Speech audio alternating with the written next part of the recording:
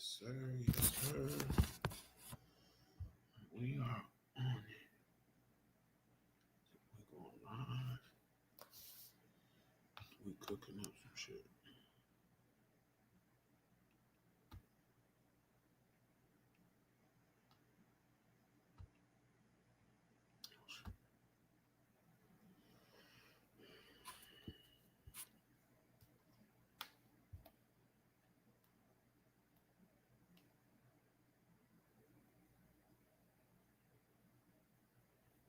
POV. Man, if you want, you can come up and co-screen. I'm just oh shit, I'm getting one of these. Damn. I just opened up my shout out to Les, man. What's good, bro? For sure, for sure. You know you welcome.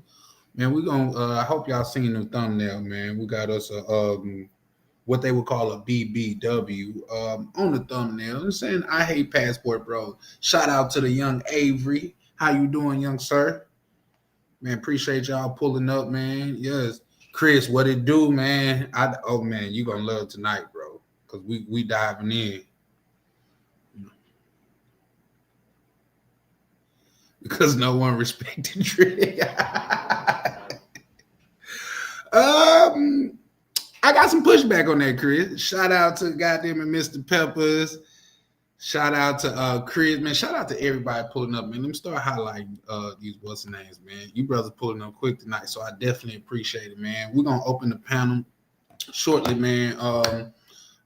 Man, Chris, it'll be Chris always playing devil's advocate, man. I think he look in the mirror and see one of us, and he don't like the reflection, man. So love to pull bro up on the live and see his standpoint and things of that nature. You know what I mean? So yeah, we got a lot of people in the building, man. Avery, did you change your name? Is that still you, bro? Cause look like that's a different you. Shout out to POV. So yeah, man, we pulling up, man. We're gonna cook up something tonight. But Chris, my immediate what's that? Mr. Cage, man, appreciate you pulling up, man. I don't think man, feel free. Shout out. Hey, a rose by any other name. Oh, let me put you up. A rose by any other name, man, smell just as sweet, man. So you a frat, a brotherhood, this thing of ours, man. Just know that we pulling up and we cooking, man. For sure, for sure. Shout out to my good brother Prime Time. Is it just me or is a lot of chalupa? Hey, what it do, man? Pulling up for your boy. We cooking tonight for sure, for sure. For sure, for sure. We cooking tonight. Man, most of the people that I was sending a shout out to pulled up, man, right away. I tried to pull up like what? About a good 2 minutes earlier today, man, because you know, as black people, we generally late. So I tried to pull up early, man. I am just getting home. For some reason I felt wrong. But yeah, man, we talking about why you think like the people that say that they don't care whether we go or come have so much to say about us going. You know what I mean? I said, okay, Chris says she is Misha as well, but to come on tonight, I like what she said on the last show. You know what? I'm gonna hit her up. I'm gonna hit up right near because we keep things gully over here. And that's my contact to the duo is right near. You know what I mean? So yeah, no, I definitely wanted to get on live last night when she was saying that because I had like not even no pushback, but just a different perspective. Like I said, what we do over here, man, we try to listen to both perspectives. So yeah, y'all, I got this today. Guess she's not feeling well. Who will in the bed? What's gonna be the next text? Who will in the bed? What's gonna be the next text? Man, listen. If you feed goddamn it wild animals outside of your house, you can't be goddamn it mad when they come back to get some more. That's just me being real. Me putting on my Chris hat.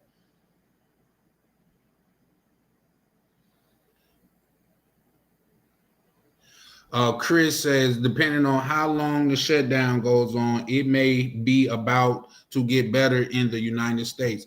I think so, man. We are well on our way to making $50 great again. Well on our way.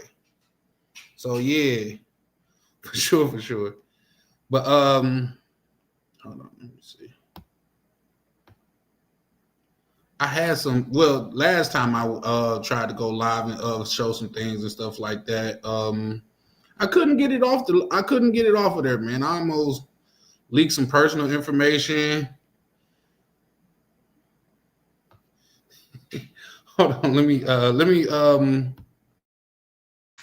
make some what's in it. I'm gonna drop the link right fast, so anybody can pull up, man. Like I say, once again, man, I stand by what I say, man. This is a thing of ours, and this is what we shout out to Prime. That's a fact. Hey, listen, Prime, you know who that is too, because I y'all got to keep in mind. I got a couple people to where I talk to, and on the back end because they got more experience over there than I do. And Prime is one of the gentlemen that, I know it's important to have people around you that's just not going to be yes men. If you like slacking in your pimping, or you goddamn it, you know what I mean, you need to be told the truth and things of that nature, man. Prime is one of those brothers to where he'll tell you in a nice way, but he gonna keep it a buck with you, man. And that's something that I thoroughly appreciate, man. So yeah, man, I'm gonna see if I can get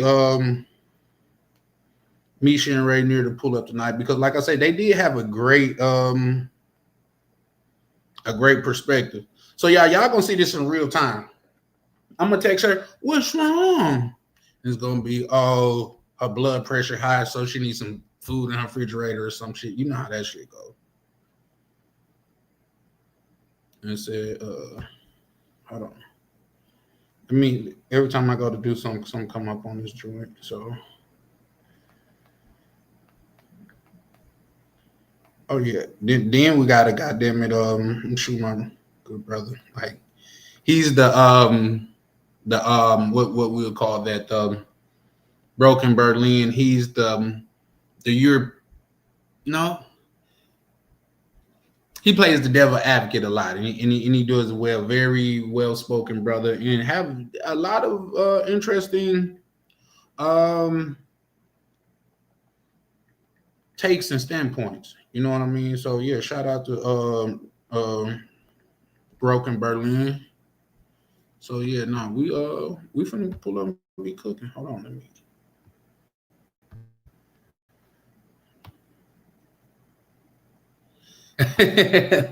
We say just don't. Okay, should I wait till after she asked? Cause she ain't asked. Frolicking? What you mean, Tam? Shout out to Tam. Well, I love me some Tam. Let me. I'm trying to send these. Y'all know, for people that's not pulling up, I'm always sending a little shout out. And my phone gonna ring while I'm doing that. Yep.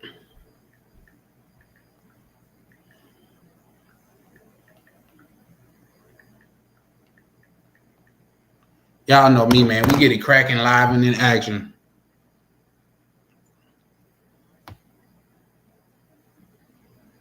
Oh. Oh. Shout out to Tam. Let me drop this link so, man, we can get cooking and things of that nature, man. Because like I said, I got pushback for both sides and things of that nature.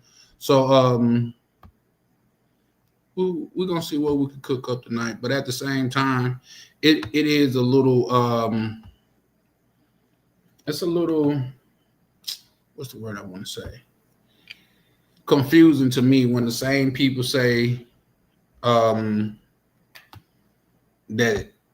they don't care, and shout out to Mr. Pepper, that they don't care, do this, that, and the third, but yet they typically has the most to say. In my opinion, the people that got the most to say is either men or women that say that they don't care.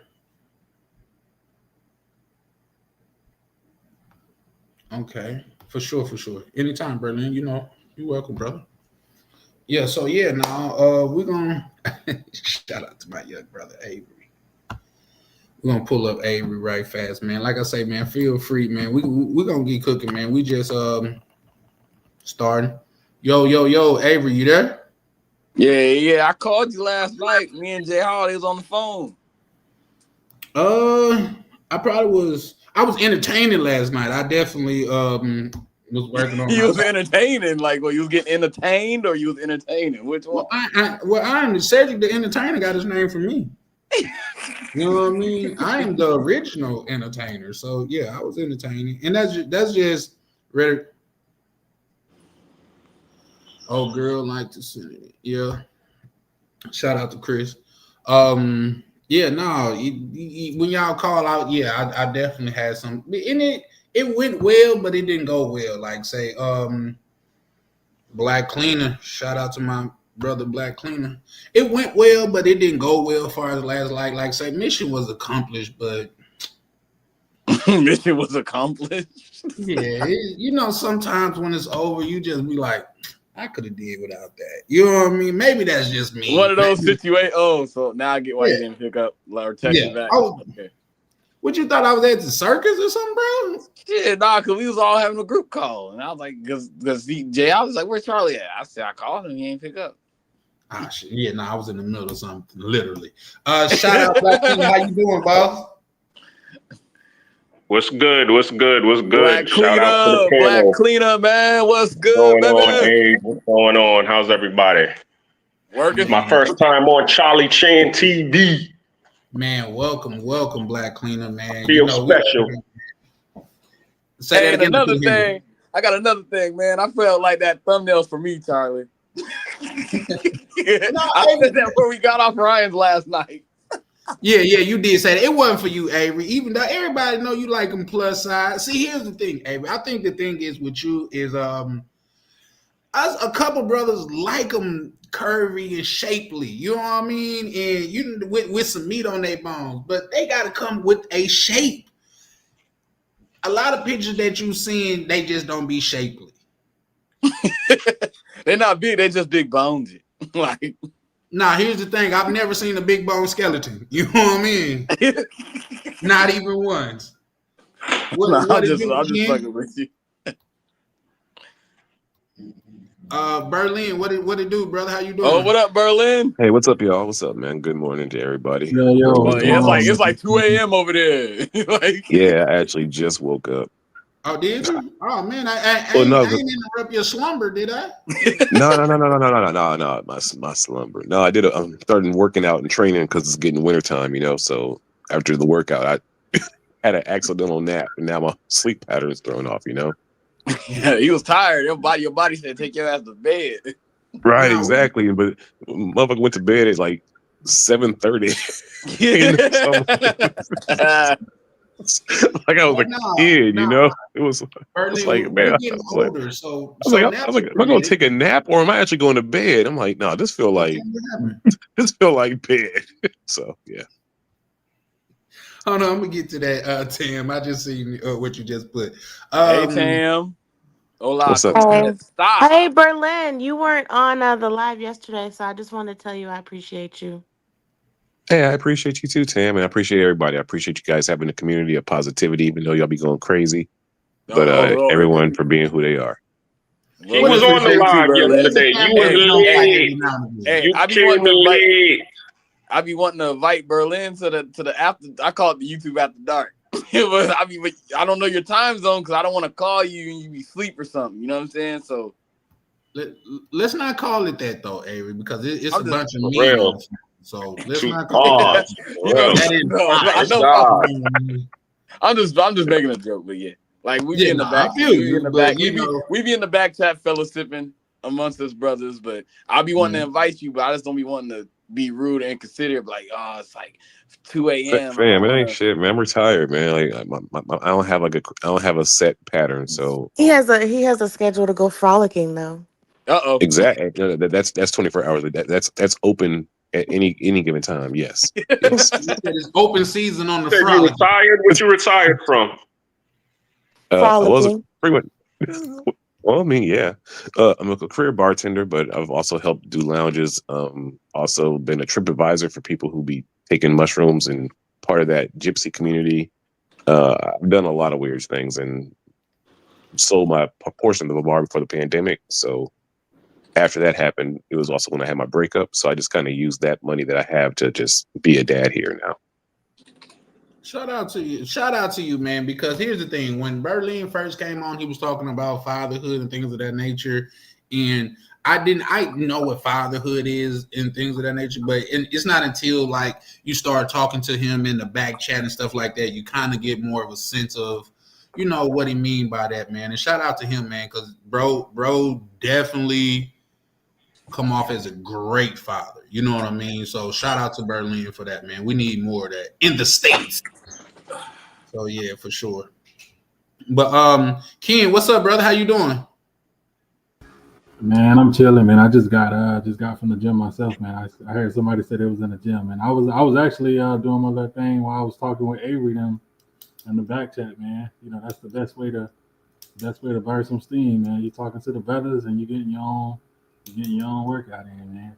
No, that's a fact. That is a fact. I think the other day when we was talking in the back chat, man, I went on a walk in. Well, it's been a couple times I went on a walk in. Seemed like the walk just passed effortlessly, man. Effortlessly. Yeah, Charlie, that's the walk. That's the walk where you said, "Thanks for reminding me. I don't want to. I'm going to be prepared when a mountain lion come out of this junk."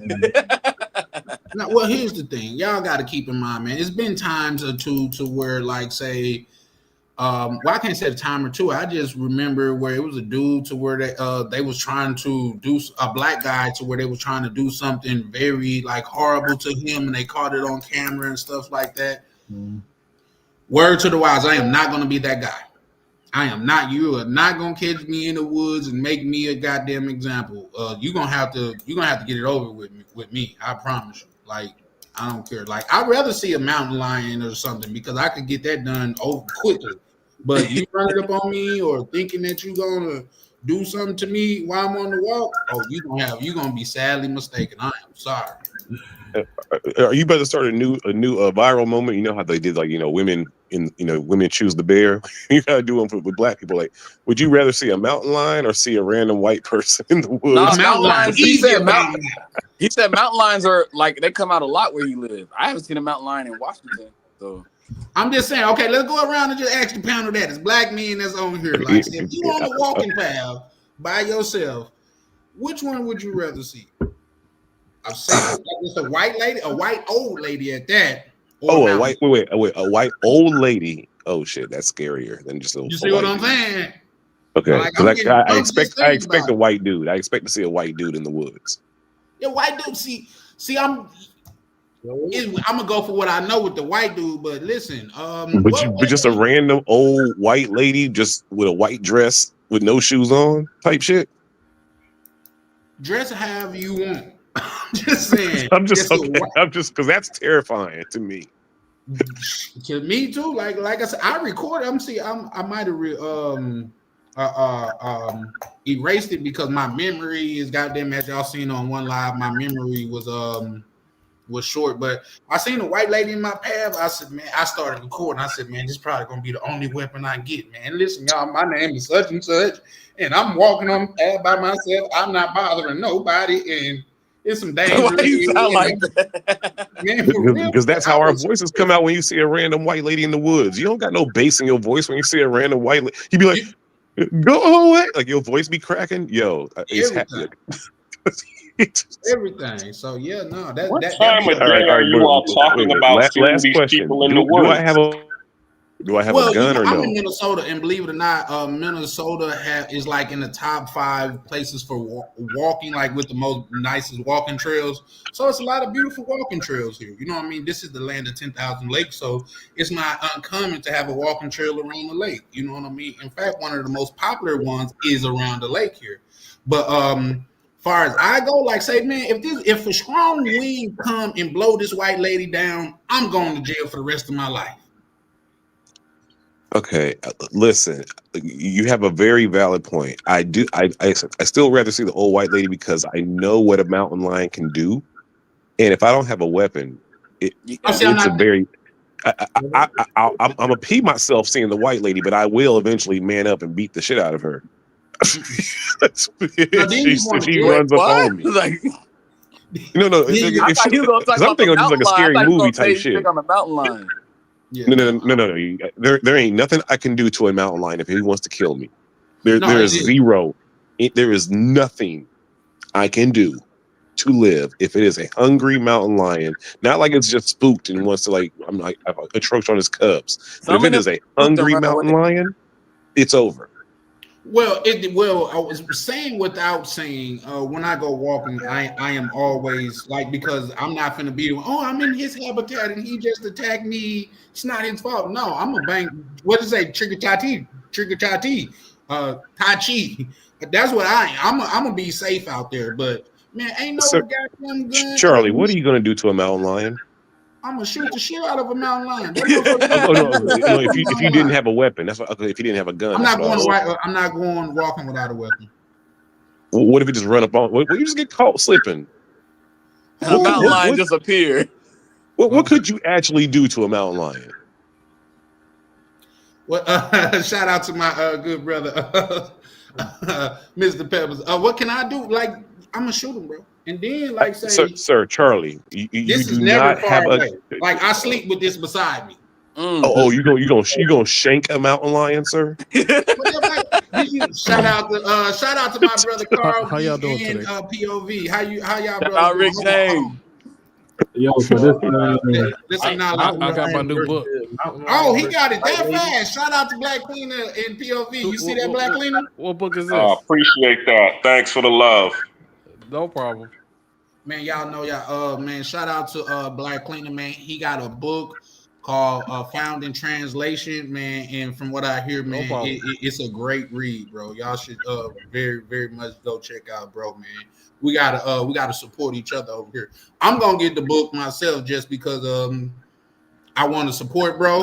But I'm also gonna get it on audiobook when you say get it on when he come out on audiobook, because I love to listen to books while I'm being active and things of that nature. But you said just came in. So. Yeah, that's in the works right now. When me and Tim is trying to work out a deal, right, Tim? Oh yeah. All right. I got you. So who wants to jump on the grenade for the topic first?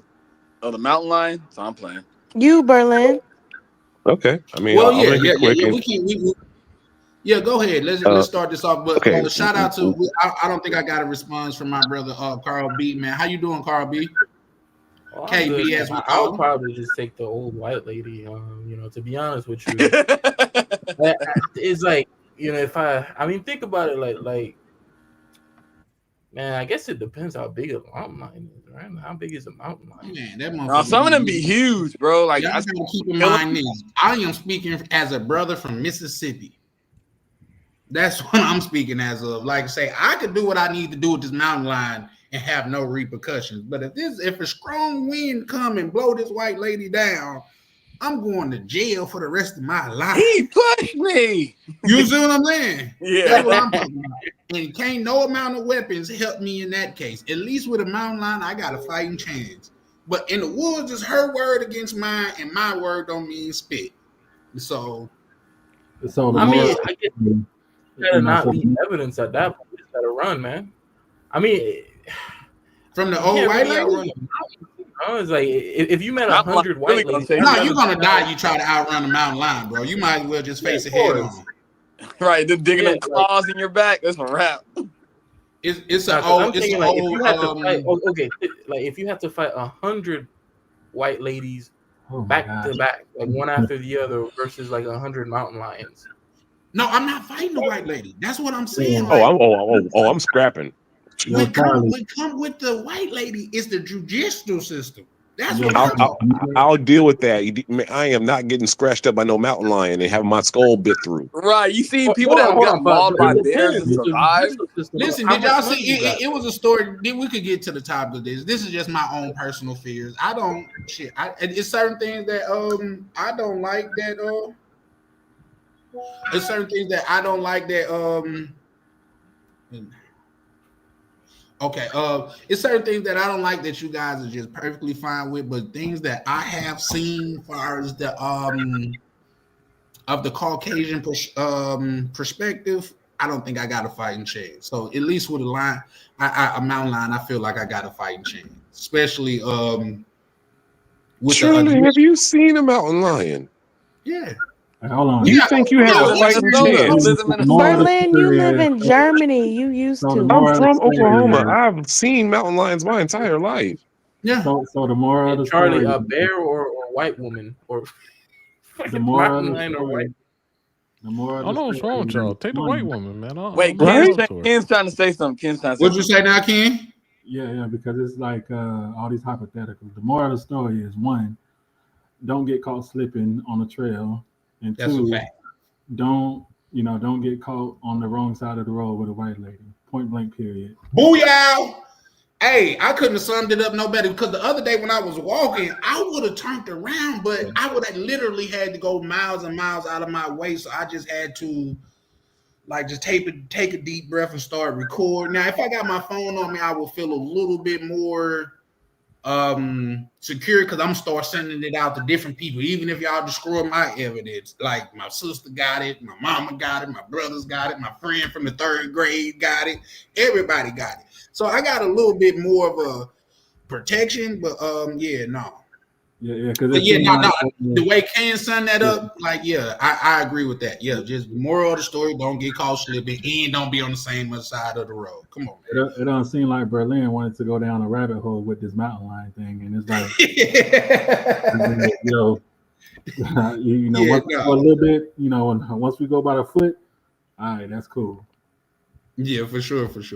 But let's dive into this topic, man. So, like I say, as y'all guys can see, why do you think,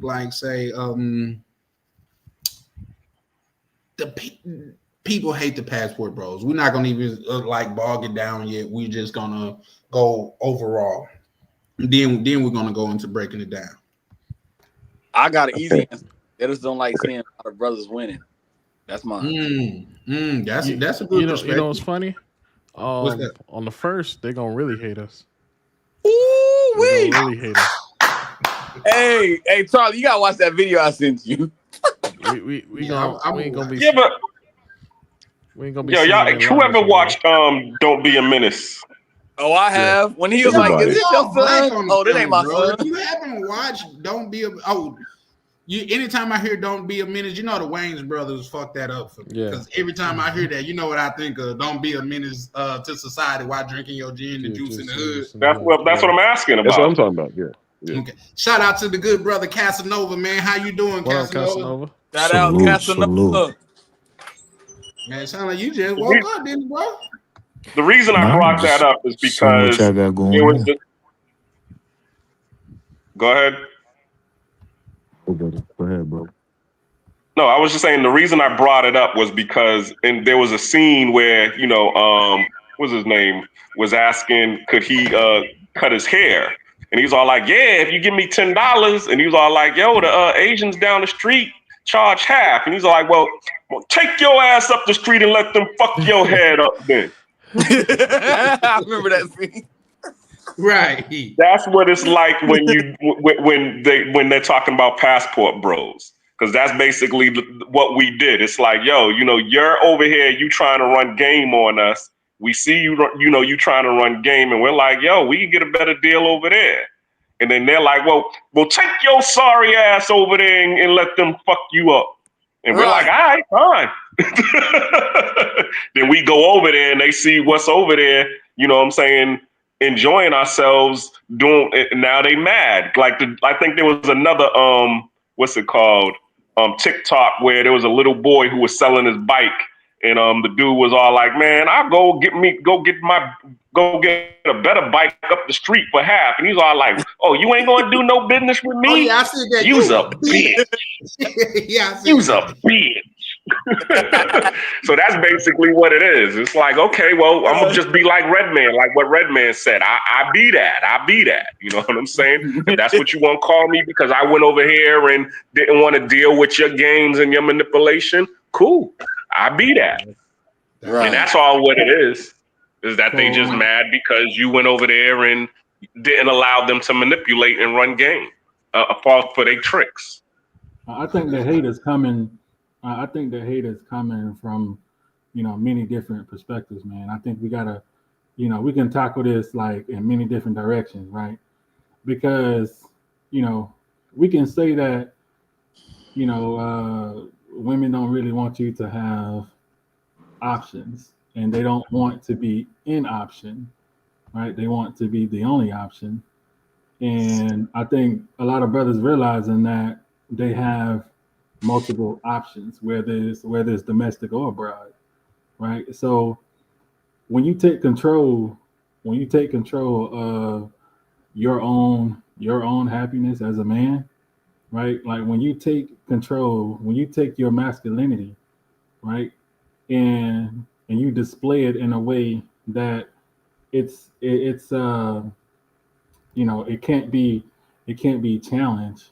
That's just like we was chopping it up earlier, on the back channel, and Box had shared a video earlier, and it was like, this girl was going to Colombia, and she was just so amazed about how many black men was actually traveling to Colombia, and she's all dolled up and stuff like that, and it's like, yo, like she don't know how to handle herself because the black men that's traveling on the same airline, they're not really giving her attention, right? And she's taken back by that, right? She's like why these black men not looking at me, or why nobody's trying to talk to me, right? Oftentimes, when brothers go to the gym and stuff like that, it's like, girls or women in the gym, they try to, I guess, they try to show you something that you're missing. But when you don't pay attention to it, it's like, yo, I don't have better. I don't did better, right? So you're not in a space, or in my same space, where I can acknowledge your presence, right? So the fact that you're not acknowledging them, it becomes a problem, and that problem turns into hate, quote unquote, right? It's like everybody's hating, right? Box say this all the time, bro. Like, some of these girls be trying to, get at him, or they think he's trying to talk to him, but it's like, yo, you don't speak Spanish, or you don't speak an exotic language or something like that, right? So why would I waste my time, right? Especially when when you already, I've never been married, but especially when you've been married, you went through all this BS, whatever the case may be. Like at some point, bro, you get done with that shit. You get done with that shit, and then you start to move on to greener pastures, bro. Like I'm a big advocate, bro, for men, especially black men, to not only showcase their masculinity, but hey, bro, go see what's out there for you, bro.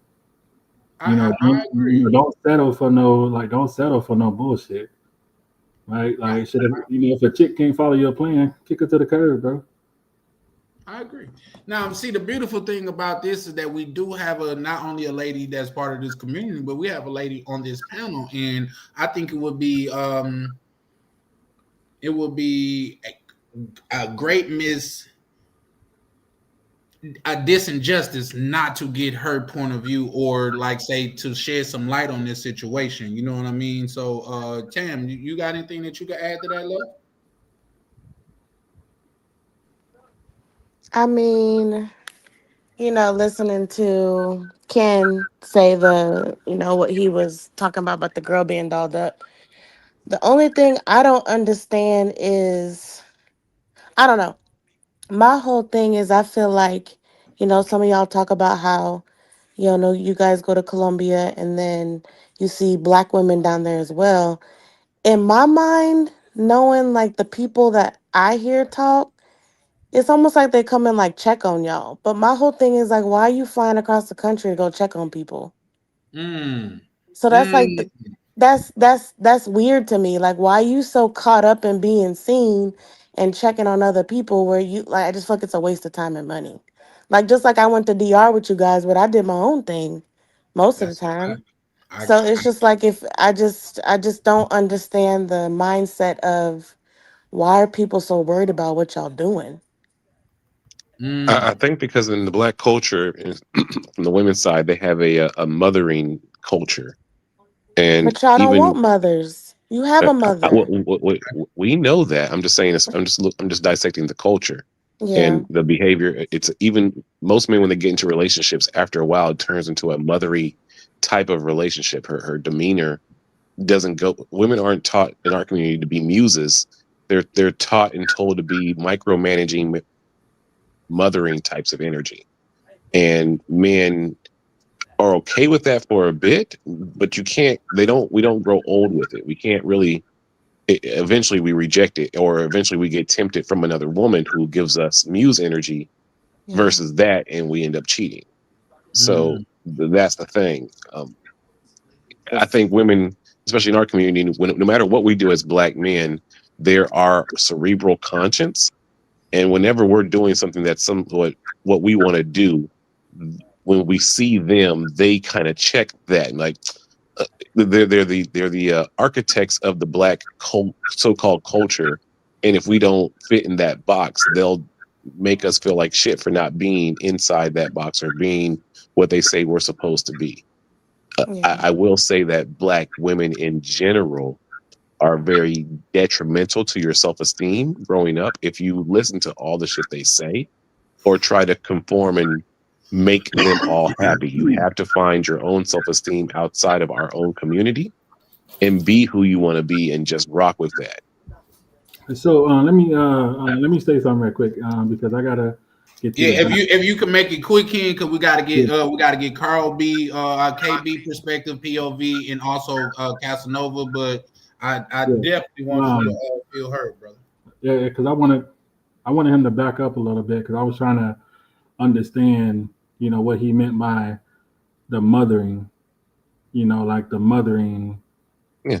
Because I think that's I don't know if that's a good depiction, right? Because most of the black women who I know that are showing this mothering demeanor to their significant other or whatever the case may be, it's because the guy is pretty sorry, right? So it's because the guy sit on the couch most of the time playing fucking Xbox. Yeah, I'm talking about how a sister will check, even in a relationship or a friendship or whatever. She feels the need that she can check you like a mother, or she feels that she has the ability or even the It's right about to. control. It's control.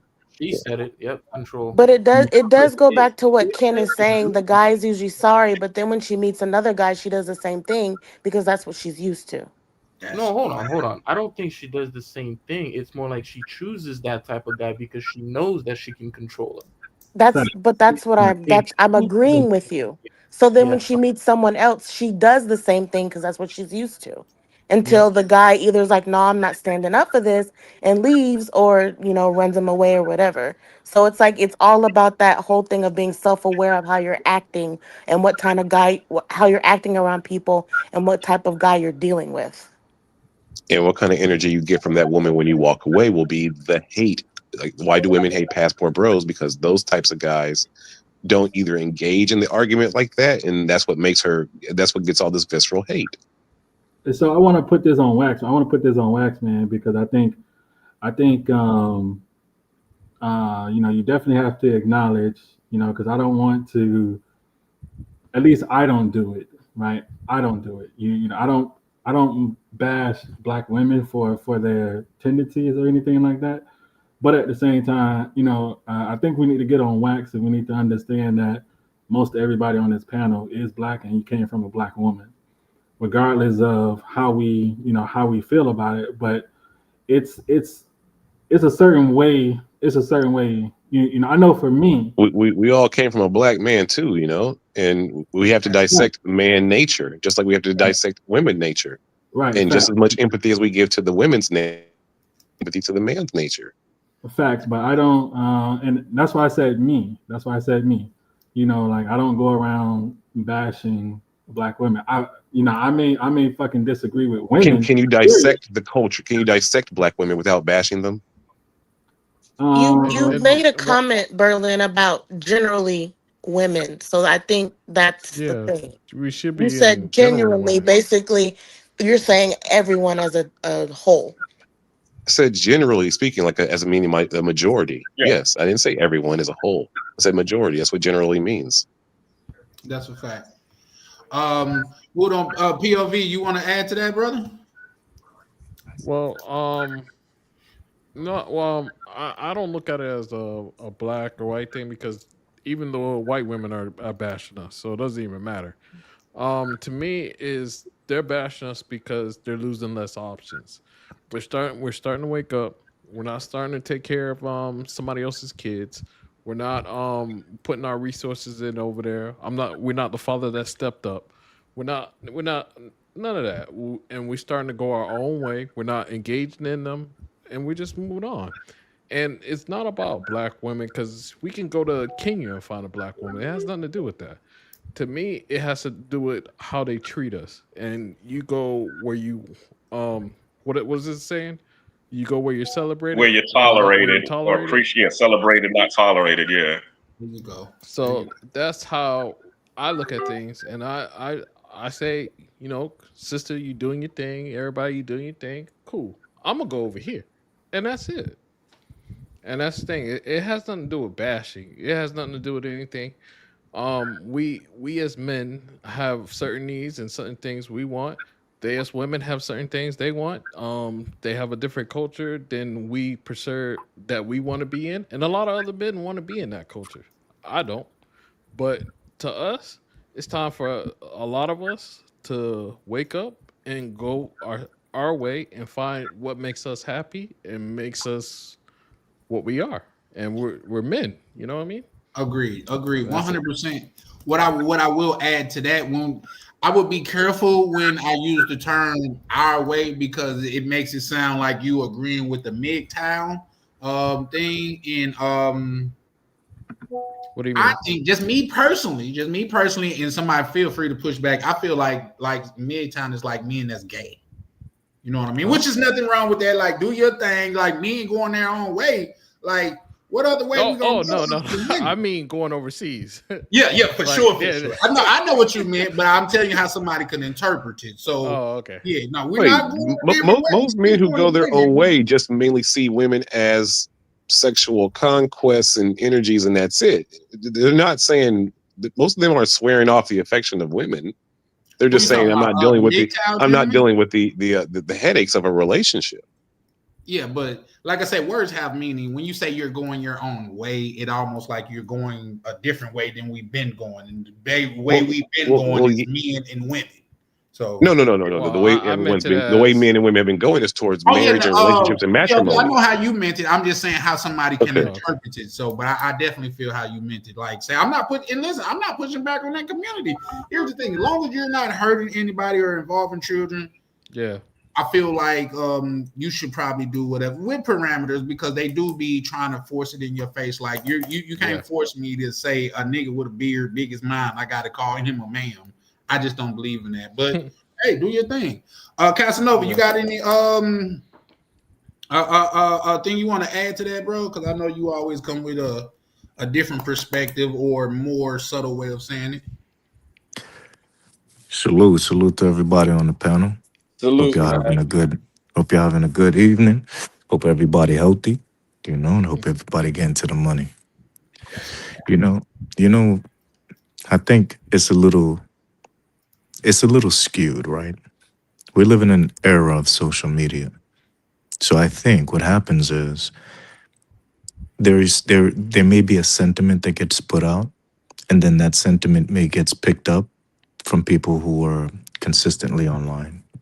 But I don't think it actually resonates with the bulk majority of people. Like, I mean, for me, I really don't see females really having a problem with people like men traveling. But again, this is my perspective from who I interact with, and the only perspective I have is my own. So, being the fact I'm 6'2", in great shape, got a bag, good looking, my perspective is not going to be the same as other people. So I have to keep that in mind and be fair to people who don't have those attributes and characteristics. Because to be fair, their actual perspective is going to be completely different than mine. So from what I look from an outsider looking in, I can understand why people see that and why the average man and the average woman would be at odds. But I also think it has to do with this new generation that we in, and I feel like in this new generation, everybody who is part of this new mindset is delusional as fuck, bro. Like, I feel like there's these guys and these women on both sides who are looking and feel that they deserve a level that they do not. Like, I feel like there's these guys who feel like they should be treated like kings, but they don't have nothing royal about them. And then I got these females who feel like they should be queens after they've been ran through by the whole hood.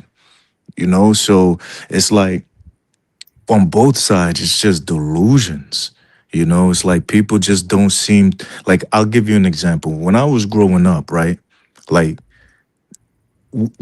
everybody knew where they fell at. Like on the scale of 1 to 10, everybody knew kind of like where they really kind of fall. You know what I mean? Everybody who was a 3 knew there was a 3. Everybody who was a 6 knew there was a 6. But now it seemed like everybody think they're a high 8 plus, no matter who you talking to on both sides of the field. So there's like women that think that they should be getting, the Denzel Washingtons and the Roy, the Chestnuts of the world. And then there's men who think that they're supposed to get Halle Berry and they're supposed to get Salma Hayek. And neither of them, both of them are overweight, both of them are bald. You know what I'm saying? Both the women and the men, and they thinking that they deserve it. So I just think there's just delusion going on. Because at the end of the day, I never seen a female who had. Hey, Casanova, I don't know if you were in a bad place, we may be bald, but we got good Wi-Fi. A little bit. Yeah, I think you're staticking a little bit. You cooking? I thought that was my phone. I was doing some stuff on my phone. No, it's his phone. Like you That's cooking, that Boost Mobile. Yeah. But, whatever. when you have above average statistics, you have below average Wi-Fi. Berlin. Hey, I'm gonna stop having y'all get on me about my Boost Mobile, man. Leave my Boost Mobile alone. I'm sorry. I'm just missing my hair. I'm sorry. I felt true. Oh, he took the ball thing. Yeah, I was with him until he dropped that ball. We all ain't blessed with long locks and things of that nature. We gotta work with what God gave us. You know what I mean? For sure. Or get some bread and go to Turkey. You know what I mean? We know Charlie got LeBron hair, James. LeBron James. Look, I say this and I mean it. Men who are bald are the men who are in their kids' lives. The men who got all the hair are the men who like see their kids every other weekend or ain't got kids. The men who are bald are actual fathers. And frolic in the field with them. Is that like what is that? Don't be the movie that we referenced earlier when he said, "I'm here to pick up my son," and he picked him up and got him to put him back down. I'll be back next week at the same time. Yeah, exactly. But Casanova, you was cooking though, bro. If you could, if you could come in, I think he dropped down. I really didn't. I was just trying to put some comedy in the conversation. I wasn't trying to if he felt. Hopefully Casanova ain't the type. Is that your first time interacting with Casanova? Yeah, I think so. Yeah, he not the type to back down. All right, I get cussed out quick. All right. Maybe it was the internet, the connection. Like no joke. Yeah. Once he gets his internet, he'll probably be back. Yeah, for sure. Like, bro, probably building the case on you right now, bro. How did y'all feel about what he was saying? I can't hear you. How do you feel about what he was saying? Well, I think he has some validity to it because if we're gonna be honest, bro, like. It's dudes that want submission from a chick, but they driving her car. How does that make sense? That's actually true. That's for real true. Let's just be honest about it. Like, so he do like have a point, but also what I wanted to push back on him is like, do he agree with the different marketplace value, because a woman marketplace value more often than not is her sexuality. Like that's why you see once again beautiful young women on yachts with older men, and older men have those yachts because their sexual marketplace value is the provision and the protection that they could bring. So I definitely wanted to just get his perspective on that. So, but also, you also got to look at the fact is, like, when I'm not traveling, I don't get cuts. That'll keep me out of the club. That keep me out of bitches' faces, though, bro. But yeah, no, we're not doing that today. But I will. Let me see if I can. Another thing too, I think it's unapologetic. I can't hear you. Another thing too, I think it's easier for a woman to just look attractive. You know, a man would need a lot more in terms of like body sculpting and how they look, you know, in order to be attractive. But when you go overseas, like Colombia, for example, or the DR, it's really enough sometimes that the woman, you know, as long as she's not fat, genetics will do a lot of the heavy lifting too. Like, you know, but Latinas, they might have big booties, man. And, you know, as long as they keep a healthy weight, then they'll look a certain way, you know. But I think if you have enough money here, I think your money will go farther than your looks. Of course.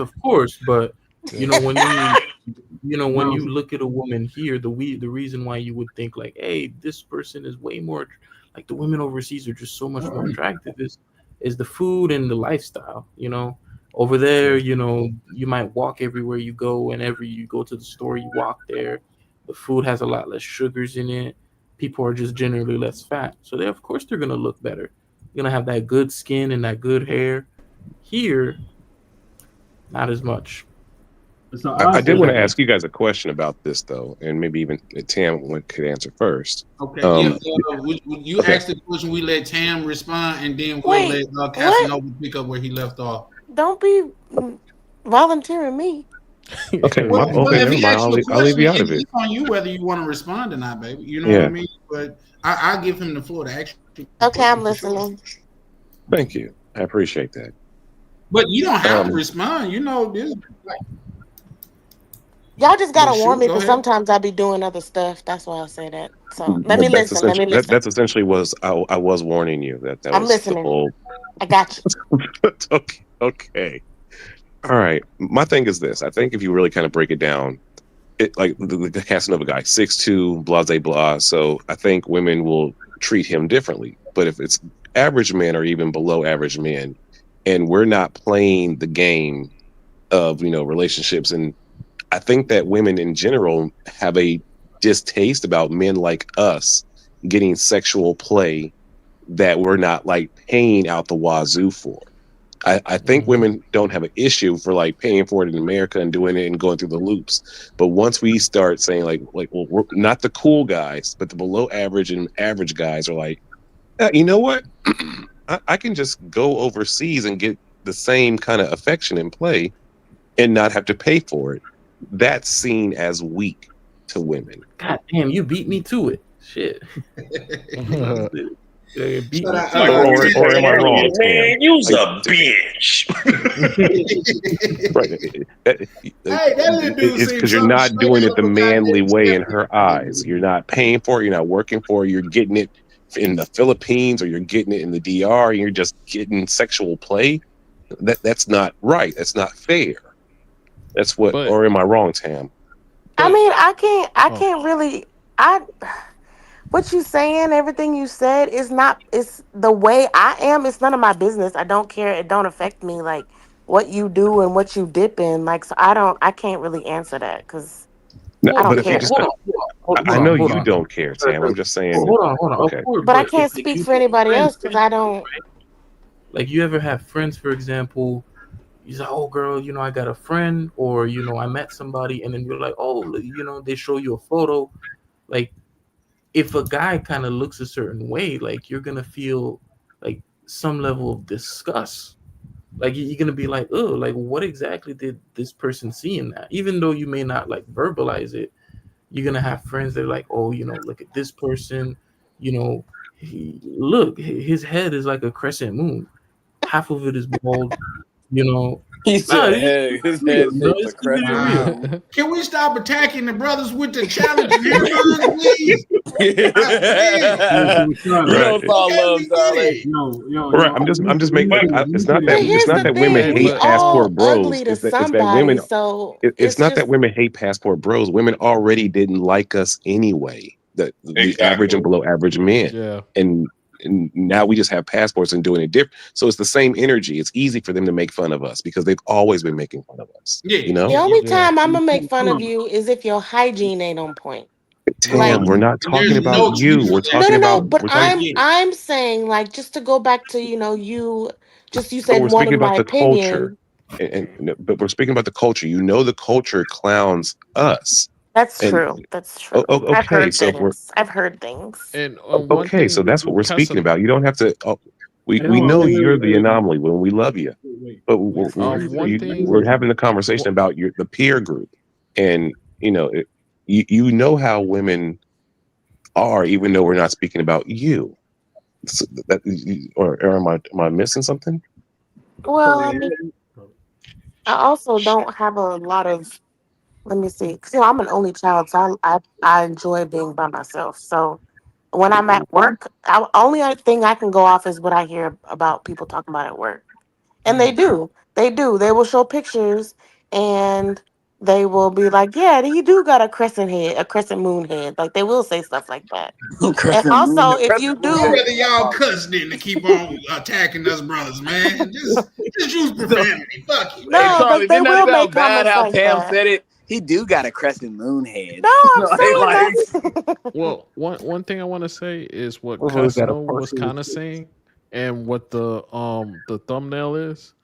What he said is the girls who are attracted, the ones in his thing, don't care. They don't. The ones who are getting the guys, the ones who look good, they don't care.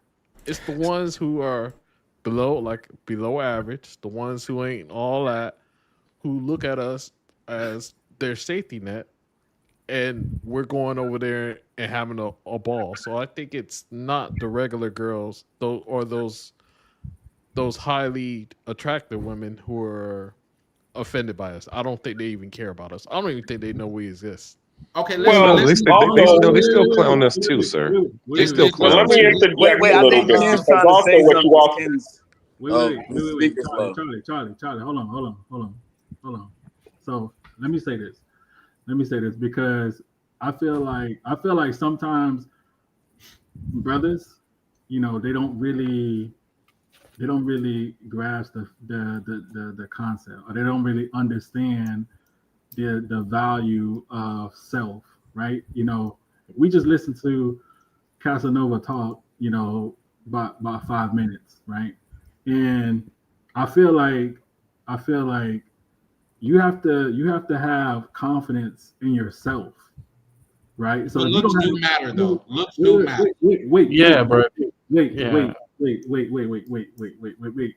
because I know some big boys. That are pulling. I'm one of them. He's like 6'5" or something. How tall is he? No, hey, bro, check me out. A lot of men do not have confidence in themselves. A lot of men is afraid of rejection. A lot of men don't want to be rejected. Because they don't have confidence in themselves, bro. Like, you know, I'm 6'2", 6'3", right? But at the same time, you know, I'm not a light-skinned dude.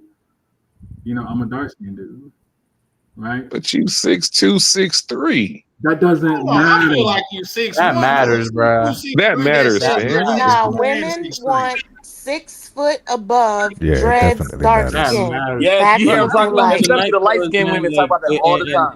My short friend approached a girl, same girl. My short friend approached a girl. Girl just told him, "Fuck off." I walk up right after. But I kind of understand. I kind of understand what Berlin is saying. What he's saying is that it's a demeanor. So there's certain guys that he know, and I know him too, that you wouldn't be like, oh, he's Don Juan, right? But he got that game. You know what I'm saying? He got that swagger. He know how to dress. He know how to talk. He know how to move. That's what you know what I'm saying? And more important than anything, he got that bag. You see, people forget that. People forget that most people not ugly, they're just poor. I like that. I'm dead serious. I like that. Shout out to Casanova, man. You know what I mean? I like that. Yeah, for sure. So, cause I seen things, you know what I'm saying, here living in Vegas, where you would throw that whole I need to be good looking out the water. As soon as you see what it is, you'd be like, oh, I just need to get to the money. You know what I'm saying? So I get both perspectives, but here's the same thing. Like, all right, most guys will understand it if I say it like this. If a female is a 1, shorty is somebody you would never ever smash. I'm talking about across the board. You know what I'm saying? You not worried about who she's smashing or what she doing. And it's the same vice versa. If a dude isn't somebody that it would be engaged in, they don't really care about what he's doing neither. But somebody brought it up, the bro in the bottom left right here. Yeah, travel POV. I think what he said is actually accurate. And I think a lot of what people are saying and what the sentiment is, they just don't know how to articulate it. And from my perspective is I believe that the females that are upset about the men is because of the two types that we're talking about. The men that are traveling are actually the men that used to be taken advantage of by the females that couldn't get the niggas that they wanted. And these are the niggas that used to pay their bills. You know what I'm saying? That's the level of the dudes that used to be able to, you know what I'm saying? They used to be able to call, and these are the guys that would take them out just to eat, never smash either, right? Like, that would be able to take advantage of them. So now they feel like they losing all those, what we used to call orbiters, right? They used to be these dudes that used to just hang around females and do things for them and always be there for them and do whatever they was asked of, hopefully in the day that maybe she might let them smell something. And I think this is where they talking about, where if you look, it's that type of female, right? Because a female who could pull whoever type of dude she wants, she ain't worried about those type of orbiters, right? Because she getting fulfilled. Same thing with the men.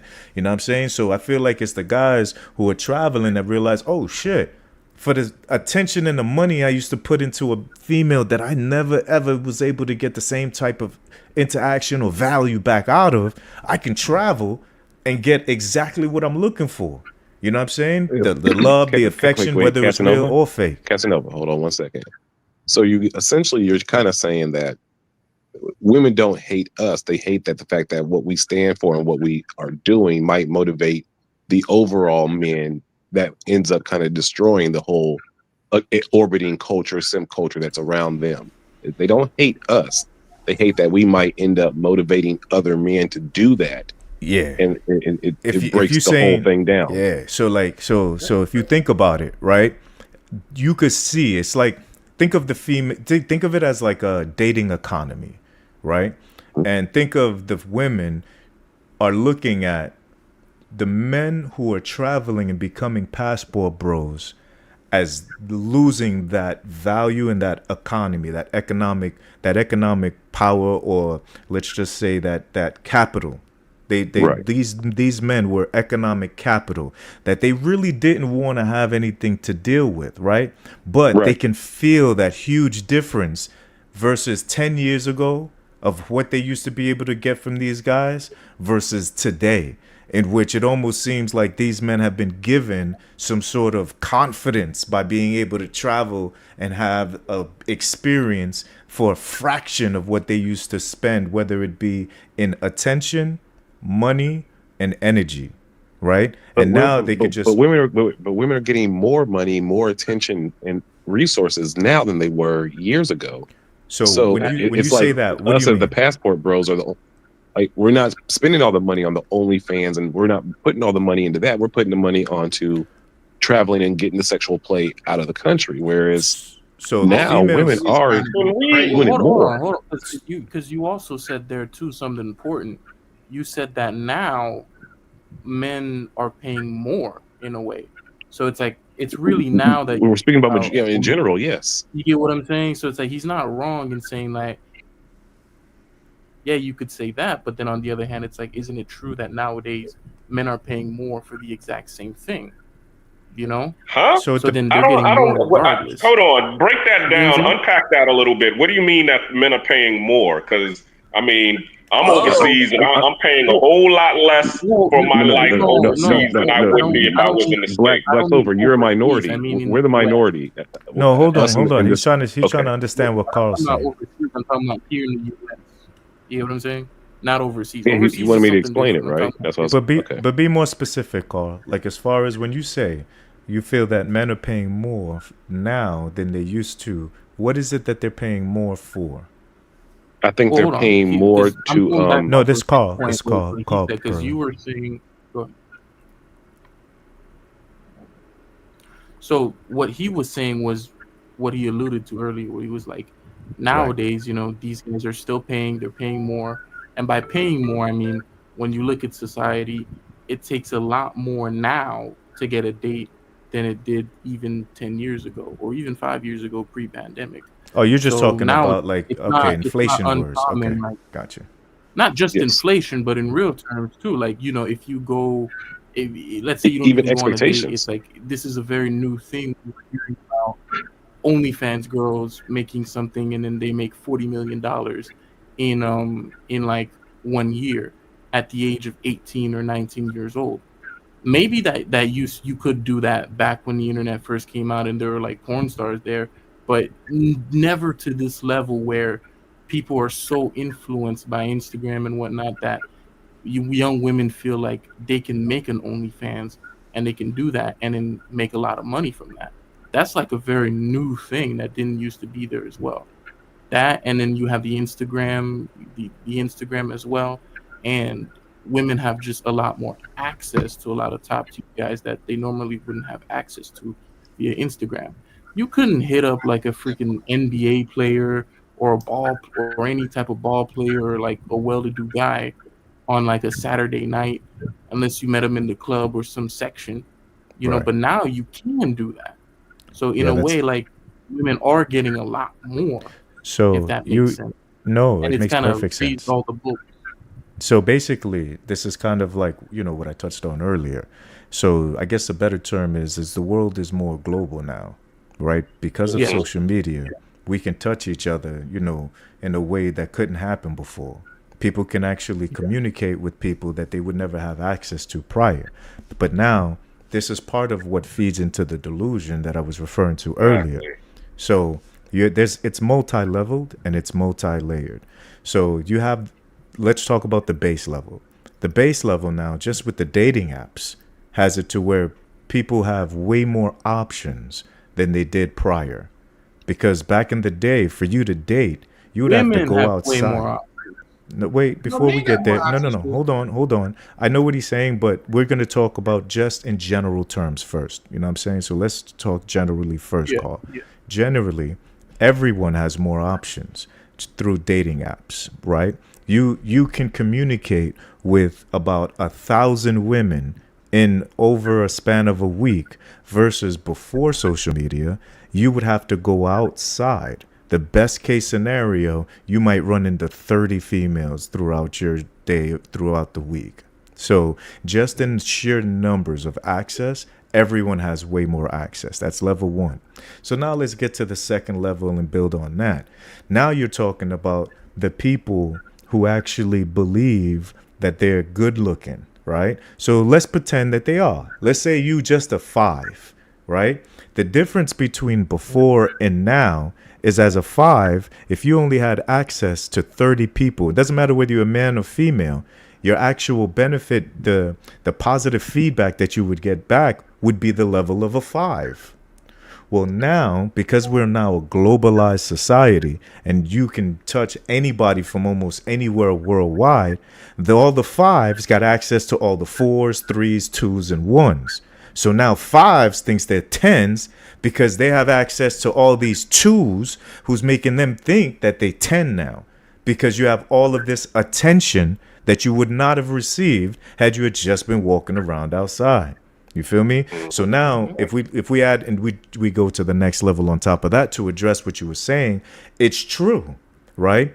The 6s and the 7s who were good looking but would still not have as much access now has the ability to take advantage of the 1, 2, 3s, and 4s and then they can build platforms. They built platforms where these people can be taken advantage of, like the OnlyFans, right? Like the Patreons and things of that nature, in which you have all of these females who are really 6 and 7s, but because there are so many 1, 2, 3s, and 4s, now that these are the people that are paying to the OnlyFans. These are the men who are hermits, right? There's a bunch of people. There's millions and millions of people who never is ever gonna leave their home. You know, like remember those 600-pound men, the 300-pound females, right? These people are stuck at home, but the internet gives them access, right? So now when you're wondering who's paying for this, the same person who's 600 pounds is getting disability. Feel me? So they getting a $1,500, $2,000 check every single month. Well, you take away the $1,000 for their bills or the $1,500, they got this $500 that they just going ahead and spend it on whether they're being catfished, if they're men from a Nigerian man posing as a beautiful woman, or if it's the females who have the OnlyFans and the men that are subscribing for $5 just to be able to have a bot message them back, not realizing it's not the real person. So it's this delusion, you know? And I feel like with the Passport Bros are a very small subsection of men. Very small. So it's not the bulk majority of the men that are in that, let's just say, less than 6, right, on a scale of 10. So it's a very small subject. But because of social media, the females is fucking, they quaking in their boots because they thinking, oh my God, you know, we losing all the sips, basically. You know, they going overseas and smashing now. Quick thing, man. Shout out to my good brother Ryan, man. Gotta always goddamn show my brother. Salute, Ryan. Salute. But what is it? Those women. Okay. Yeah, I think Casanova is hitting on something, but at the same time, I think what a lot of people discount is that traveling is not free, man. You know what I mean? So the Pookies and Ray Rays is not traveling as much unless they're getting online doing fundraisers. You see what I'm saying? But the brothers that are well to do and can travel, those are the brothers with resources. You know what I mean? Especially the brothers that going somewhere, staying for 2 weeks, a month at a time. That shit is not cheap if we're being honest. You know? Yeah, what I mean? And y'all the niggas that used to pay the $1,500 rent. Now y'all niggas just gone. Y'all leaving. These females is mad. $1,500 a month overseas. But what I'm saying is that these resources, you know, these men with resources are the ones that the females are feeling, because they're no longer spending the bread. Because now y'all are spending, it's like a virus, you know, like now you're telling all the simps about Colombia and about the DR and about Thailand. So now they can go with that same $1,500 and they can have an amazing time and build wonderful memories and release all this stress. And now these females got to figure out how to pay their own $200, you know, nail bill. And Casanova, although I have got some hair done, I'm not gonna lie, but I didn't even got some nails done. But my nigga, if you can find a bitch that say I paid her motherfucking rent, I'll give you goddamn it what the equivalent of whatever her rent was. I mean, it's funny you say that, because here's the thing: if I have a female that I like, right, that hit all the boxes for me, you know what I'm saying? I've definitely covered her rent before. You understand? But this is my girl though, so this is not just someone I'm talking to. You know what I'm saying? This is somebody that I'm locked in with. You know what I'm saying? That we building together. She giving you keys? Oh, and not keys, brother. Please, I got more than the keys, but yes, I know exactly what you mean. Why you had to pay her rent though? Like she couldn't pay her own rent. You out here fucking with these broke hoes? Maybe Casanova was trying to keep her in check. Unfortunately, Charlie, I understand that you've been involved in these new world mindsets, but I'm an old school player. You understand? I'm a man that takes care of his woman. I pay my rent. So if I'm getting to that level to where we trying to build something, you understand? She needs to be paying that rent as far as whether I tell her to or not. I tell her, hey, you pay this bill. Matter of fact, if you're trying to build something, why not have her move in, save the $1,500 in rent, right? So what you didn't ask was so maybe, you know what? I misspoke. I'm saying the word rent, but it's really the word mortgage, right? And she did move in, and I am on her deed, and now that property is being rented out. Because words have meaning. If you're on her deed, that means you moved in. No, that means that I own that property. I don't move in the smaller houses. Yeah, you tripping. Yeah, no, Charlie. because you said you paid her mortgage. Correct. Yeah, meaning she moved in with him. She moved into my crib, and he owns half the property. Correct. Yeah. How was it hers then? Wouldn't that be her mortgage? I mean, his mortgage. Currently, it is, but when we started, it wasn't. It was her holding it down, looking for a savior, because that's what usually happens. They're looking for the savior, but what he was just talking about is okay. You have plenty of women out here who are looking for the guy to give them the access without the control. Can I ask you a question, Black? What woman isn't that way? The ones that I've been meeting overseas. Yeah. Wait. So you're telling me? So wait, hold up, Black Lena. So you're telling me a woman that you're meeting in a third world country isn't looking for that? I bet. What? No. No. If you believe in that, if you believe in that, let's make the statement. Are you asking me that a woman isn't looking for access without the control, or are you asking me is a woman looking for someone to save them? So let's break down specifically. What do you mean when you say access without control? What are you talking about specifically? Okay, in your analogy, you said you took over her mortgage, but now you have the deed, or your half partner. You went in the business with her, so you're a partner on that house. That's control, meaning, okay, you now have control over that house. No, there's plenty of women out here who's looking for the dude, like Casanova was talking about, who's orbiting, and they're looking for is to get a spin for something. They paying the rent, they paying the car notes, they doing all of that, and all they getting is I thank you, I appreciate you, and then the girl goes about their business. That's access to the resources without the control. I got what you're saying, but that's basically a chappie. That's basically a gold digger, right? That's basically someone that's taken advantage of, and there's a huge plethora of that. But that could be said for anywhere, whether you're in the States, whether you're in a third world country, doesn't matter. They're everywhere. It's about the individual to be able to recognize the differences, I agree. I'm gonna find because look, there's no way. I don't know any man who's a real dude, solid, 10 toes down, built the right way, that doesn't believe that he's supposed to be the head of the household, taking care of his women, his kids, his family.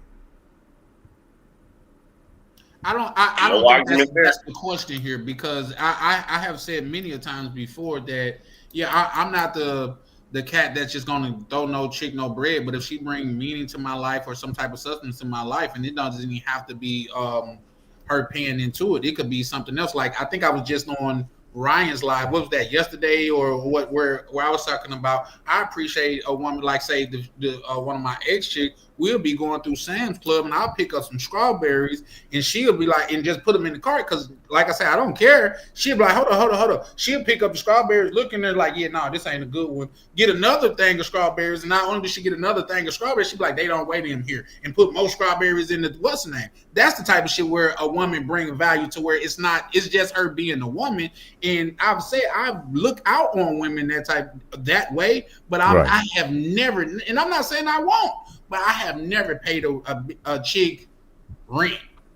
Now, my last chick that the relationship I just got out of, she owned her crib, and I could tribute, but baby, she was a hustler herself. You know what I mean? But so that's the same thing, right? I believe you're referring to being taken advantage of, right? So don't say you wouldn't pay a female's rent, because if that's your female and y'all building together, you're gonna pay that.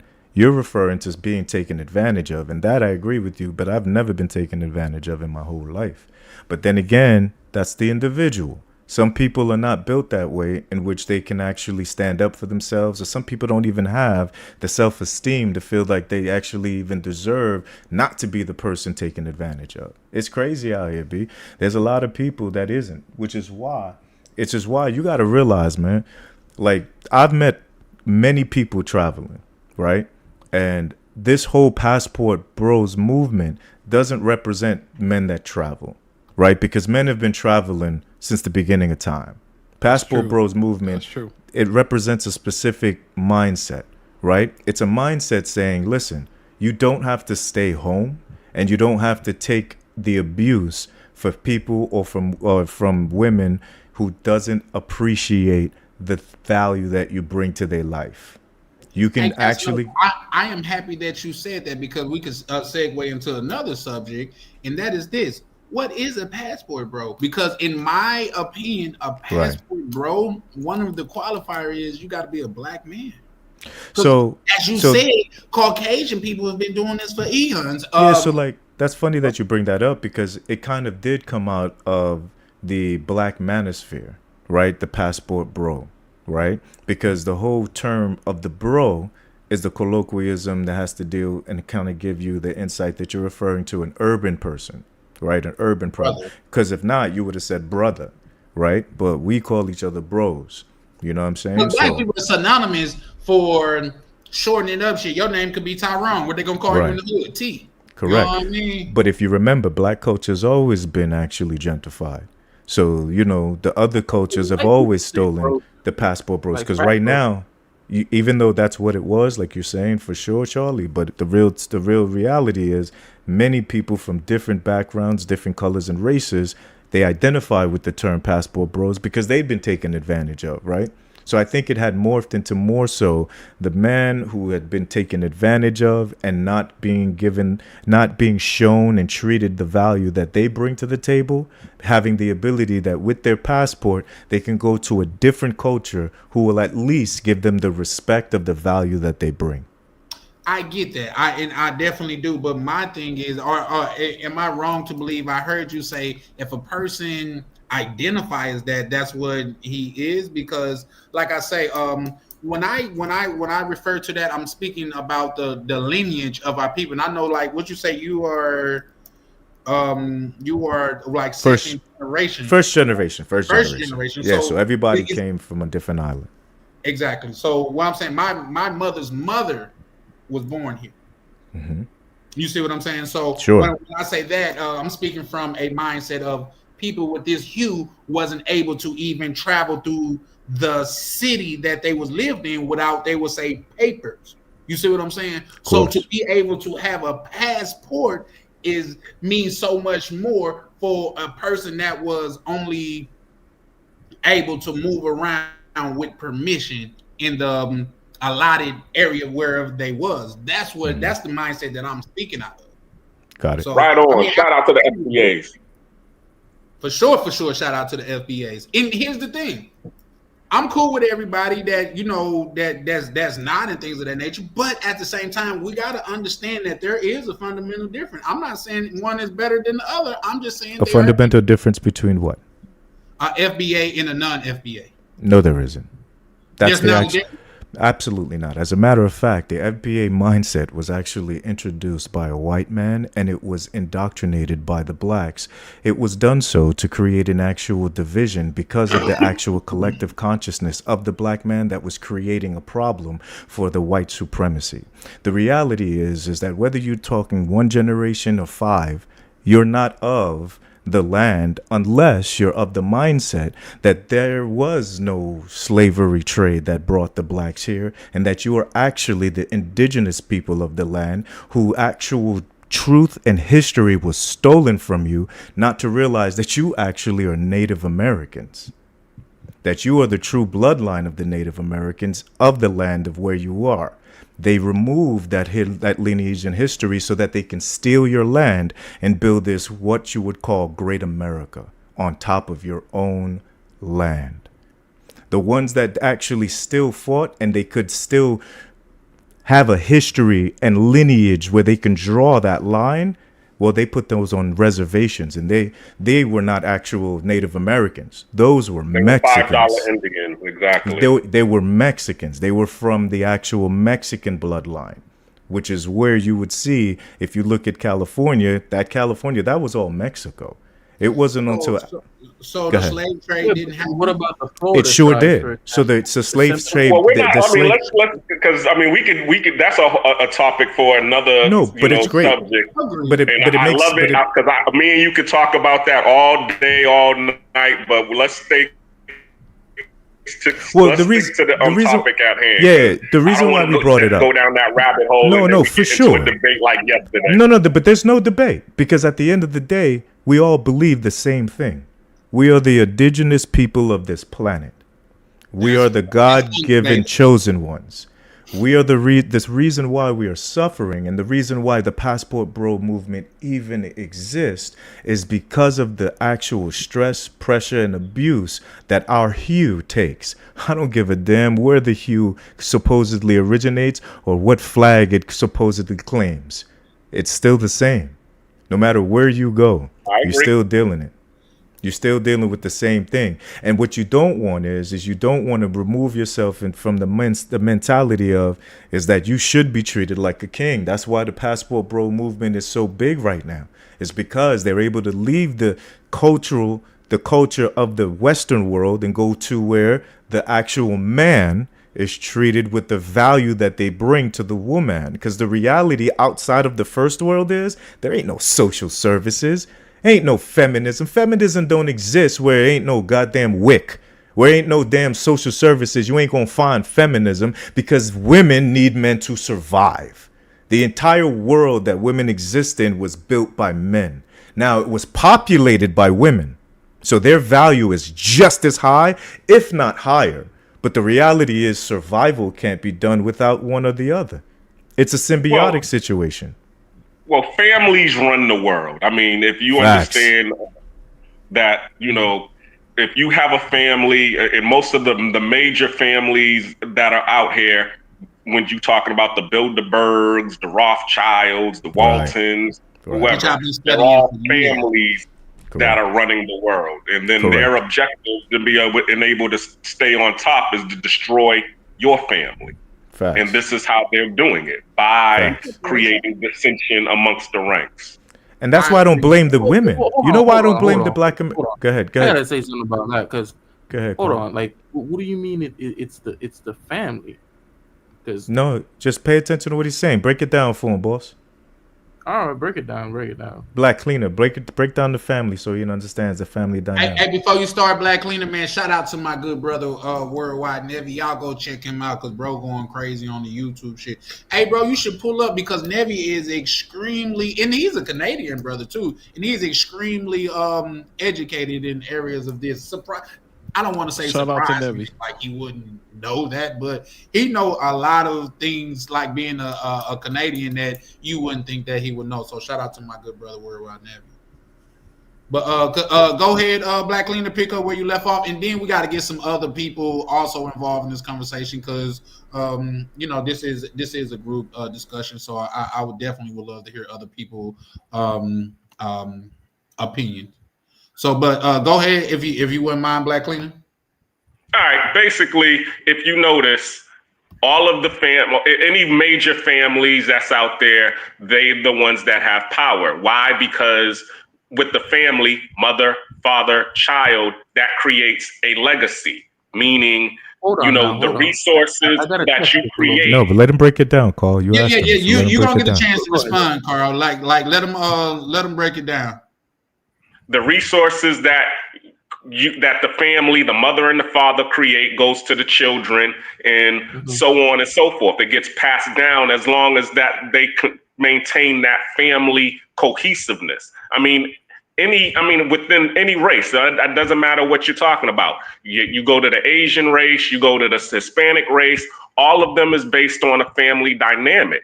And the stronger and cohesive that the family is, the more power that they're able to obtain and maintain.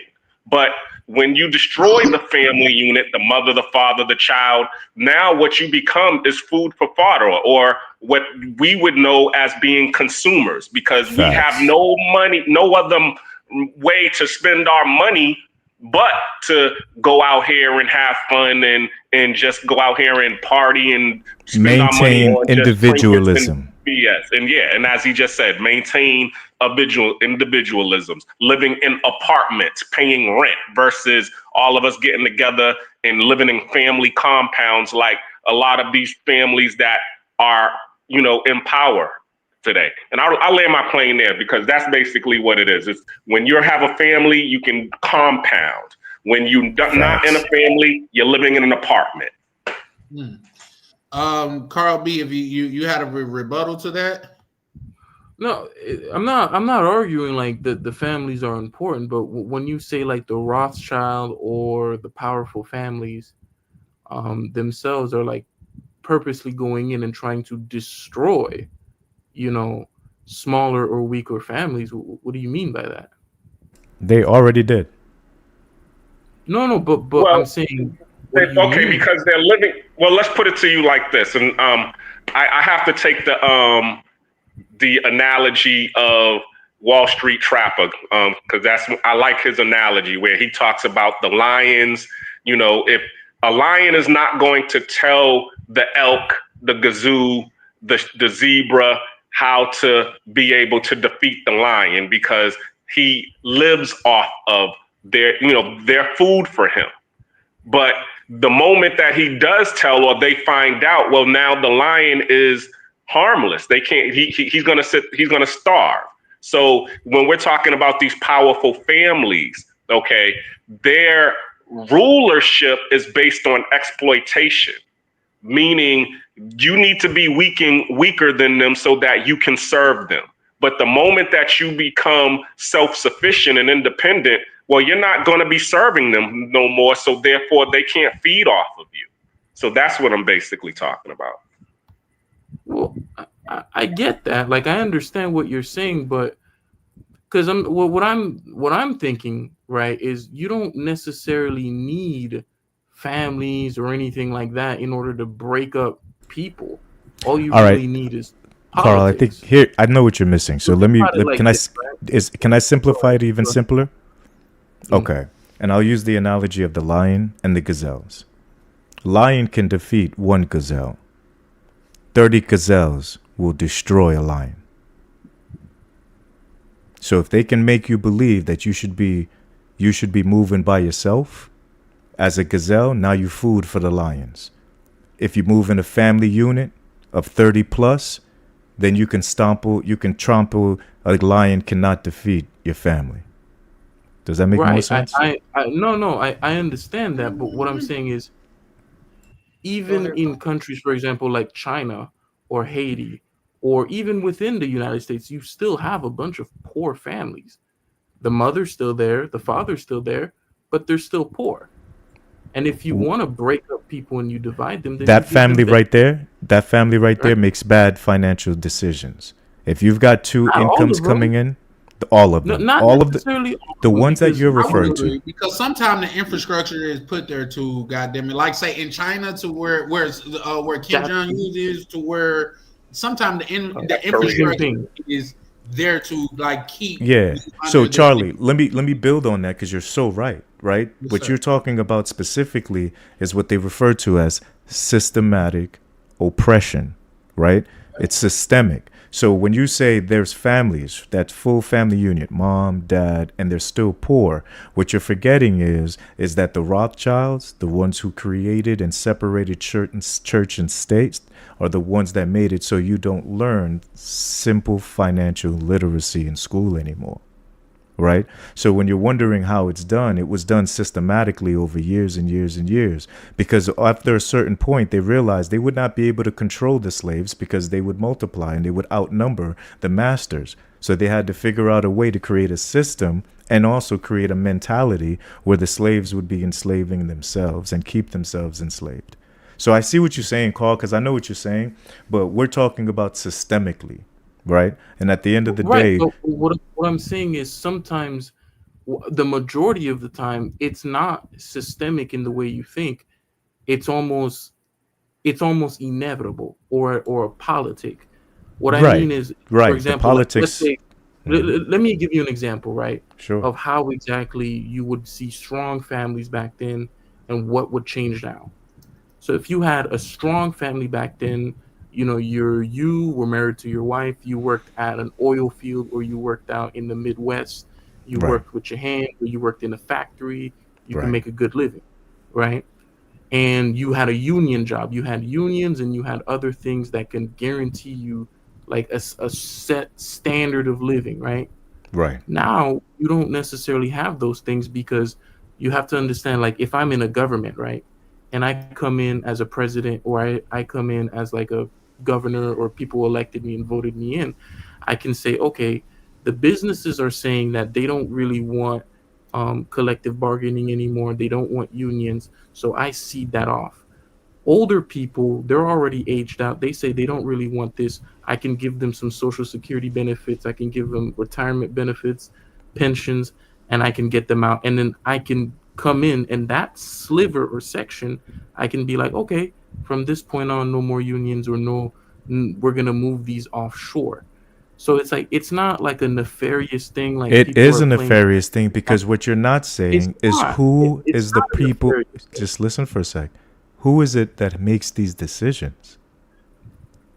Everyone makes the decisions. You make the decision. No, it's not that. No, think about it. Hear me out. Hold on, cleaner. Hold on, cleaner. I gotta hear this. Who do you Everyone think makes makes the the? decision. When you say everyone, Let me explain why. When you go, no, but use your analogy so that you can make it make sense. Okay. When I say everyone pays for the decision, right, or everyone makes that decision, correct. When you go to Target, for example, and you buy something and it says No. China, Use your union. Use your union example. Unions? Yes, you're saying you were the talking union. about the. Correct. You're saying that there was a benefit of having the union and being under a union prior, and then the union got dismantled. How did that happen? Well, Reagan. Let me explain how it happened. No, let me explain how it happened, right? So, when Reagan got in, part of the reason why the unions were so strong was that, for the most part, when you went to other nations, they didn't have a lot of the infrastructure that the United States had.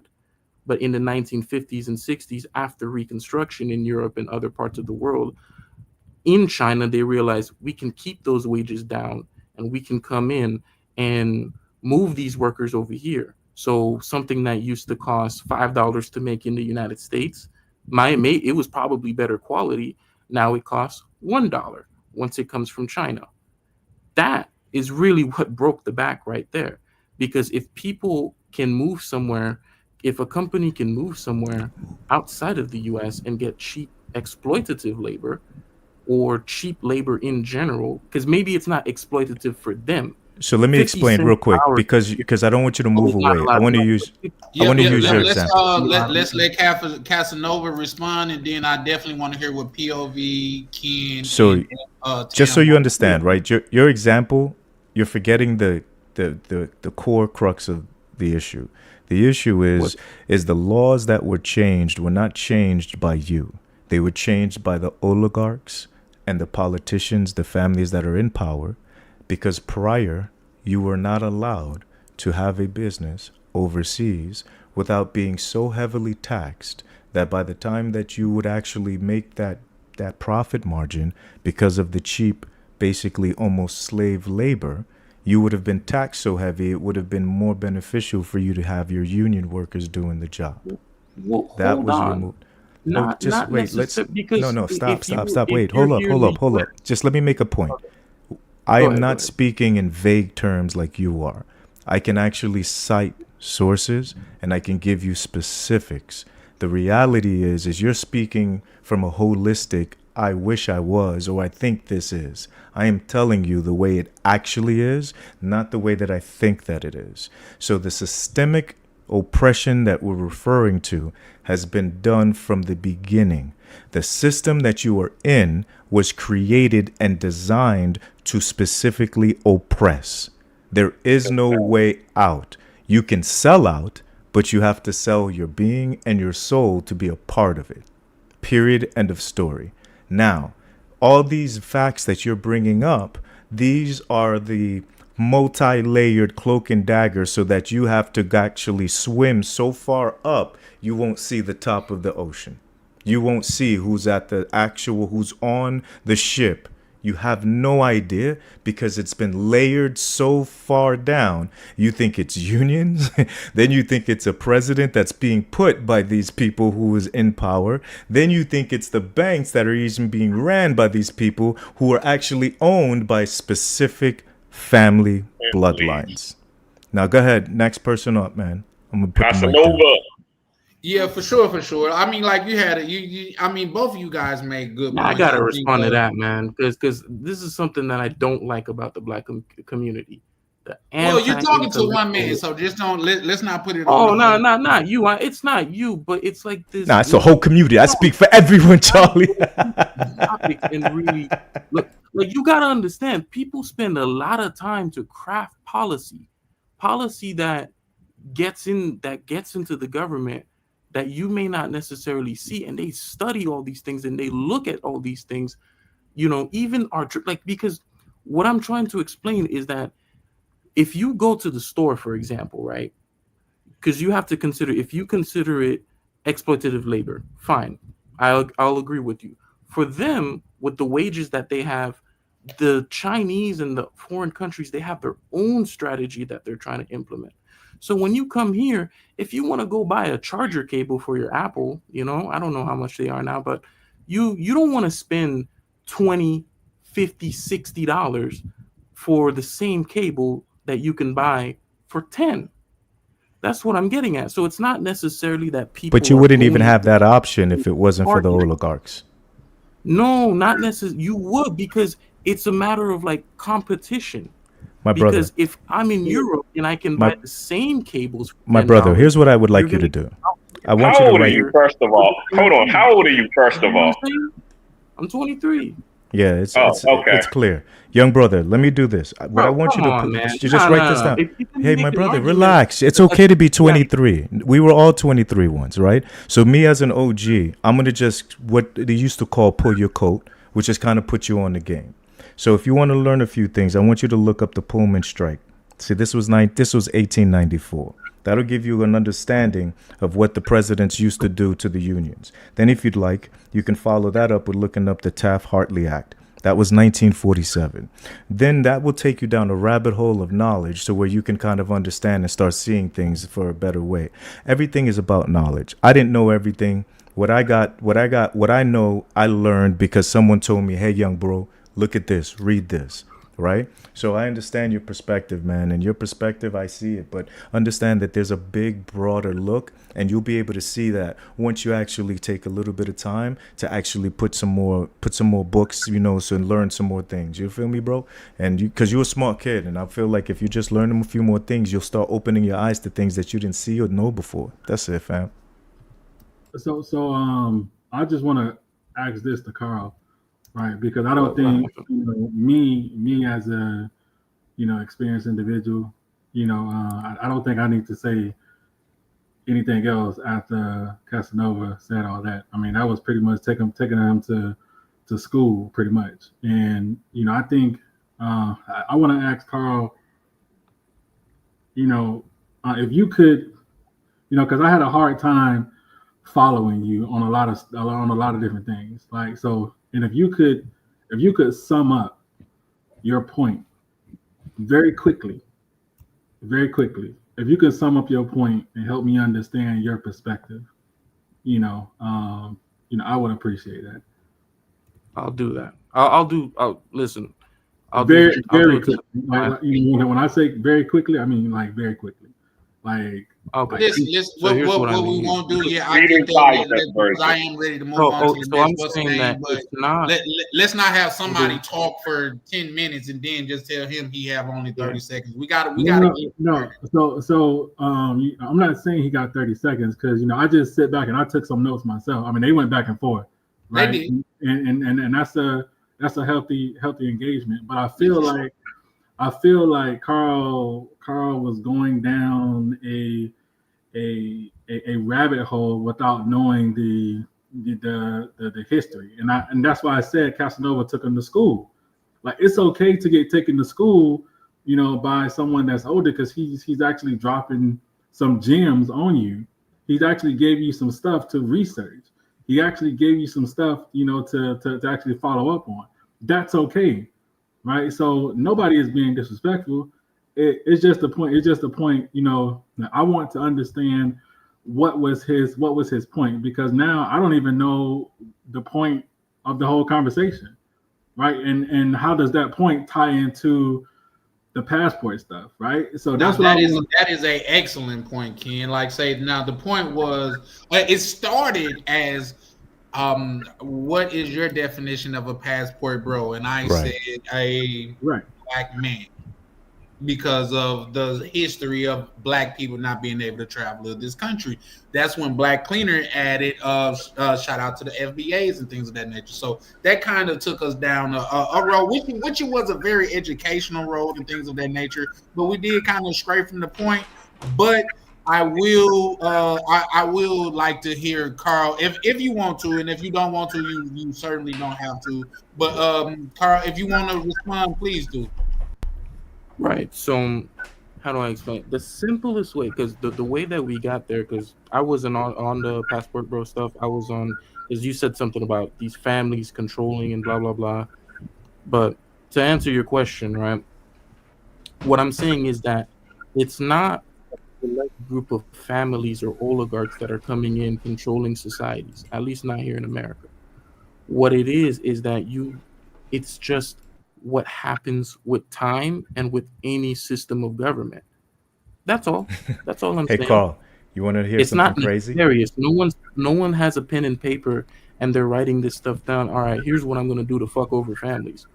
Hey, Carl, you want to hear something insane? Hold on, pause right fast. A story. I see you in the chat, man. It seemed like you got a lot to add. And I mean that sincerely. If you want, man, please pull up. All I ask is just cam up for a few seconds so I can identify you, because everybody else on here I have seen their face and things of that nature, but seem like you have a good point and you're not fucking with Casanova. So yeah, I'm here for all the smoke, bro. If you want, I could drop the link again, bro, and you're more than welcome to pull up. Jealousy is real. But listen, yo, Carl, this gonna trip you out, brother. It was a 14-year-old girl. She did a report. So on this report, she did a full research. You know what she found out? And it's been proven. Every single president is related, except the last one, Donald Trump. Yeah. Every single one of them, you can actually find relation in their family, including Obama. Ain't that some shit? Well, I would say to that, so I'm gonna have to check that study out. Yeah, brother. Listen. There's so much to catch up to. There might be a second reason. Well, if you're gonna become president in America, you need to go to a certain school and you need to make a certain amount of money and you need to be a senator and you got to know the right people. He's about to describe systemic problems. But go ahead, brother. Lay it down. You know, and you know know the right people. So it doesn't surprise me because Obama's mom was a white American. So It's like a lot of these people, their family's been there for the past 200 years. 300 years since like the founding of America. So now you understand. You've just described systemic oppression, and you also described family dynamic. Because in order to have the money in the bags and the connections and the resources, these are the things that build the legacy. Facts. Legacy. Facts. No, I'm not saying that America isn't heretical. Listen, if you look at even the Supreme Court, for example. Every single person sitting on the bench went to Yale or Harvard. Amy Coney Barrett is the first one who ever went to another private Ivy League school, and she went to a $75,000 a year private university, elite private university. So I understand that, right? But I'm saying, here's how it works, right? It's not a nefarious thing like people are writing it down, or that there's a boule out. Or there's a bourgeois. There is. Yes, there is. Let me explain. What it is it's almost kind of like how do you explain this? All right, let me break it down super simple because you sound like you're from Haitian descent, correct? My perspective. Right? Well, let me just use. I want to use a specific reality. You sound like you're from Haitian descent, right? So what I can tell you from all you have to do is go to Haiti, go to the hilltops. Look at all of the people who have the money, and every single one of them who is multi-generational are all bloodline from whites who took the bloodline of the Haitian oligarchs and inbreded them. That's why they're all light skinned, they all have good hair, yada yada yada. Do you understand?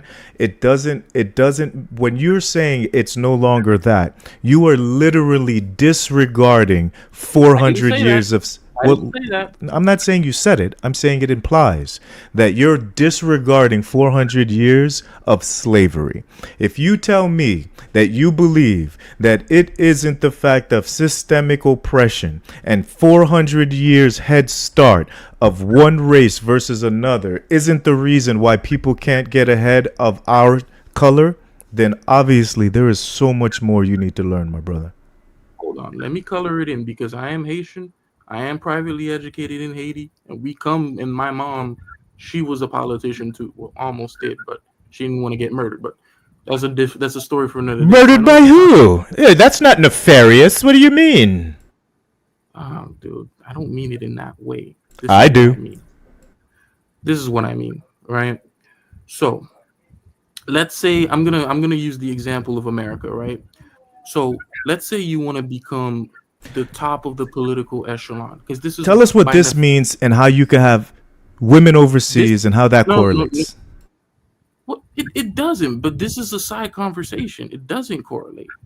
But we're having a conversation back and forth, and we got on the topic.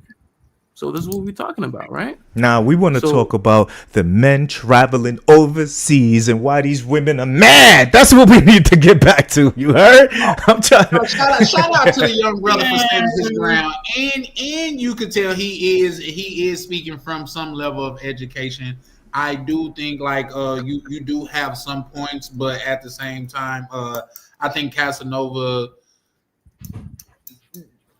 All I'm saying, just we got more read. We just got to read more, and I can send you a bunch. I'll shut up about it. All right. So, if you're looking at the people who become top of the political echelon, right? Let's just go for a Supreme Court justice, someone who's at the top judge in America. The first thing you're gonna need money.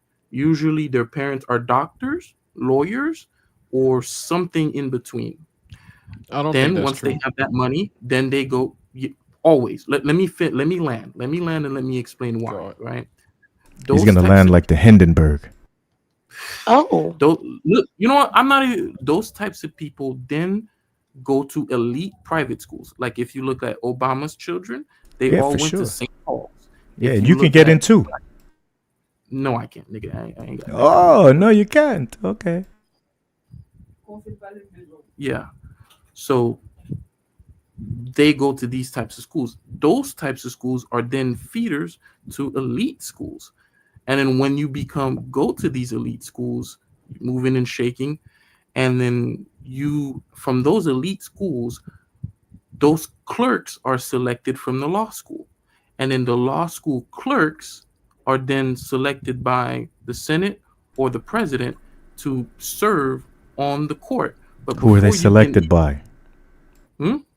You're leaving out who has the power to do the selection. That's the point, Congress, my brother. Congress. Ay, diablo. Congress. All right, we're in the circle. You vote in Congress. No doubt. They're the ones who then select.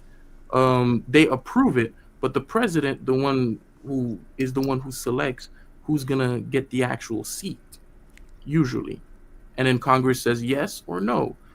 Right? Okay, let me just make it really clear. The president hasn't been actually elected by the people since freaking George Washington. If you don't realize that there's an electoral, just listen. I'm gonna break it down because I've been trying to listen. Then we're gonna we got to move on. Yeah, we have to move on. I'm gonna put it to you like this: you haven't elected a president for your whole life. I don't care if you voted or not. Here's the reason why. They created an electoral college. The electoral college is actually ran by approximately 40 to 50 individuals that were selected. At the end of the day, you don't have a voice. You are in a matrix. You are made to believe you have choices. This is the reason why the Passport Brothers have decided to try to utilize one little loophole that they have to get out of here and take advantage of the actual exchange rate that allows them to actually level up and be seen as a higher value in a different culture and a different society, so that they can get at least what they put into another relationship. Period. End the story. We are back at it. I want to know, Tam,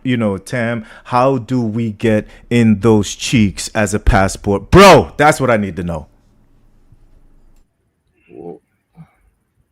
Which was a little extreme. If you want, my bad. I just bust out laughing. Okay. I'll just, now serious, break some shit too. You said you would go ahead.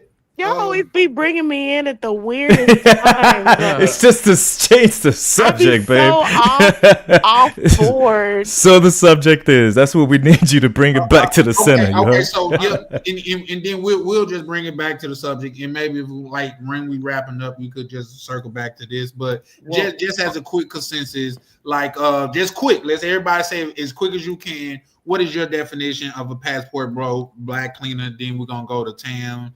Then I think we got Casanova perspective, KB, and travel POV. Let's cook. Oh, okay. Well, Passport Bros, initially, the term was created by, shout out to Black Man Travels, Black Men Travels, BMT. And exactly. And his definition was basically black men or bros utilizing their passport power to be able to go overseas and establish a better way of life. Okay. Shout out. I agree with that as well. Tam, would you like to give us your perspective of what a passport bro is? A bro with a passport?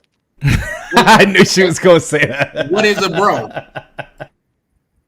A bro. I guess a man with a passport. So any man. Well, you said what my definition was, so I'm just saying a man with a passport. I'm not debating. I'm just saying we're just trying to clarify. But I mean, if you want to make it more of what it's mainstream, it would be a black man with a passport. Okay. But your definition is just any man with a passport could be considered a passport bro, right? Yeah, because I ain't trying to. I feel like there's too many stereotypes and negative connotations, so I just keep it surface. I'm not trying to put nobody in a category because everybody's different. So it's a bro with a passport. Yeah, for sure. POV, would you like to chime in on that? What is your definition of a passport bro? Passport bro to me means kind of like what Tam's saying. Men who like to travel. I don't think it has anything. Maybe it was coined by a black person, but to me, the overall, it's not just black people who are going through this. It's all types of people who are going through this. So we want to find Western men want to find a way to live a better life, and that's what we do. Now you have your extremes where the Jay Rellos and stuff like that. But you also have the guy who just wants to look for love. We keep cooking.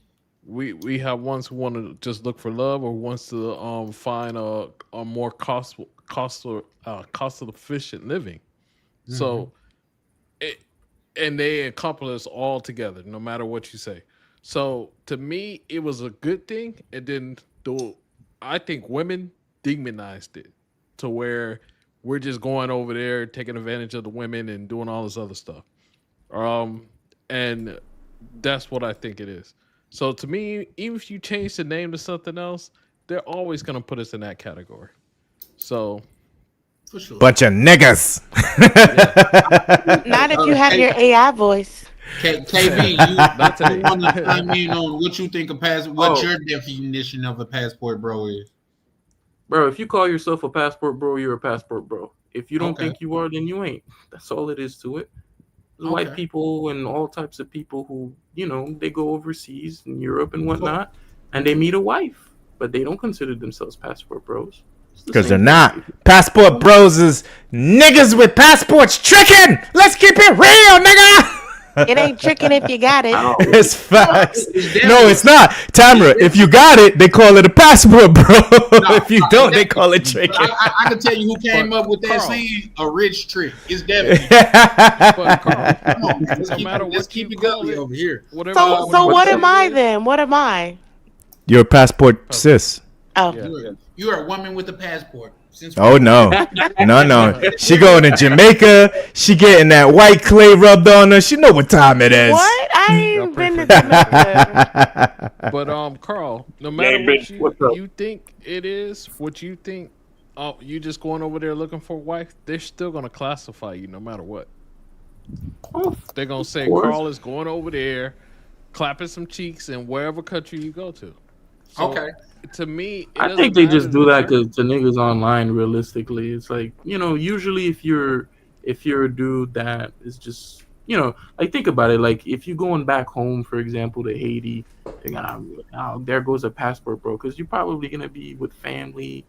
You're gonna be living somewhere, or if you're going there to work, most likely, you know, you're just gonna blend in like a local. They won't even be able to tell the difference between you and a passport. If you're American, especially if you're a black American, I don't think you're gonna blend in like a local. Okay, but Charlie, you stick out. You like, if you're going there to work, you know. Well, the dude told me. I asked him. I said, "How you know I'm American?" He said, "Bro, it's the way you walk." He said, "You walk with your head in the air, like you got like a diddy bop about you, like." Your clothes say a lot about you too. He's polo down to the feet. Yeah. Carlo. I don't wear polo no more. I'm done with polo. Carl, what? A man that, like, a single man goes to another country, they're always gonna think that of you, even if you're going to go visit your family. That's not true at all. And if you are going to visit your family, you ain't gonna clap no cheeks when you. That's not true at all, because there's people that been traveling. You would never classify them as a passport bro. I would agree. When they show passport bros in a negative light, I have never seen a white man. The facts. It's all about how you walk around. So I have seen them referred to as I have seen white men referred to as passport bros, but it's always something negative. Passport bro gets robbed. Passport bro gets scoped. Passport bro dies. Right? It's always negative. People, they're always. It's always negative. I have never seen passport bro, starts a school and helps underprivileged children learn AI. No, I've never seen it. Even though there's passport bros who do it, they just don't get. They don't get categorized as passport bros. They get categorized as just a man who did something good. Some people feed off negativity. Most people do. That's why soap operas was invented, because housewives drama in their lives. Facts. It's just keep it a buck. I just be trying to make Charlie a sandwich. That's it. That's how. See, that's why Tamara's going to definitely win in this world. She know how to make a sandwich when she needs. He ain't even come through and get a sandwich. That's because he got that younger light skin. Hey, that's hot as fire. Don't judge that. That's hot as fire. Let me read this comment by my good brother Navi. He said, "A passport bro is a man who utilizes strong currency in a different country that offers more economic and social value." Boom. He looked that up. Yeah, but and what's even worse is that's a description of exploitation. So it is what it is. That's not exploitation. Oh, here go Carl. There he go. Here go Carl. Carl's allowed to have an opinion. Yeah, I'm just saying. Here he go. Listen, if you buy a what should I go overseas and be like, hey, I don't want to exploit you or anything, but here's $10,000. This is what I would pay in America for rent. Yeah, that's exploitation. Regardless, that I give you the same amount of money. Come on. No. You know what? I think Carl got a point on this one, because if you go somewhere and you paying their rate, even though that you make more money, that's by definition exploitation. Correct. Pretty much. I mean, no, that's what I if disagree. $500 over there, and you go over there and pay $500, you're exploiting them. Correct. When oil companies go to other countries and stuff like that, and they pay them a lower wage, it's called exploitation, right? Correct. Hey, you know what? I mean, when you go to another state I'm and gonna you have pay to less for lunch, is that I'm gonna have to exploitation agree too? with Estoy. You do got a good mic, bro. I've never noticed that about you, but you do got a good mic. He said y'all let this good mic nigga shunk y'all to sleep, man. This nigga, what type of mic you using over there? Charlie. No, he got a good mic. You called dude Estoy, so you've been practicing your Spanish, huh? You've been practicing your Spanish. But there's no S. And that's what I'm saying. That's why I say he be practicing his Spanish because he called dude Estoy. Charlie, you've been talking to other hoes. You know what he ready for? He ready for Colombia. Hey, all I can do is try. Look, he gonna go to Colombia and ask for some shrimp pasta. Nah, you know why he's saying it's not exploitation? Because his good Spanish go get him the local price, so he don't want to feel like he exploited. That's just like me going in the dollar store saying, "Well, I will pay this in another store. Let me give you that value." And just in my definition, I don't think that's exploitation. And now you see why the dollar stores are closing. I agree with him because it's not because really, I mean, exploitation is basically if the value of it is worth a whole bunch more, and also too, if the person is being taken advantage of, and that's what we was talking about earlier when we was talking about the women and the orbiters, where okay, you're not getting your value for what you're putting out. But you were being exploited too. When we go to these countries, I mean, the value is what the value is, okay? But what they can do with their money is also they're able to. It's a living wage. It's an honest wage. Whoa! Don't use the word honest. Don't use the word honest. Just wage. Okay. Just wage. It's a wage. Let me highlight chat right here where he says when a rich old white guy when it's a rich old white guy, it's an expat.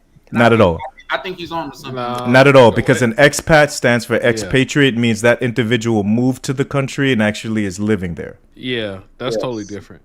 But like myself, I'm an expat. What it means and what they use it for could be two different things. Two things could be right at the same time, gentlemen. No, but again, you would call a black guy who moved to Vietnam an expat. Yeah, of course. No, you call him an immigrant. You know what I mean? They'll call him that. That's how we're saying. You guys are all trying to say is that because maybe I shouldn't say this. Never mind. I think you should. I think you should. Go ahead.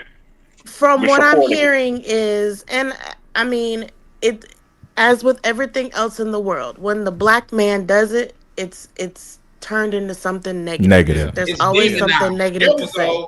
Yeah. Drop the mic and just walk off. There you go, Tam. Because I'm saying, because like Chalupe was saying, they're called expats. So obviously, it's like that's if someone called you an expat, that's a better term of endearment than a passport bro. But a passport bro is using his passport. An expat is actually moving to the other country. But I'm just saying, and people's whole mindset is like, oh, passport bro, that's negative. He's just going down and do expat. Oh, he's trying to build up the country and do this and that. And see, that's all I'm saying. But here's another thing. The issue also is about perception, right? Marketing is huge in business. It's one of the pillars of creating a successful business is marketing. And unfortunately, we have to work twice as hard to get the same amount of recognition as someone else from a different color, right? Yeah. It also means we also have to make sure that we walk a straight and narrow, because one J Rello can paint every passport bro under the J Rello banner. Which is the reason why when the nigga was starting his coon shit, I was trying to tell people, yo, y'all can't be laughing, y'all can't be promoting this shit because it's gonna fall back on you. But people was like, nah, he's just funny. Oh, I'm just watching him for entertainment. I said, okay. Doesn't he talk like that? Yeah, definitely. Okay, I'm just making sure I know who it is. Yeah. And so it's important to understand that since we never kept those things that were we considered coon behavior, and we didn't separate ourselves, we would just try to like give them the benefit of the doubt. Oh, he's just a brother having fun. Now look, now when they refer to passport bro, they put J Rello's photo up. And then they actually put that actual movement, his behavior, as what the passport bros is doing. I mean, you right with that. But if why is it when I am black coming people on do that, it, we say we paint the whole group, but when white people do it, it's just one guy. So the white guy that does it, like the negative connotation, they call them a sex traveler. They call him a sex tourist. Yeah. Okay, the black guys, they call him a passport bro. It's both of them are negative, and they both mean the same thing. What about? And you know what's ironic? Let's run with that narrative. If it was a black guy doing what that Rob Vitale dude was doing, oh man, it would have ruined the black passport community. Sure, absolutely. Who's Rob Vitale? Who's that? I'm not sure if I'm pronouncing his name right, but a lot of you guys know what I'm talking about. The little white dude that was over there just causing mayhem for no reason. He's like the Johnny Somali. Oh, the guy who always tries to catch the peas. Yeah. He over there taking police hats and running with it, hopping on the back of people's scooters and shit like that. Yeah. If that was a black person, come on. Do anybody? Oh, you're talking about Vitale. Vitale. Yeah. He went to prison though, right? Casanova. No. Sure. Nah. Just Vitale. Vitale got some serious time though, right? Like he went to prison in Thailand, right? Yeah, he's still in prison. Yeah. But he lost a lot of weight. Is he's just getting punished. We all would have been punished had that been a black man. But you know what? Yo, Chalupa, that dude brought up so many good points, and he just brought up another one that I was going to bring up. Nah, he's a damn Chalupa, homie. You heard? So he actually is right.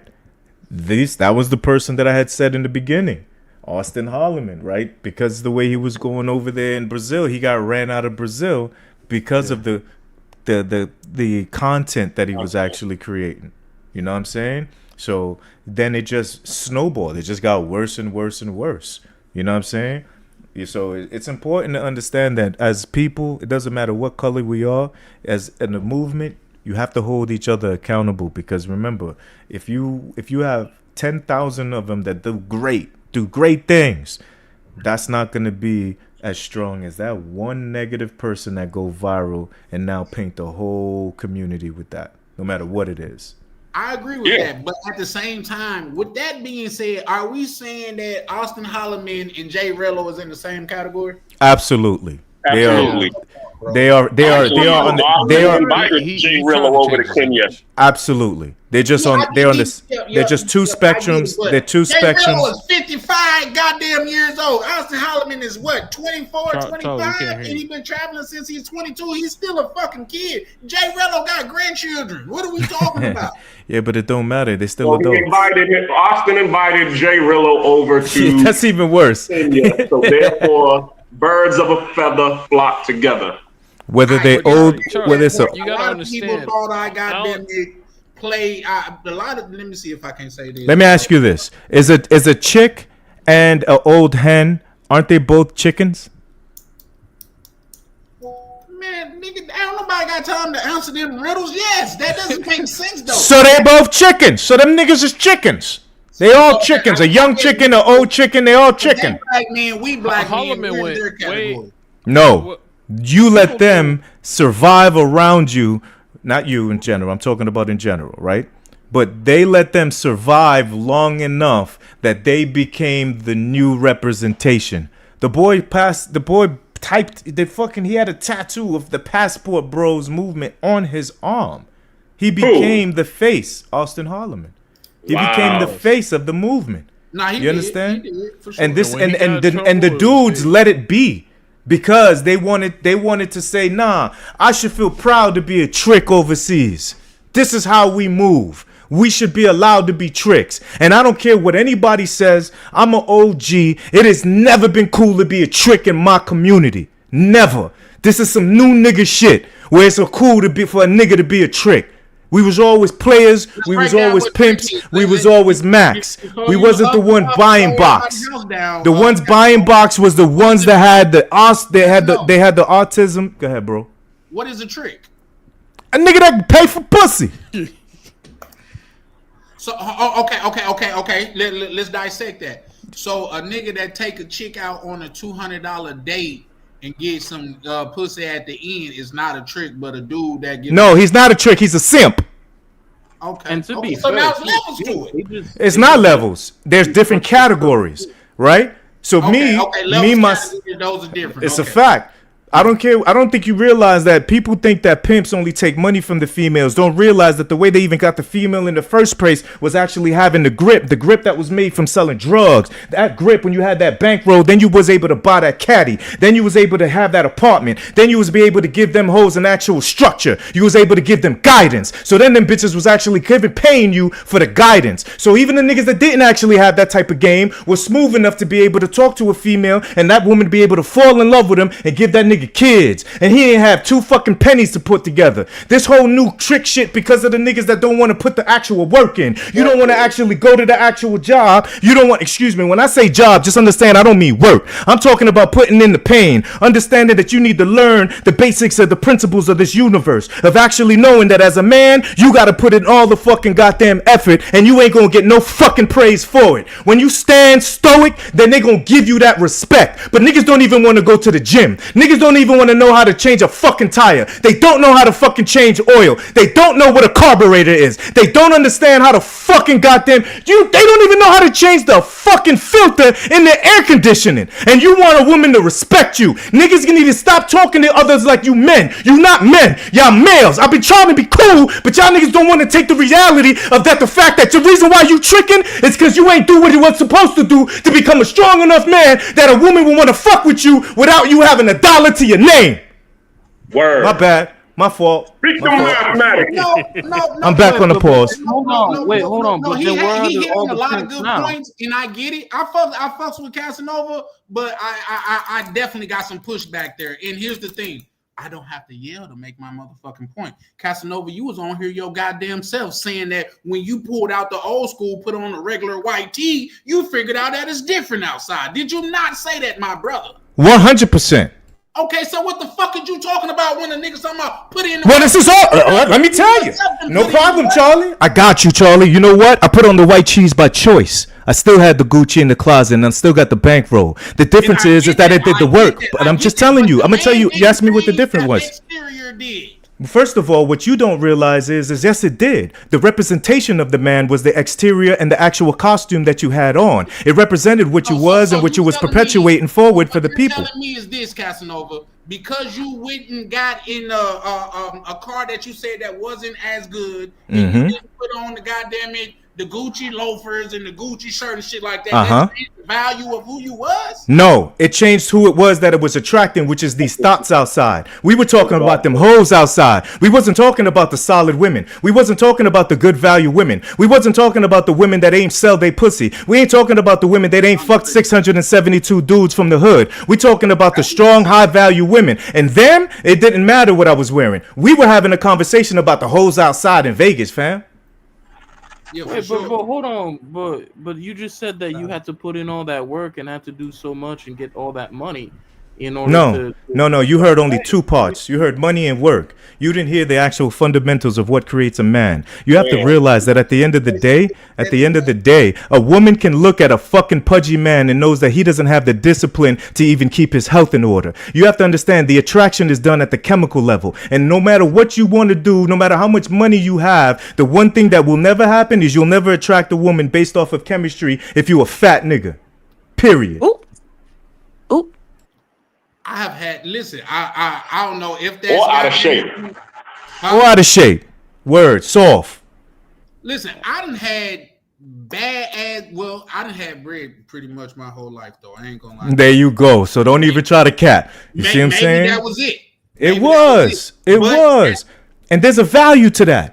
There's a value to you being able to put the actual work that you put in for you to be able to make the money that you made. That value right there will create attraction to certain women, period. Just that. Just the fact that they know if that nigga making money, it's because he put the work in and he's the type that actually gonna go hard. Do you understand? Now imagine being broke, fat, glasses, balding, and you ain't know how to talk to females, and you don't know how to change a fucking goddamn tire. Come on, man. With a crescent head. Yeah, listen, shit. listen. So. Hey, yo, I can't. I don't know, goddamn other niggas' reality and shit like that, or niggas that claim they hit the fucking genetic lottery and shit like that. But I know this. What Sir Captain told Pimp C? Pimping ain't got shit to do with looks. Facto.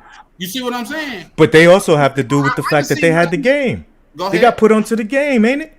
Okay. Like just you taking away a lot of value from that. 100% not true. You know what I'm saying? You got to remember, that's because my boy Vacation Time with Ryan is a fat ugly nigga, so he got to say that. Salute, that's my nigga though. No, salute, that's my nigga though. Come on, bro. No, salute. First of all, I'm gonna be able to speak the truth. That's my nigga. I fucks with him. No, it isn't. His reality is the truth. The stories that he hit, those stories don't happen to niggas like me. It happens to sucker niggas. Not saying he a sucker. I'm just saying for the terms of spoken on general terms. You understand? Being talked to a female and not having the understanding that the bitch is trying to run game, that shit don't happen to niggas like me. I already got my coat pulled when I was a youngin'.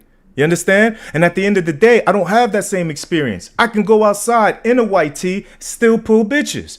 You understand? Certain niggas can't. Wait, didn't you say you did that and that shit didn't really work out? That's not what I said. We were talking about the actual thotties in Vegas when you're going outside like that. I didn't talk about the fact that I couldn't pull. I said it was different. Now here's the thing. Nah, Vacation. My fault. You know what I mean? I ain't mean it like that. I ain't mean it. It's all love. It's all love, Ryan. You know what I mean? 6'2", 275 pounds. He was in Panama with me. He was pulling. That's because you was in Panama with dollars. Let's keep it a thou. Do that shit. You know what? I'm gonna pull y'all niggas card. All right? No, I love it. I love that you want to say nah. So now here's what we gonna do. We gonna run a fucking experiment. We all gonna go out to this. You pick a country, and y'all niggas is gonna go out there, and y'all not gonna have no conversations with no bread. Everybody gonna have white tees. Nobody could pay for nothing. Let's see what y'all pull. Let's do that. Part in this? I can do that because I do that here all the time. Yeah, but we want Ryan to do it because you was over here caping for Ryan. So let's go. Oh, I'm cool. Not you, Charlie. Nah, not you, Charlie. Hold on. We talking about my talk. We talking. He here. He can pull up. He here. He is here. I wouldn't say that if I didn't see him in the chat. He here. He's in the chat, but I'm saying he's not on the panel. I want my nigga to pull up. That's why I'm roasting him. I want him to pull up. Okay. Well, yeah, Ryan, pull up because. Anyway, I was just gonna say, Ryan do speak Spanish. He do got his guala. And you didn't see that nigga with that big chunky ass chain? Why he had the big chunky ass chain during the party, nigga, in the DR? A Lambo, brother. Didn't you say you had a Lambo? A Lambo?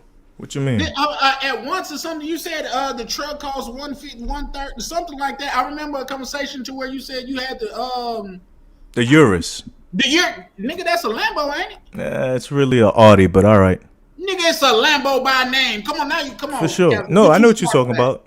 See, but when you say Lambo, I'm thinking of like Diablo. You know what I'm saying? I'm thinking of Aventador. But that's not what you said you had. I'm just going off of what you said you had, good brother. It's not. Was I wrong for that? When you said, would you wrong for what? No, we talked about that a long time ago. You said that was a long time ago.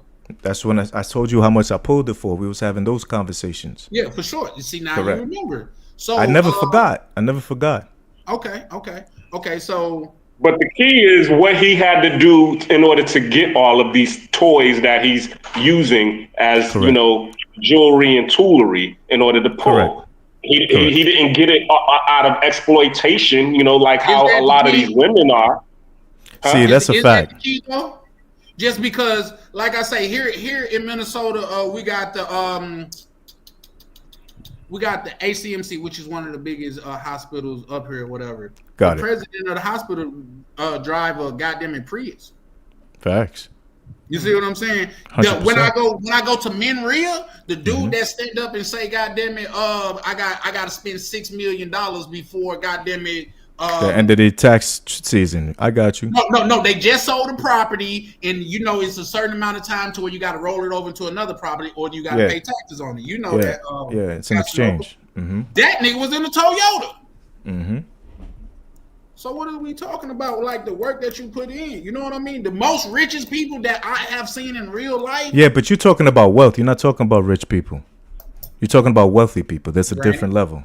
Granted. Yeah. Okay. So when you're wealthy, you don't actually have to. Your whole purpose Your name is to speaks not. for itself. First, that's number one, and number two, you don't want to appear as wealthy as you are. That's a whole different thing. When you're rich, you're trying to get wealthy, so you're trying to attract other people who are poor than you that are being attracted to these trinkets. That's going to give you their money. This is the way that the actual system is designed. I gotta push back a little bit on that. Go ahead, Carl. We know, Carl. You got the mic, Carl. I've worked with people who are senior managers, partner level. They pull in $1 million. They're invested in whole thing. My boss at the time, he owned the firm, and he was paying my salary at the time. I was younger. I was making 65 at the time, and he had 65 as a young nigga. I wish. I'm an accountant. So it's like he had 5 to 10 employees, and the man drove a Mazda. First day I met him, he wanted to take me to Old Country. He took me to Old Country Buffet. Oh, he took you out. He took you out on a date. That's what's up. Man, come on. That's Nova Scott. Oh, my fault. Yo, that's not what he said. You and your little shady shot. He pull up to be a controversial nigga, but I fuck with him. What you mean? Y'all didn't hear the same. Yo, why y'all? I feel like y'all make it seem like y'all don't hear the same shit I hear. But I. You reached it. Be the nigga that's working out on the fucking you know what I mean? He don't. I heard the same thing y'all did. Y'all just didn't want to say it, my nigga. It there. You definitely took it there, man. And you gotta know, I'm really. All right, let me ask you: Did he drive a Mazda Miata? No, he wasn't. We heard about. Talking. No, bro. All right. He wasn't done talking. One of them's, that you just take off the lot, But he had 20 properties, I'm just saying, just look up the niggas that drive Mazda Miatas. That's all I'm saying. He wasn't driving a Miata, man. Okay. No, it's better to drive a Mazda than drive a Nissan. Oh man, I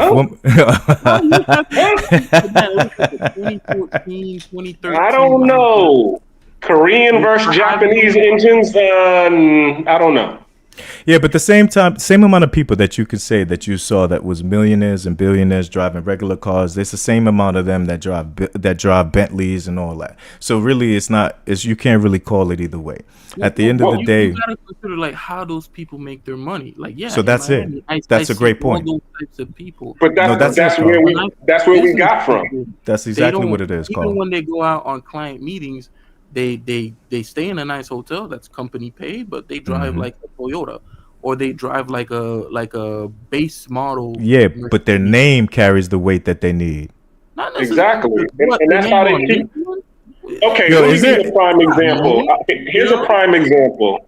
When I was working in Atlanta, all right, I was doing pest control. I met Andre 3000's mom because she was one of my clients. So I go to her house. Exactly. I go to her house. In her driveway, she has a Mercedes CLK. Okay, brand new, hot off the box, white with all of the bells and whistles. But then she got a 1970 Buick 88. Okay. When she leaves, she gets in the Buick 88. I say, why are you getting in the Buick 88? She's all like, because I don't want people to know, oh, there goes Andre's 3000's mom every time I drive down the street. Right. So that's another reason why it gets easier for her to be able to move and shake when she's in the Buick. And it's the exact opposite for niggas driving the Lambo, because niggas driving the Lambo don't got the name, and they want the actual notoriety. They want the looks. They want people to know that, yo, I've done X, Y, Z. I don't have the name yet, but now you see me moving, you gonna ask, yo, who's that? What he do? Who's that? Mm-hmm. Yeah, you actually beat me to it because you yourself just said, oh, that's an Audi. but what you had was the Lambo. The Lamb, right? Why not have the Audi if you know it's the same thing? Exactly. That's exactly the reason why I paid more.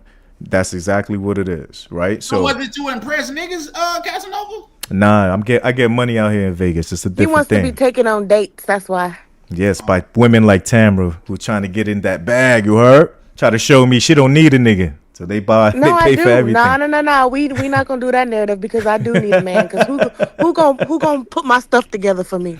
That's respect, yo, respect. So and I moved. Now here's the thing. To Casanova point, man, Casanova OD, especially on my good brother, bro. I ain't gonna lie to you. Hey, I would try to get him on the panel, okay? I ain't gonna, you know what I mean?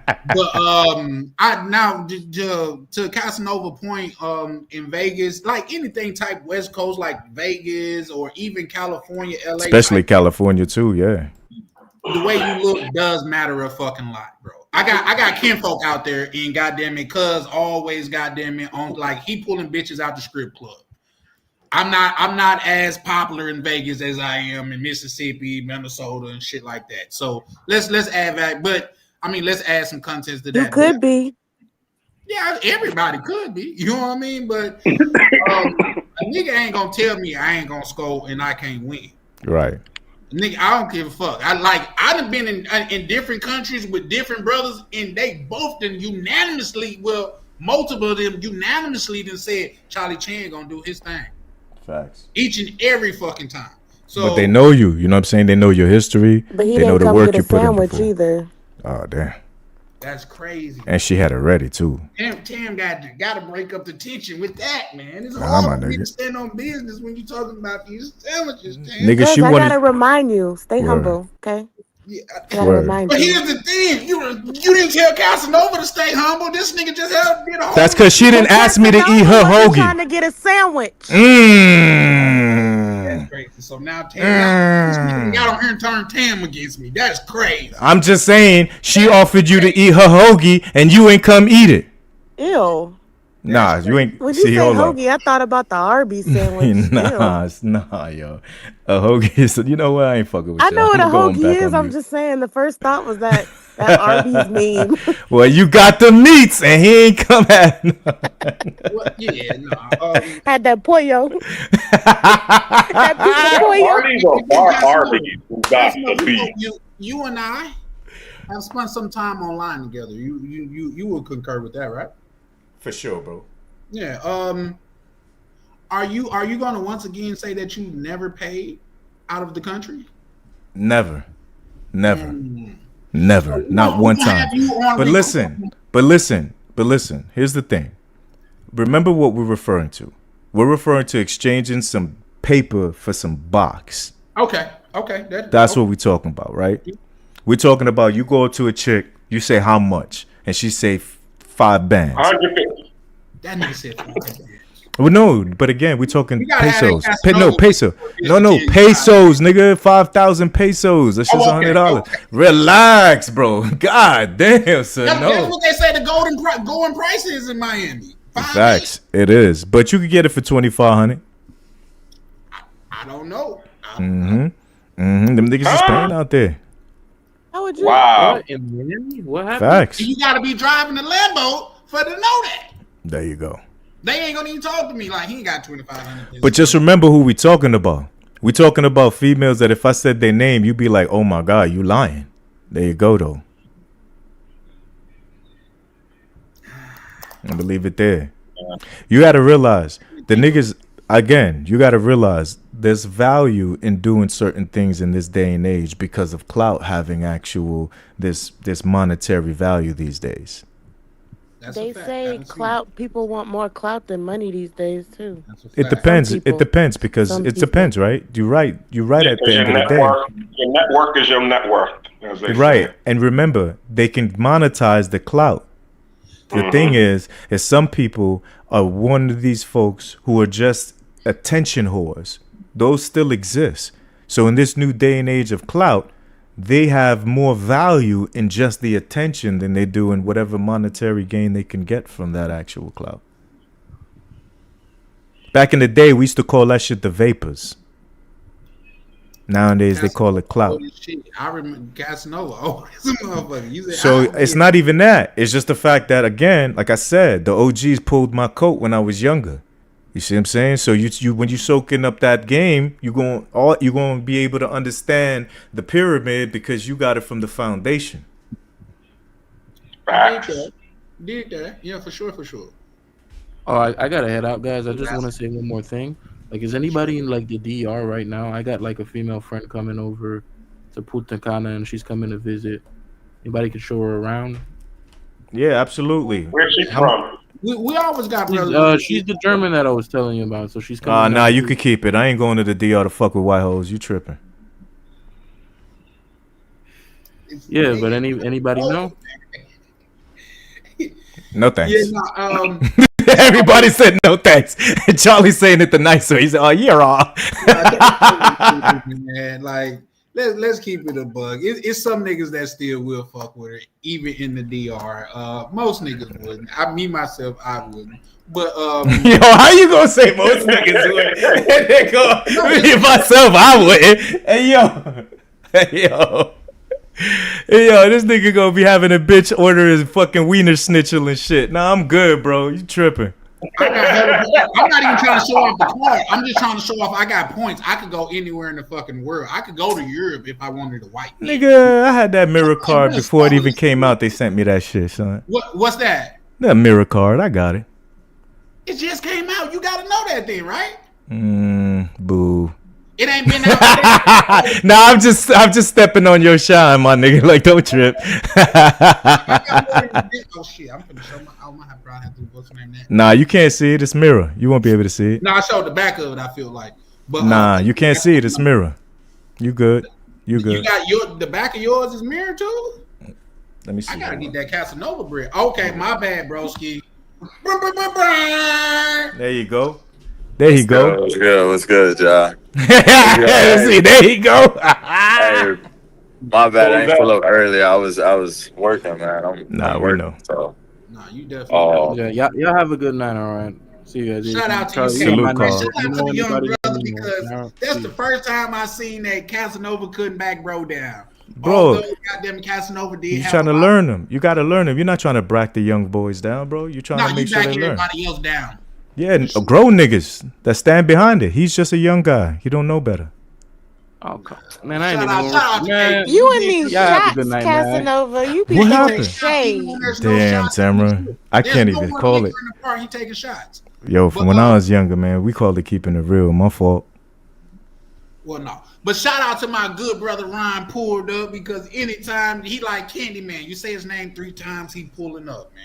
Shout out to Ryan. Nah, he eat too much candy, man. What's up, baby? Hey, no, I wasn't going to pull up. What? Yeah, my bad. I'm kind of late, so I don't. Are you guys past that portion of the conversation? We'll spin the block. I just wanted to say, man, I disagree 100% with that. And you want Carl side? Y'all got it. Yeah, I mean, it's an audience here. That's the only reason I really pulled up. You know what I'm saying? If it was just like a couple niggas here, I probably wouldn't have pulled up because I'm kind of busy. But I don't want motherfuckers thinking that just because someone says something that make it true. Because you know when people say stuff, it has an impact. It has an impact on other people's brain. They start believing shit. Fact. So don't believe everything you hear, man.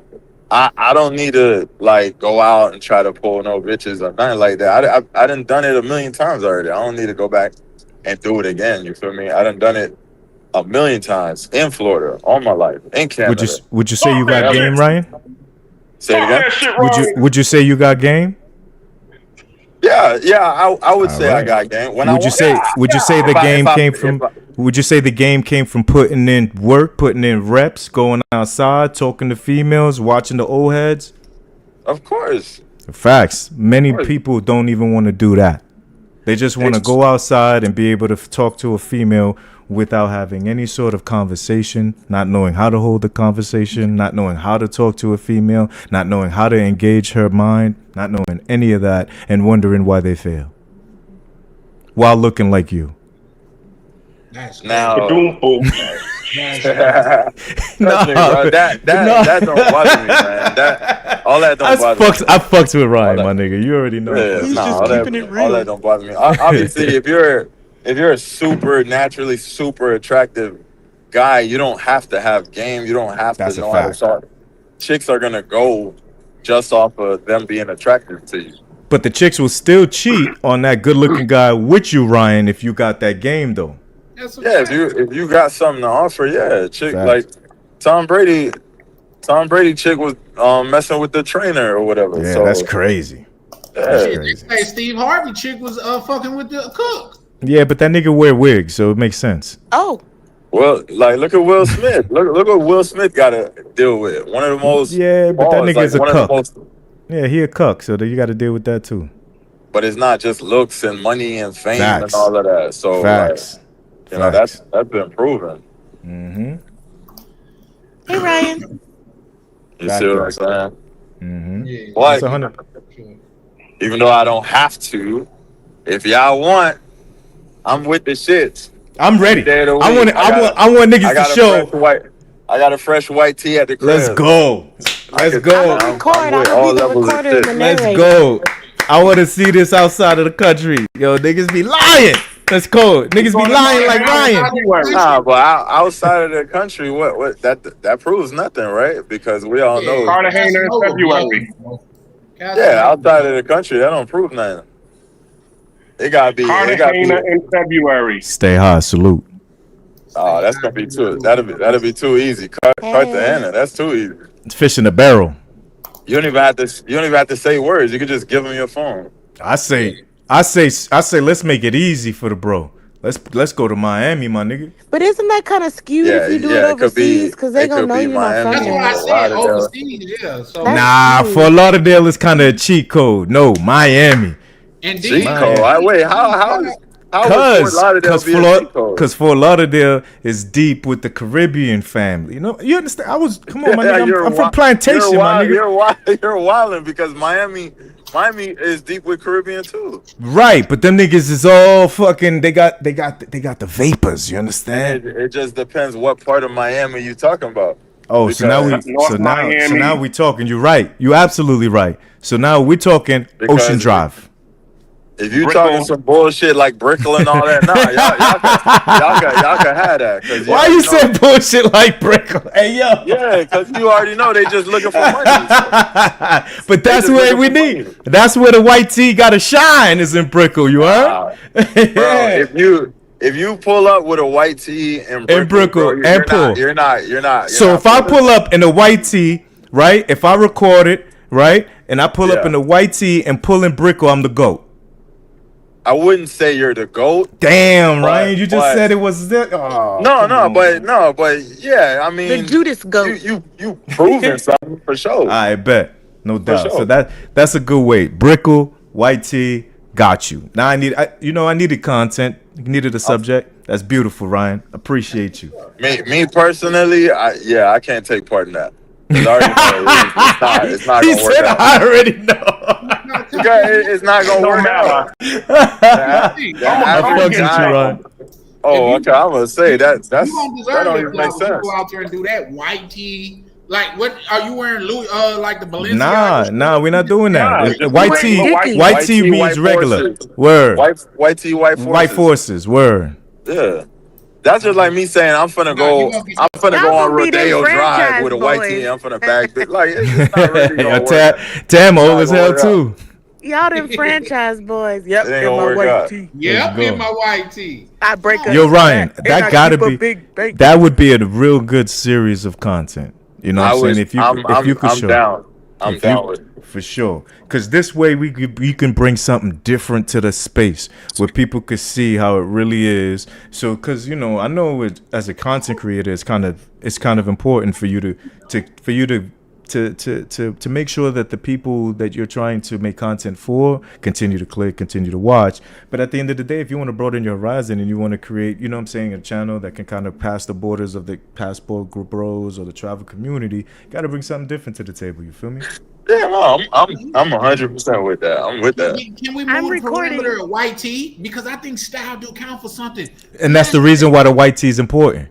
because it removes you being able to use style. Let's do the thrift store. If you could go in this thrift store and come out with a fit, I ain't talking about no ups. Nah, that's a cheat code too. No. We got to strip down. We got to take all the superpowers away. Only thing word. Just the white tee and white forces, some jeans. Hey, matter of fact, if you really want to make it crazy, now it gotta be cargo shorts with pockets. Oh, nah, that's crazy. Nah, that's crazy. Let's do it. You know what I'm saying? Let's take it. We gonna put the handicap on. Hey, put it like this: as long as the next man got on the same thing what I got on, I'm cool. Yeah. As long as it's an even playing field, I don't cool. feel like no nigga, but I don't give a man. You could be untamed, Pretty Ricky is what they called him. Nigga, I'm stepping in mine. That was a Martin reference for y'all. Charlie, yours can't have. As long as it's fair game, shit, I'm cool. Facts. We gotta get that going for sure. Yeah, you know what I'm saying? I mean, Black Cleaner already got his his white tee on, so he ready. He ready for the challenge. That's all I got in the closet is white tees. Hey, I feel you, gang. I feel you. Collar shirts. I'm from the mud, so I like to look like I'm going somewhere. But I could go get a white tee. Hey, yo, Charlie, you gonna go get that sandwich, or you gonna keep playing? Man, listen, what was you?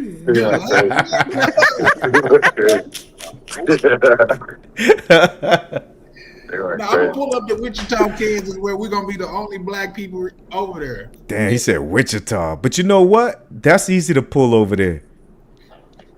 You'd be surprised in those areas, man. Them snow bunnies love a nigga, bro. They sure do. They take care of you too. Facto. They sure do. That's the quickest way for a nigga to come up from the south up here. That's a whole fact. That's a whole fact. You know what I mean? That's what I tell niggas. Like, oh man, I'm just getting here. Like, man, go to the little white spot tonight. She gonna be on the heavier side. Yeah, well, I was just gonna say she gonna be on the little heavier side. I be in That's a whole fact. So yeah. You said you're gonna be in Mexico? Lil Mexico. That's where I am. Oh, shout out to all the tortas, bro. The tortas. Yeah. They kept the nigga warm back in the day. That's you what heard? they call them too, tortas. Facts. So yeah, no, bro. Yeah. Shout out to Ryan for pulling up though. Like I say, you Ryan the G, bro. 3 times, he pulling up, man. But you know why I fuck with Ryan, and I fuck with people like Ryan, like you, is that you're not soft, you ain't sensitive. You know what I'm saying? Like just like we be outside, we be cracking jokes. You know what I'm saying? Niggas don't take that shit to heart. Then you got weird niggas that be sitting there want to cry in the fucking chat. You know what I'm saying? Want to take that shit to heart. Now they hate you. Like, damn, my nigga, like it was a joke. And niggas like, you not joking because it's real. Fuck you. Yeah, I ain't tripping, man. You know what I mean? Nah, for sure. But that's because you got a job, Ryan. If you ain't had a job, you be mad too. If I, maybe if I ain't lived the life I and lived, you can't go nowhere, right? So imagine you ain't got no job, and even if you do got a job, you don't make enough so that you could travel. Oh man, you gonna be mad as hell. That's right. Okay, so Casanova, I would like to revisit a conversation that Let's go. we had that we was online, and I believe Rainier and his wife was online. Do you remember them? Yeah, of course. Okay, they said they don't give a fuck how good you look, bro. In those other countries, those chicks care about money, bro. Mm-hmm. So it depends, right? Because they just pulling up bagging bitches and shit like that, like on the constant. Not saying that you can't have a one-off and shit like that, but to have it on a constant, it's money. Yeah, it's the bread, 100%. Because look, at the end of the day, no matter where you go, if you're doing the thing that you're supposed to do, you're holding yourself down, you're gonna find a female that's gonna find you attractive, right? They're gonna like your phenotype. You're their type, quote unquote. You know what I'm saying? But it ain't that easy as far as just pulling up and they just fawning over you. That don't happen nowhere. That's why niggas loved Sosua. Because even though they knew it wasn't real, that's what was happening. Bitches was just pulling up on them. Whether these bitches had masculine, manly faces, whether they was real, whether they was lesbians and just smashing for bread, they didn't give a fuck. You know what I'm saying? Because that's what a lot of them was. They ain't even like dudes. That's why they was mad about the service they was getting. Because you're not realizing you fucking a chick who's actually gay. Like, she don't even really like dudes. You feel me? But she's there for the bread. And then you also have like these aggressive females, you know? But They had the females pulling at him. You know what I'm saying? Talk about Poppy, this, you good looking. And these niggas know you 65. He 375 pounds. He know he ain't him, but he don't care. And at the end of the day, to be honest, if you that person, I totally understand that. You know what I mean? So that's why that was great for them. It was the reality and the truth of what it is. When you went to Sosua, you wasn't living in the real reality. You was living in a fantasy world. You know what I'm saying? When you go out to other countries, they give you that fantasy too in certain places. That's why you go to certain places like Clock Tower, right? You go and you find these beautiful women who, because of the economic circumstance, is willing to smash a nigga that look like Charlie for the low. You know what I'm saying? It's just what it is. You know what I mean? And it's funny too. I'm saying for the low, because all you gotta do is go up the street to Cabarete and see the difference, or go down the street to Puerto Plata and see the difference in the treatment. But most people are not gonna go to Cabarete or go to Puerto Plata. They're gonna stay right their ass in Sosua. That's a whole fact. And you know what's crazy? It's still movement. You in the DR. It's everywhere. It's just everywhere else you got to put a little work in, meaning you got to at least go to the club. You know what I'm saying? You got to at least go to where they hang at. In Sosua, you could just be outside, and they was just outside in that small little, you know what I'm saying, 1 square mile. That's a fact. So, hey, I got a confession to make, bro. Here you go. I never had no pussy in my I knew he was going to be on some bullshit. I'm a virgin. I don't got no kids, no nothing. Like, I understand. But once again, like I say, I'm being facetious. But like I say, ever since I was young, the same, like you could tell some older like pimp niggas probably done pulled Casanova coattail and shit like that. The niggas that pulled my coattail was the hustlers, was the drug dealers and shit like that. So it's a difference. You know what I mean? No, it ain't a difference. Well. Just so you understand, because I did know some pimps. In fact, my one of my siblings did some pimping. Believe it or not, it's those niggas that was hustling and shit like that. Was the niggas where I'm from? Was the niggas that was getting the hoe, that was paying for the bitches. You know what I mean? The Birdman, he was the nigga that got them.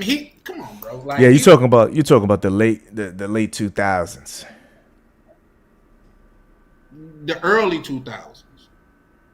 Because the late 2000s is what, like 2010 or some shit like that? 2009? Yeah.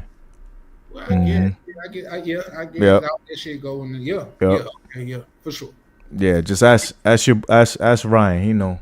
Good night, y'all. I got the gym in the morning. You already know, Tamara. Stay solid. Casanova came on here talking about putting in the work, got everybody motivated to go through the gym and shit. Now I'm about to go do a fucking hour on the fucking treadmill. Fuck it. Yeah, down to the gym. But yeah, no, look, Charlie said, "Fuck that." I do my steps. But I can just see it. Hey, yo, salute everybody. Appreciate you, Ryan. Appreciate you pulling up. Fucks with you, my nigga. You know I'm definitely trying to do that content, gang. You already know. Hey, yo, my boy. It's the first time I had a chance to talk to you. You heard, boy, up top. I can't see your name at this moment, but I appreciate you, brother. It was a great conversation. Appreciate everybody in the chat. I'm a salute. I'm a holla at y'all another time. I'm gonna catch you, vacation. Hey, yo, but hold up. The salad's unopened, y'all. I'm fucking with you. I'm fucking with you, yo. Charlie, appreciate you sharing your platform with me, man. Much love. Always appreciate y'all, brother. We're going to build again. Salute. But yeah, now you could call him all type of motherfuckers if you want to, Ryan. Damn, I can't hear you. Is it just me? Can y'all hear me? Put a one in the chat if y'all can hear me. It might be. Can you guys hear me? Can you hear me? Yep, I can hear both of y'all. Yeah, I can't hear y'all. Damn, Casanova left and took Ryan. Goddamn it, connection. Hearing away. Ryan, can you hear me? Damn, we can hear you. We can hear you. Oh, he got off. No. He's gonna have to get back on. Yeah, if he pulled back up. But yeah, no, man, it was a beautiful live, great man. Like segment. I said, yeah, for sure. We didn't go through even. Okay, let me pull my bro back up. All right, y'all can hear me. Yeah. We heard you the whole time though. Can you hear us? I can hear y'all now. I couldn't hear y'all before. Okay. Shout out to Stay High, Tam. But yeah, no, like I was saying, man. Shout out to my good brother Ryan, man. What you take of the show tonight, bro? Hey, great show, man. Great show. I was watching. I was in and out working, but it was a great show. I seen your numbers going up, bro. You doing numbers, bro. Hey, So, I think this is the most numbers I done did. I think Casanova come over here talking shit. He bring the shit talkers. Shout out to Casanova pulling up. Shout out to Casanova. Yeah. I seen like 30. I can't remember. It was in the high 30s. 40. So yeah, I was like lit. Yeah, shout out to my good guy Black Cleaner, man. Go fuck with his book, bro. If you going to Panama, listen. We're going to start putting some goddamn boundaries on you niggas. If you go to Panama and you can't prove to bro that you ain't got his book and read it, bro, don't hit him up. For real. Point blank, period. And I'm putting that on me, too. You know what I mean? Ryan done read the book. POV done got the book, man. Come on, bro. You invest in the people that you fuck with, man. Facts. I'm going to get the book and I'm still going to listen to it on goddamn Amazon. My bad, Black Lena, what'd you say? No, I was saying thanks for the love. Thanks for the support. For sure, man. Man, steel sharpens steel over here, man. You know what I mean? So shit, man. Like that's what's up. That's what I'm on, bro. Especially everybody pulling up, being respectful, gentlemen, goddamn it, having civil discourse. It's not the disagreement that I don't like. It's like when people get disrespectful with the disagreement and things of that nature. Now, this shit Casanova do, we don't even count that because that's kind of who bro is. That's just the shit. He said that's who bro is. Yeah, no, for real. That's why I asked Berlin. I was like, have you ever been on it? Because bro, more than likely building a case on you right now. You know what I mean? Like, that's kind of what Casanova do. So yeah, shout out to Casanova, man. So yeah, shout out to Mr. Peppers, man.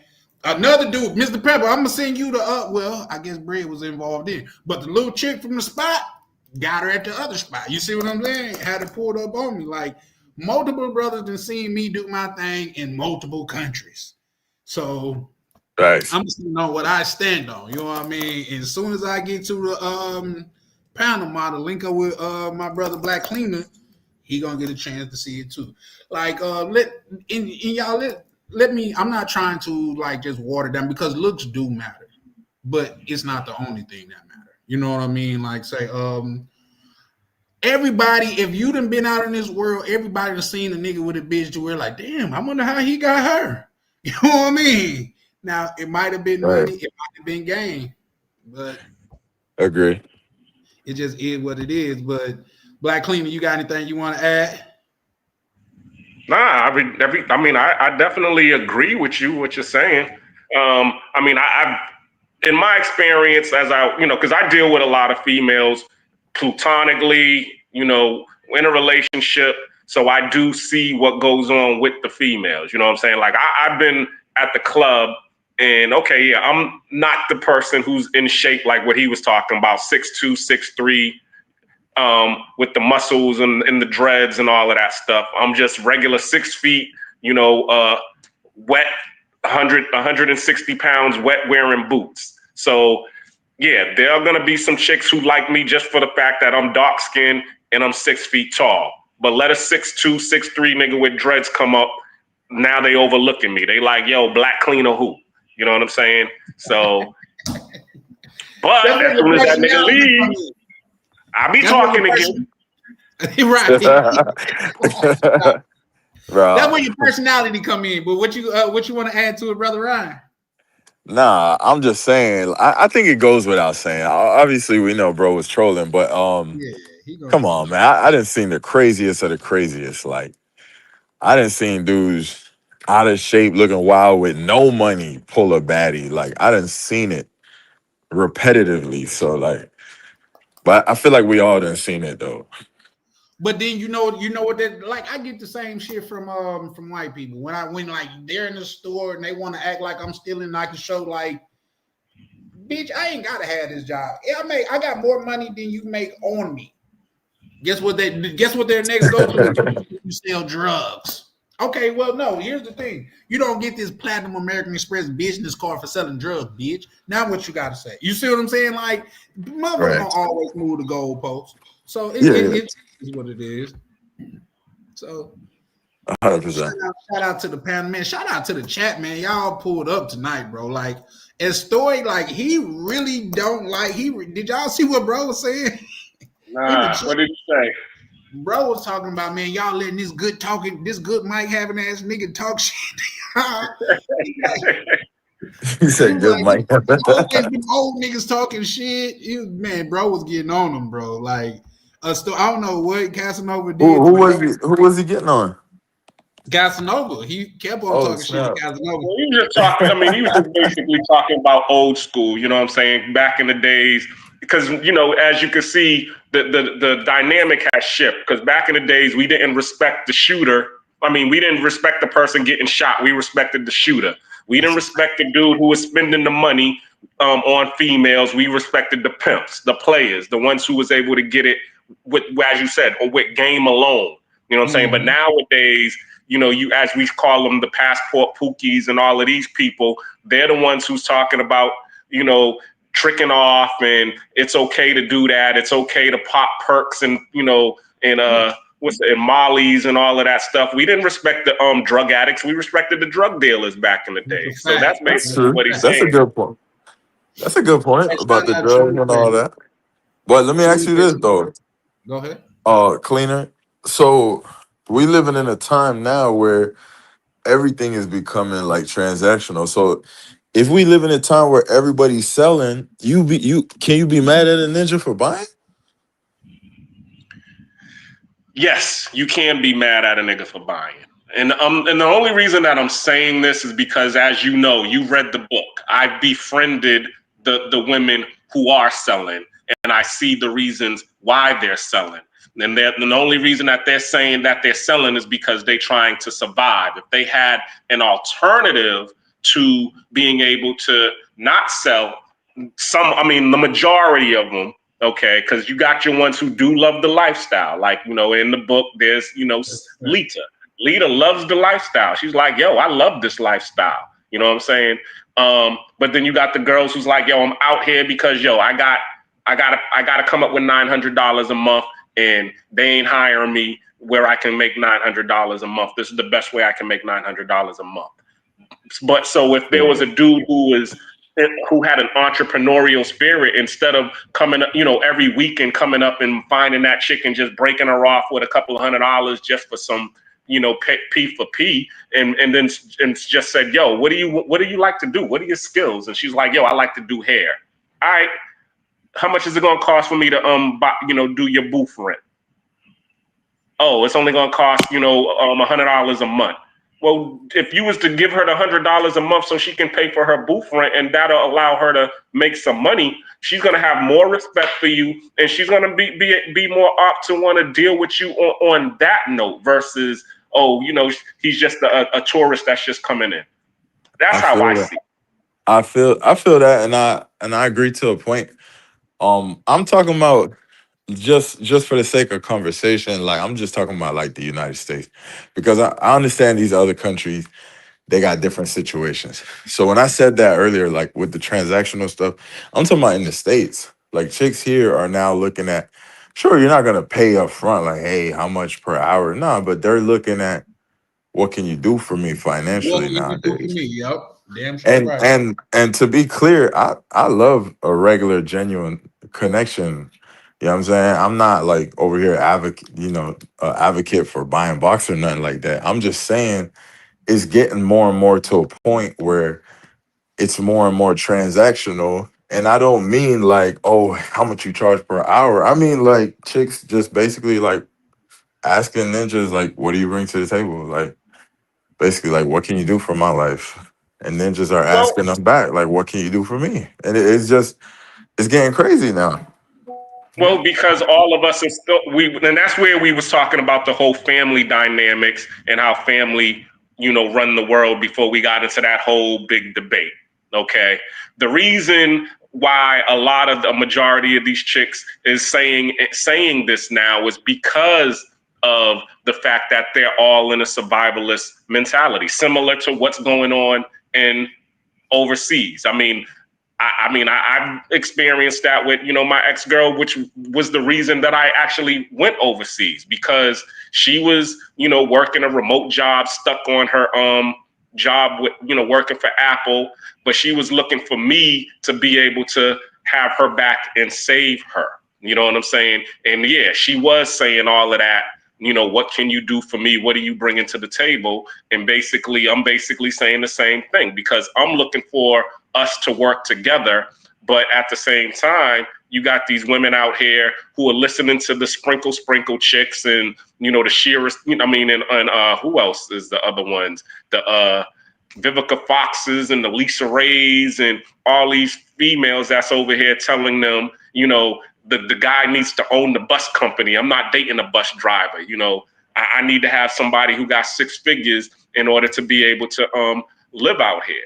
And because they're all following into that same dynamic of the Disney, I need a Superman to come save me. That's what's actually destroying the Black family, is because we're all not listening to each other. We're listening to the programs that's outside of us, that's saying that, if you wish upon a star, no matter what you are, it will come to you. And it's like, nah, the reality. But men are a little bit more realistic, because men already know, don't nobody owe you nothing. You ain't gonna get nothing unless you work for it. And if you don't work for it, you're gonna be out here with a cup, eating out of a trash can with a bow tie on. You know what I'm saying? So we know to go out here and go get it out of the mud how we can get it. You know what I'm saying? And then the women see that, they want to latch on to that. Yeah. So that too much? No, I feel that. Right on the head, bro. Listen, for real. I like you say, the times are changing, and if you don't get with the times, you're gonna be left behind. Like say, because I study business, I goddamn it understand like how being able to, one of the most useful weapons that you could have is your ability to adapt. Who remember when Blockbuster had the chance to buy, what was it, with Redbox for $1 million? Yeah, Redbox and Netflix. I bet you they remember. We know what Redbox is today, right? Yeah, facts. Yo, is Redbox dying out? No, because Redbox is Netflix, brother. Oh, they turned into Netflix? Yeah. What the hell? Oh shit, I don't know. Hey, I guess I've been living under a rock. I didn't even know that. No, it's just because I be looking at shit like that. That's just like, guess who goddamn else had another opportunity to buy their competitor, and their competitor end up goddamn snumping on their head. Yahoo had the opportunity to buy Google. These were people that failed to innovate. You see what I'm saying? Yeah. So if you're not with them, you're gonna get left behind. That's all I'm saying. Yep, Kodak with Xerox. I feel it. Yep, for real. So man, like Ryan, you hit it on the head when motherfuckers say like, if that's the new landscape, you could be the nigga that like, oh, I'm goddamn it, I'm in the gym 8 hours a day and I look good, I got these muscles. A lot of these bitches still gonna be like, what can you do for me? And then who really want the chick, like say, let's just be honest, those chicks that bring the bread to the table, those chicks in more case than not belittle the man so much to where you're not even a man no more. When the chick's talking about, that's my car, you gotta ask to drive my car. This is my house. You need to be in by this time. Nigga, is you a man at that point? Yeah, I can't do it. I don't know how to do it. I can't do it. Come on, bro.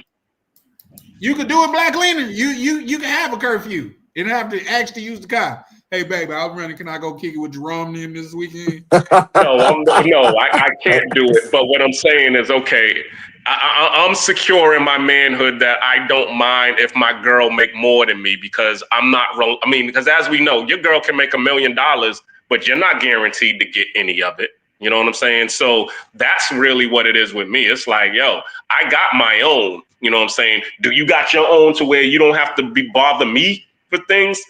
Because if every time you come into me asking me, can I have, well, give me, that I don't like that, because that's a drain on my resources. The name of the game is to build legacy, and not for you to be supporting, or being a dependent of mine. I can't stand that. I'm sorry.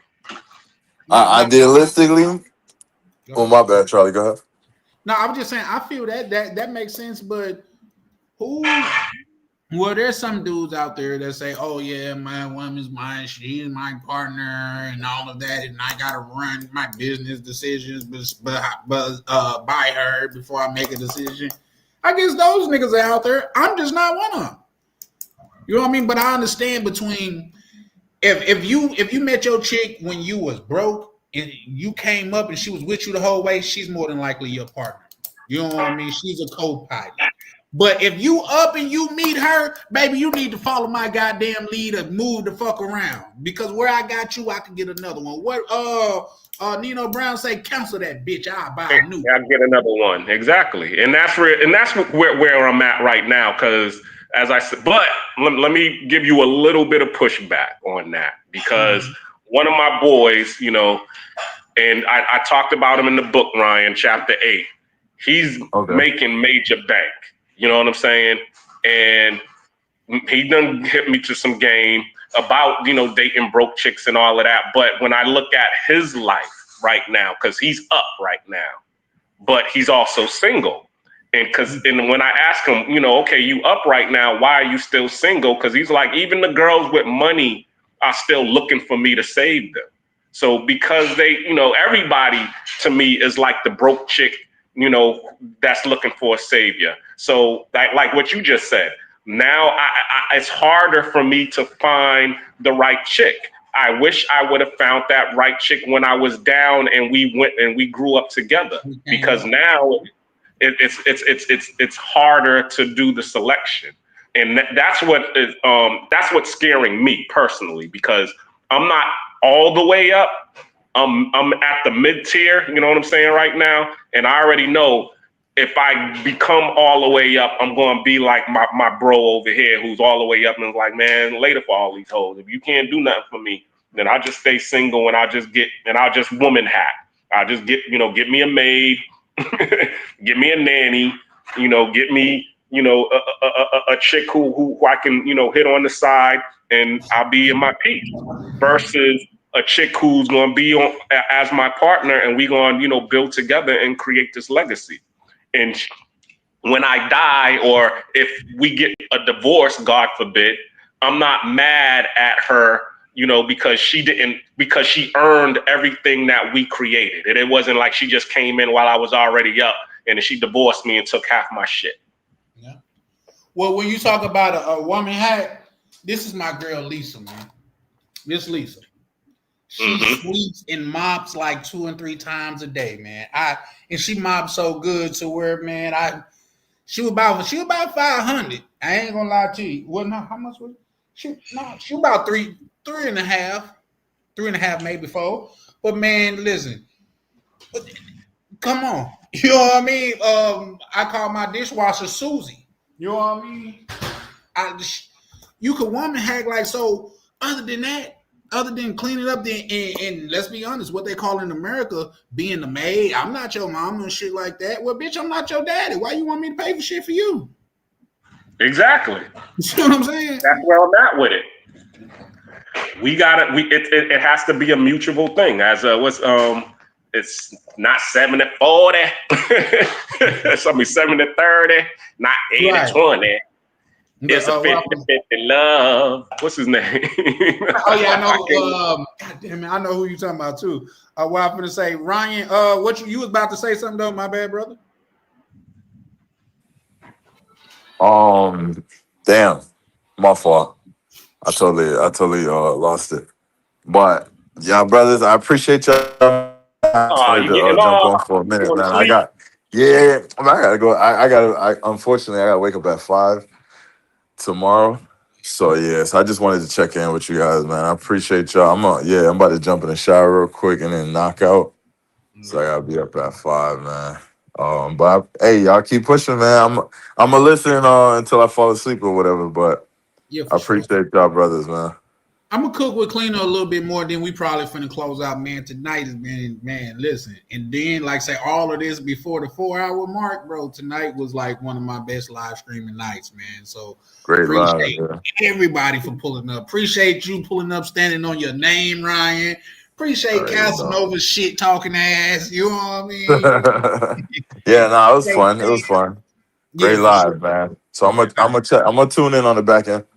Appreciate it, bro. All right, yeah. All right. Oh yeah, I forgot.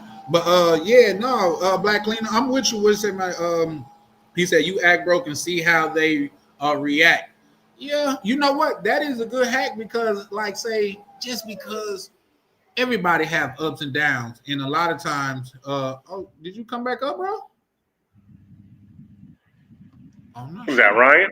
Yeah, I don't know if he tried to come back up or something like that. Probably pocket dialing. He probably put it in his pocket and pocket dialed or something.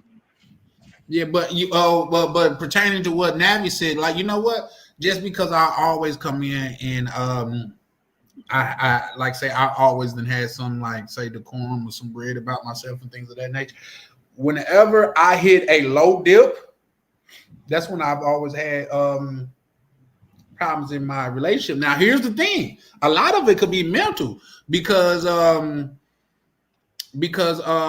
you can't argue the same when your pockets ain't right. You know what I mean? Instead of sit down and shut the fuck up, you be like, you know what? Sit down, let's talk about it. You know, type shit. You like it changes a little bit. So a lot of it could be mental. You know what I mean? Just because the only thing that people know is what you tell them. But I feel you because that's what a lot of bros, passport bros, need to understand. Talking about you got a girl that loves you in a different country. Say you ain't got no more bread. Say you don't got no more bread and see how she treats you. And if she still stick around, she still fuck with you, bro, you might got you one. But chances are less than that she gonna fuck with you. I ain't gonna lie to you. So it just is what it is. What you think about that, Black Cleaner? Well, that's how I always roll. I always roll broke because sometimes being broke does have privileges, like what you just said. It will have the ones who really ain't down for you walk away, and the ones that are down for you, they gonna stick around. And that's what I guess that's one of the things what Casanova was talking about when he put away all his jewelry and jewelry and just went out with the white tee and then seen what he could get with just on pure character. You know what I'm saying? Because I'm the type of person. You're not. I don't want to be your sugar daddy. I'm not trying to be your support. Blanket. All of that. So yes, when you see me, I'm looking bummy, broke, out of shape as hell, and then I'm just gonna come up to you with my nice smile and personality and see how you treat me. And the ones that stick around, those are the ones that are gonna be surprised. Because it's funny that you say that. Let me give you a little quick story time. Yeah. I got a brother, okay? And this is when I was living in Atlanta. Now, he's 5 years younger than me. He's one of them little, pretty boys with the dreads and of course he would work out. So when he would, I had a little brother Casanova, but the funny thing was he lived in my basement and he drove my car.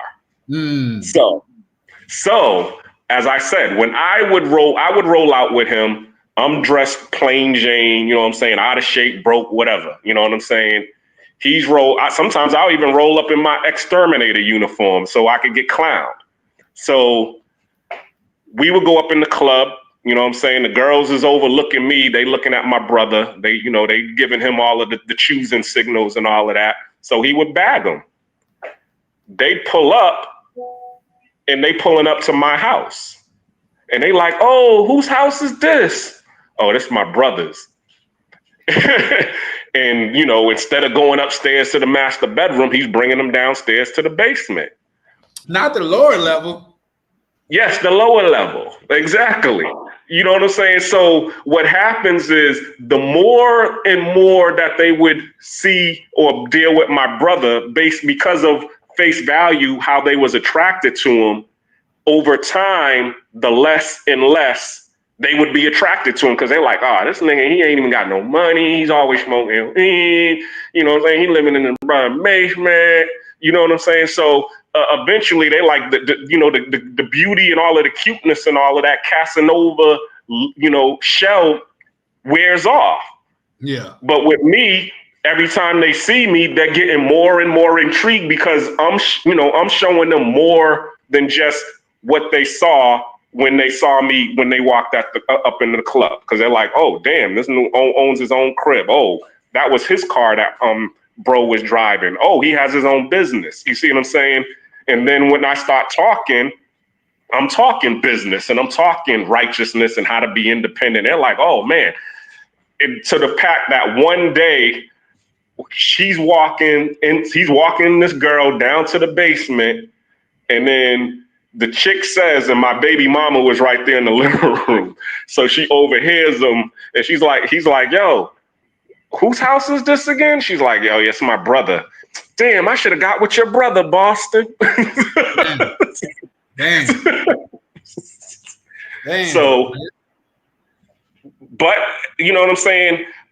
But see, I like that way, like how everybody, Casanova was talking about being the, driving the not the Lambo, but driving the Toyota and the Prius and all of that stuff. Because no, you don't want that kind of attention. You want the people who really mess with you, who for real, to come see you, not the ones who's just out for the shiny stuff, the shine, the flossing. Who, if they're attracted to the flossing, they got to get lost in my book. Yeah, I agree with you. But my one thing that I'll say about that, the chick that is like commonly considered the baddest chick in the club, she's going for the materialistic dude. You know what I mean? Not really. I haven't not necessarily. Like to where she left with the dude that had a good personality. You know what I mean? On a bike or a 10-speed. That don't really happen, especially when niggas in the car, in the parking lot, in Benzes and got them Cadillac trucks and things of that nature.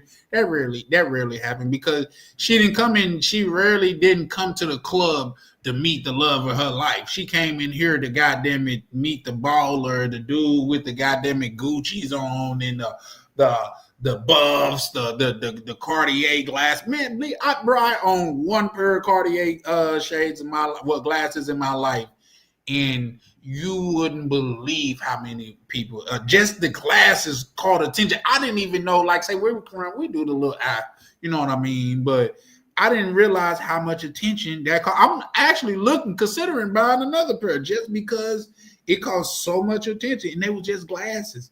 Chicks will be like, oh, those Carters are like, yeah, these the such and such, baby. This just one of many.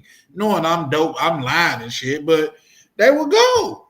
So yeah, just more than often than not, the chick that's generally the baddest chick in the club, she light skinned with the good hair, the nice body. She ain't fucking with the nigga with like you said. I'm gonna tell you this: the light skinned chick with the good hair, a lot of times, really.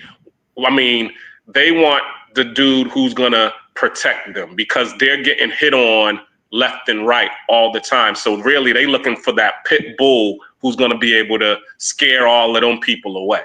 That's what I notice. Anytime that I see the chicks, they looking for the dude who's gonna be like, yo, get away from my woman, because she wants to be left alone a lot of times. So, but if they can find and we was talking about that yesterday, that nigga, you know what I'm saying? The one who not only has the ability to protect them and deter other dudes from getting away just by reputation alone, but also has the bag that goes along with it. That's what they're really attracted to. But the problem with that is those niggas really attracted to you? Now that's a good point. And I think I heard somebody say something pertaining to that, where they were saying most of these chicks want a ready-made nigga. By the time they get to them, they want the nigga that already had the bag, that already had a, you know what I mean? And how a lot of these, just speaking frankly, a lot of these like other races, especially white women, win because they invest early.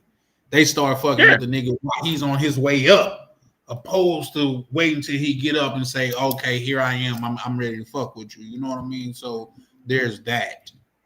You want to know why? Why? Because the majority of the Beckys, and they come from a stable background. You know what I'm saying? So if them investing in you fails, they really don't lose anything. They just go back home to dear old dad, and daddy's gonna save them. You know what I'm saying? Like a prime example. I mean, I got an older brother. You know, that's my OG who I listen to. You know what I'm saying? And when I was stationed in Japan, he ended up, you know what I'm saying, coming in and visiting me and loving it. And then eventually, like within like 3 to 5 years, he ended up getting a Japanese girlfriend. And that Japanese girlfriend and him have been married and living together for over 20 years now. That's dope. That's dope as fuck. And that's what's up. Now, he done dealt with plenty of other women during that time that were sisters, because we all love our sisters, you know what I'm saying? But what we get when we dealing with the sisters is what you just said, the mentality of, oh, you know what I'm saying? I don't have the time or the energy to waste. I need something I don't want to deal with the Build-A-Bear. I need something that's already made. Why is that? Because, okay, the Japanese girl that he has, she has a loving family. She got a mother and a father, and you know what I'm saying? And they already have, you know, a legacy. So that if he broke her heart and she went and she left and he left her, walked away from her, found somebody else, she'll have a broken heart, but she'll still be able to go home to daddy and mommy and go live in their house and be okay. She just got to fix her heart versus the chick who is in the States, who's on Section 8 or, you know what I'm saying, came from a broken home or single family, because a lot of us has been raised like that. They don't have a fallback plan. They don't have a safety net. You walk away, it's rare that you're going to be able to get a second chance, you know, at, you know, doing it again. That's why they're like, nah, I'm not messing with nobody who's going to take from me. I need somebody who's going to, you know, add to what I got or be able to save me from what's going on in this world. Because if we fail, I'm going to be asked out over here. Well, I get that, and I do understand that. But my question to that theory would be, and we all know that we're talking about like not just black women, but women in general are more likely unstable creatures. You know what I mean? And Misha, you should have been pulled up, man. It's been a hell of a. I had people goddamn me asking about you and bro. You should have been pulled up. Casanova was on here, and we would have really appreciated y'all presence, because I had to call him on something, like because y'all said something to where I had to call him on it to where I had to call him on to where he was talking about, like, say he go out of the country and he never pay and shit like that. I said, well, I was on the live with Rainier and Misha, and they were saying that them women don't care about how good you look, man. Like, looks don't matter when you need to pay your rent or you need to feed your family. You know what I mean? And he had to look. You done woke the chat back up. Shout out to Misha. How that little one doing? I see y'all on the hayride, like looking like the Joneses and shit. That's what's up, man. Man, y'all a beautiful family. But yeah, no, man, you should. We probably finna end soon, but you gotta. So because I'm really trying not to do super long lives and shit like that, like 8 and 9 hours. That just be a little much. But man, you should go back and watch it, bro. Because I just go back and watch it. It is crazy, bro. Bro was goddamn it. Casanova even goddamn it went scorched earth, where he tried to go scorched earth on Ryan.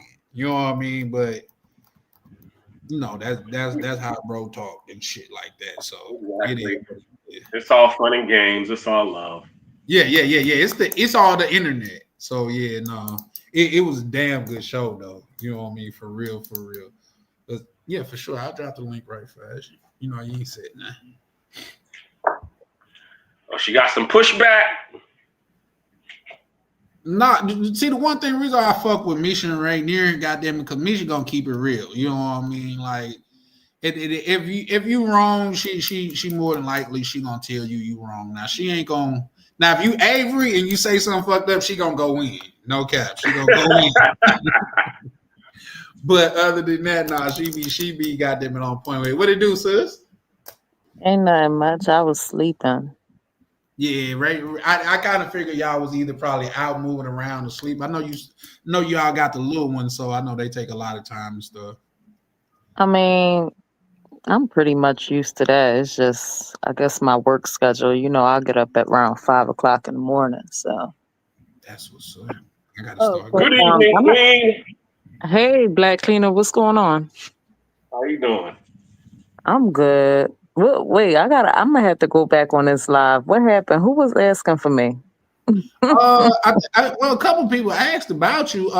You know, Chris, sick of the lies. He was like, oh, that's my boy. Casanova, my boy too. You know, like I rock with them. But we're gonna call them out when they on bullshit though. I mean, I don't call people out because it's the specific person. I call people out on the things, you know, on topics, you know, but yeah, for sure. You know, everybody got their own opinion and I respect everybody's opinion. You know, I'm a very blunt person, you know, so. I think that's the East Coast in you. Yeah. For sure. What was the topic about? Girls? We was talking about like say why the passport bros hate it so much and things of that nature. So you know, it was kind of a little bit we stayed mainly on topic, but it was jumping around tonight. You even brung Avery back. Avery had hopped off the live. Well, you seen you come up and now he jumped down. Oh God, Avery, what you want? I heard some jokes from Charlie on the other end. See, I got off because, you know, a chica called me, so that's why I got Ain't off. Nobody called you. Man, yes, they did. No, they didn't. I ain't saying nothing. See, I will say, Misha give me those big sister vibes. See? I will say, if Avery on the phone with me and the sister call, bro, I mean, in a chica call, he won't even say bye sometime. He just click over. Like, nigga, it's a wrap, nigga. I ain't talking to you no more. Man, hey, Lucky Throw had a hold on me, Charlie. Remember, I was always off. Yeah, for sure. But we agree. I'm not talking about Lucky Throw no more. I'm done with Lucky Throw, bro. Like, who the fuck is Lucky Throw? They got all the jokes. They call it Lucky Throw. They call it slot machine. She got triples and sevens on her neck, like tattooed on her neck. So we just call it Lucky Throw. But I'm not talking about. But nah, Charlie Jackpot throat was crazy. Yeah, that was crazy. But no. Say, Casanova tried to go scorch over for a round. The same way he tried to pull Malik. Like, nigga, if you look like Ryan, you goddamn it broke. Like, it ain't gonna work. Wait, hold on. Casanova did that to Ryan? To Ryan, yes. He's just joking with him. He was just basically saying, you know, no. All these guys out here. Wait. Black Cleaner, where are you from? Boston. Okay, because when people joking, when people say certain things, and I'm not saying everything, but like when I joke, let's just say for an example, I got a fat bitch girlfriend, like one of my homegirls, that bitch fat as fuck. And I keep throwing jokes at this fat bitch, like, you know what I'm saying? Like, just throwing fat bitch jokes at her. That's some shit that I really want to say to her for real, but I'm going to throw it in like a joke, but I really mean it. So you gotta, you know, people from all over the world be on YouTube, but everybody go about different things differently. You know, like sometimes some motherfuckers want to say certain shit to people, but they don't want to say it in a serious way. So they throw it in there like they joking with them, but they really not. And coming from Casanova wasn't joking. That's just how Casanova is. Yeah, I said that. Casanova's gonna get in here and talk some shit. That ain't no motherfucking joke. Yeah, he gonna. So let me ask you a question. Using your same analogy, is it hateful that, you know, or is it out of love? It's like, yo, bitch, you need to lose weight. I'm sorry.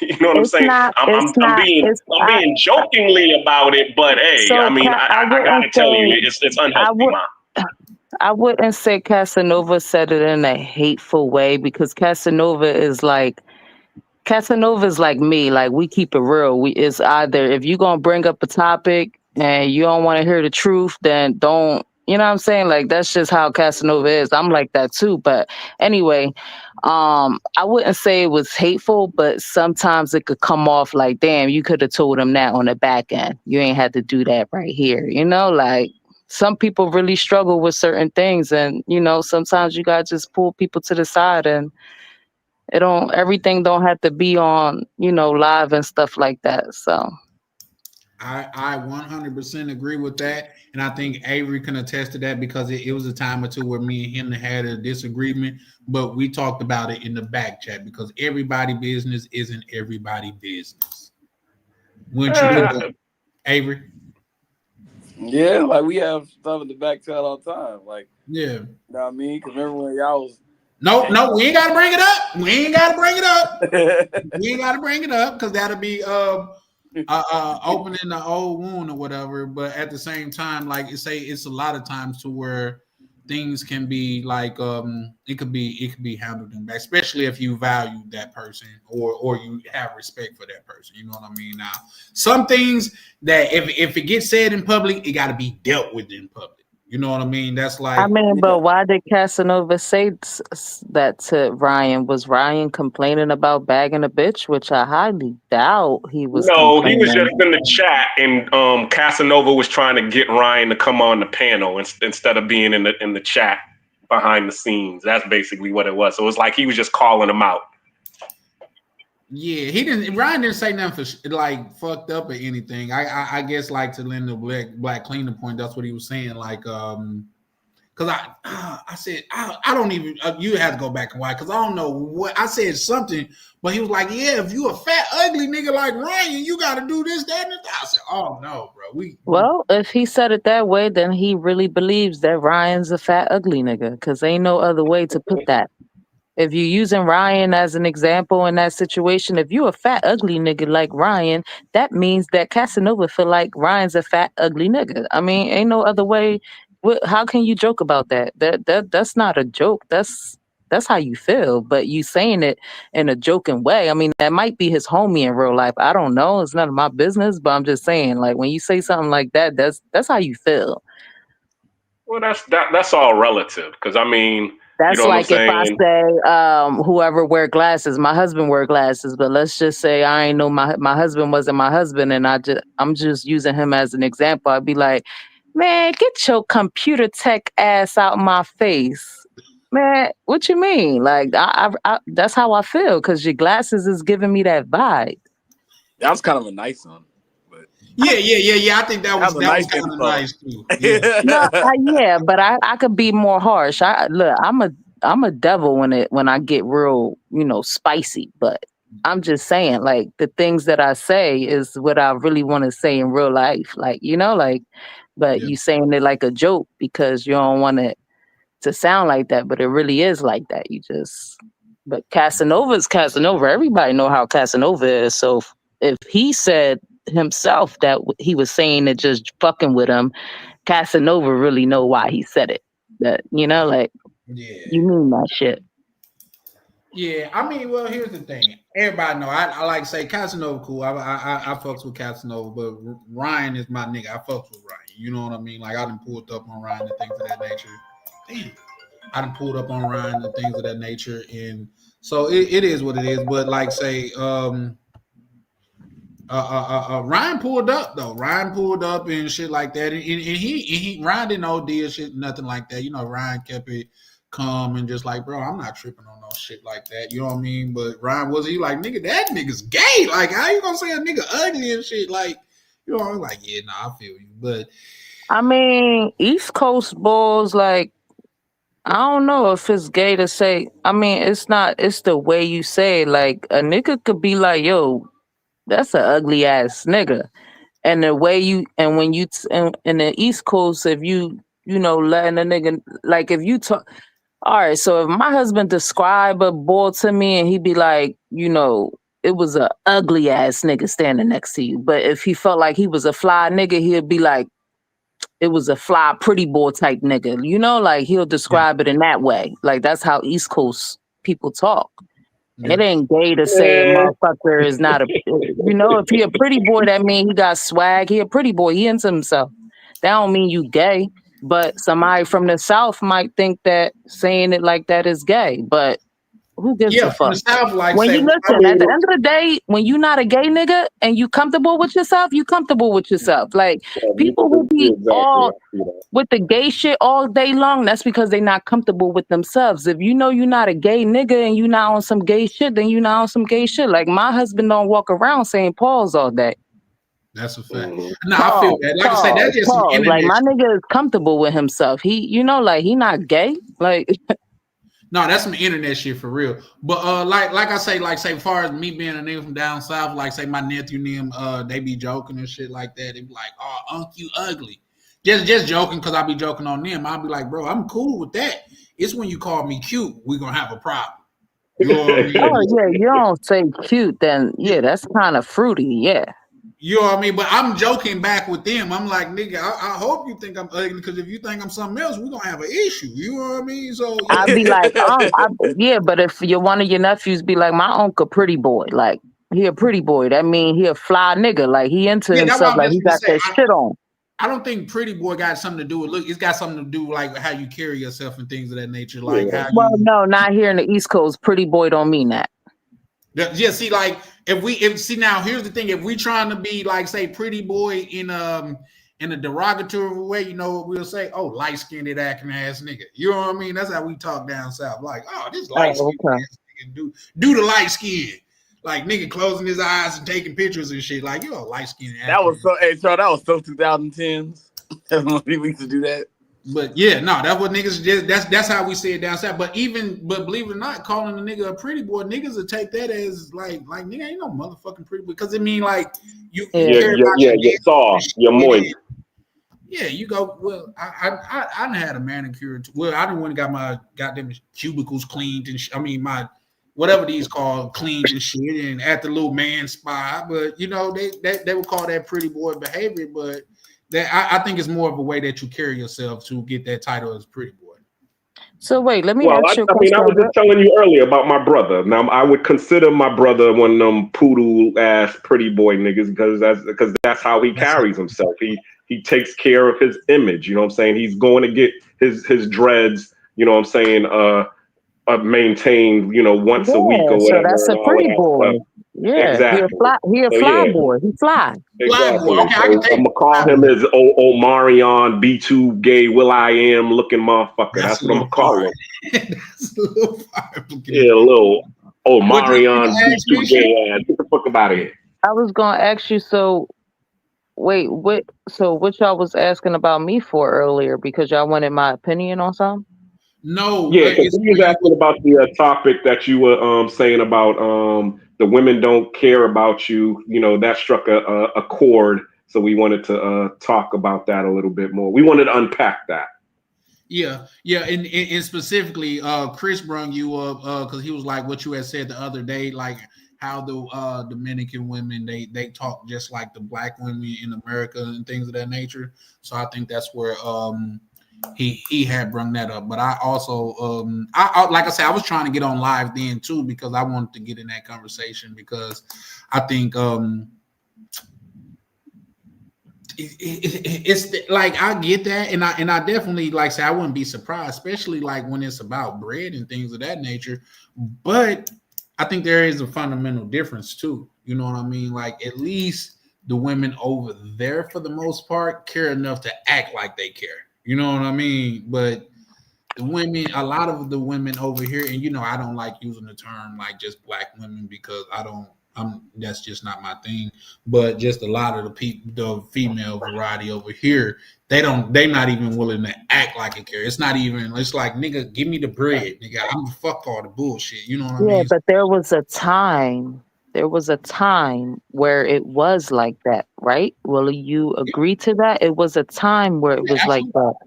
Let some years go by. Let these black niggas keep traveling to these Latin countries, and you will see the change. There's a change right now. You see the rapper girl Yaling. She's in court. She has an open case with 6ix9ine. Can you imagine if they were all Yalings, or these girls started getting the bag real crazy, how many niggas they'll be taking to court and doing all of that if they had the money to. So in a way, they are similar to the women here. They just don't have the money. But if they did, a lot of these niggas would be in court. 6ix9ine and Yaling got an open court case. If Yaling wasn't in this, she didn't have the status and the money that she had right now, she wouldn't be in no fucking court with 6ix9ine. It's the money. Once you give these women money, they will change. The black women over here, or whatever other culture you want to put it like, because all Spanish women are the same. I think all women are the same. The majority wins, right? So when you give them money, everything fucking changes. The only reason why it's different in the DR is because they don't have that money. If you give them that money, that's it. It's a wrap. It's a wrap. You gonna really know how you look, because a bitch gonna tell you how you look. You gonna really know you a corny nigga because the bitch gonna tell you a corny nigga. The bitches here in the States gonna let you know. That's a fact. Because it's just like, nigga, you get into a bag, I'm getting into a bag too. What's up? What you trying to do? Well, that's the thing. And this is a saying, and I've said this on the internet, even though I know I may get a lot of pushback. I think a woman that is loose with her words is just as bad as a man that's loose with his hands, because a woman, especially now, I won't say this now. This is the one time I will niche it down. A black woman tongue could cut you down. And what can a Dominican or a Spanish woman tongue could do to you? That shit could kill you too. That's the thing, y'all. A lot of black guys don't know the language. So y'all really don't know, like, all the mama huevos and the mama huevazo and pincha tu madre and all of that. What you think these women are saying? They saying worse than what the black women are saying, are almost similar. Yeah, I have seen it. I've seen now, because, and it may be because I can speak the language, but man, I have seen to where they saying in Spanish, your mother birthed a bitch. You got a pussy face like a, like if you really, like, I see Cardi B said that's that what I'm saying. About Offset, man. I said, God damn. That's what I'm saying. So when I was saying that about the women, it's the truth. I get that the men feel different out there. I feel different too as a woman when it comes to turning up and stuff. I don't have to be a rich ass female to have a whole bunch of bad looking women around me. Here in the States, it's all about what you got. If you ain't a popping ass chick, they don't want to be around that. They want to be around the popping girls, the it girls. And if the it girls are around certain ninjas that they trying to get next to and stuff like that. But in the DR, I feel different because I'm the it girl over there and they're all around me and they all look gorgeous. And it's not so much work to have that around me and stuff. Like, it's a whole bunch of fun. But when you say that they're nothing like black women, I think that's absolutely false. No, I didn't say they're nothing like black women. I said they're almost worse than black women. They're just broke. But if you give them that money, they'll roof your ass just like a black woman would. They will roof you. Look at what Yaling is in court right now with 6ix9ine. What you think she going after? She's going after money. Yeah, I agree. So if you give all them girls the money, it will be different. They'll tell you how they really feel about you. They just not, because some men are opportunities for them. Some men can change their life. So why would I say something? I'm gonna shut the fuck up if you're gonna change my lifestyle. I said that yesterday on Ryan's channel. Even if I don't like you, even if I don't like you, I'ma learn to like you. I'ma learn to love you because my life is gonna change, nigga. Like, what? I'ma shut the fuck up. Because we about to be up. And I guess that's what it is. That's the optimum phrase, what you just said. Okay, they're going to be more appreciative because of what you can do for them versus when you come to the States, like what you said. Okay, what we're trying to do with these women is the bare minimum, and they're like, nah, well, I don't want the bare minimum. You know what I'm saying? I want to be able to floss. I want to be able to have a great life. And if you can't give me that it factor life, then fuck you, because I can get what you're giving me by myself. No, you need to be able to upgrade me. If you can't upgrade me, get the fuck away from me. But as you just said, the women here, us giving them the bare minimum in what we consider to be the bare minimum in America is an upgrade. So they're more appreciative of it. Yeah, but let's just say that they bump into a nigga that's giving them the bare minimum and the women out the country are appreciative to that. Don't let another nigga that's getting to a bigger bag get around her when you're not around, because you finished. So what do you mean by that? That don't make sense to me. Don't go back home and she bump into a nigga that's getting to a bigger bag than you, because you done. And you're absolutely correct. That's why I said they similar. They similar to the girls in America. It's just y'all feel a little bit more better because they don't have the money. It's all about money. Yeah, I'm a lot of you too. You feel a little bit better too, though. We all feel a little bit better, right? Hell yeah. However, let me explain this, because I've dealt with that personally. You know what I'm saying? Where, okay, I'm the one who's over here. Your refrigerator broke. I give you the refrigerator. Then the same chick who I bought the refrigerator for meets a nigga who's gonna give her an Audi. You know what I'm saying? And it's like, damn, I just paid to get you a new refrigerator. Oh, well, this nigga over here bought me an Audi. Okay, well, happy trails. Go deal with the nigga with the Audi. Guess what? The nigga who bought you the Audi, all he wanted was to get the innie. Okay, after he done got the goods, he's done with you, because he's like, I done got what I wanted. But he got an Audi out the deal, but now she can't. Let me run to the bathroom. I'll be right back. But now she can't afford to pay for the Audi. So what happened? She ended up selling the Audi to be able to maintain her lifestyle for a couple of more months, and then in the end, she starts to realize, damn. She not who you talking about? A girl in the country? She not selling the Audi. She gonna keep doing what she got to do to get that bread to keep up with the Audi. That's if she can afford to maintain it, because remember, okay, if she ain't got no money to maintain it, afford to maintain it is keep bumping into these American niggas that's gonna keep coming out their pockets. That's not gonna stop happening. And how many Dominican Republic is the number one. Dominican Republic is the number one tourist country in the world right now. So that ain't gonna stop happening. She gonna keep getting money. Well, I'm not in Dominican. I'm in Panama. So basically, I know you in Panama. I'm just saying the number one travel place is Dominican Republic. Black Clean, how y'all doing? He's paying that USD. What's going on? USD out there in Panama. What's happening, people? It's King. That's crazy. What's hey, going Terrence, on? if you don't mind, bro. Like everybody else on the panel has cammed up a bunch of times, so it's not necessarily like required for them to cam up. And you don't have to cam up on stage, but in order for me to let you on, you cam up in the back office. I just want to be able to identify you first, just make sure that you're not from the other side. But if you cam up, bro, I would definitely. I come closer to the wasn't it? I can't see you, bro. I'm right here, bro. Not you, not you, Chris. Look at Chris. Look at Chris. Shout out to Chris. All right, for sure. What's happening? Looking like 2 Chainz. What it do, Terrence? Man, I think he new to the panel. What's up, Terrence? How you doing, sir? Hey, what's up, big brother? Man, chilling, man. Welcome to the panel, bro. You got something that you want to add? Oh yeah, yeah. I used to live in the DR, Santiago, and sister was right. Them females they gonna make it do what it do to keep that money up, but it all depends on her mindset. Exactly. That's what I was about to say. Go ahead, keep going, Cook. Yeah, there's only 2 categories for females.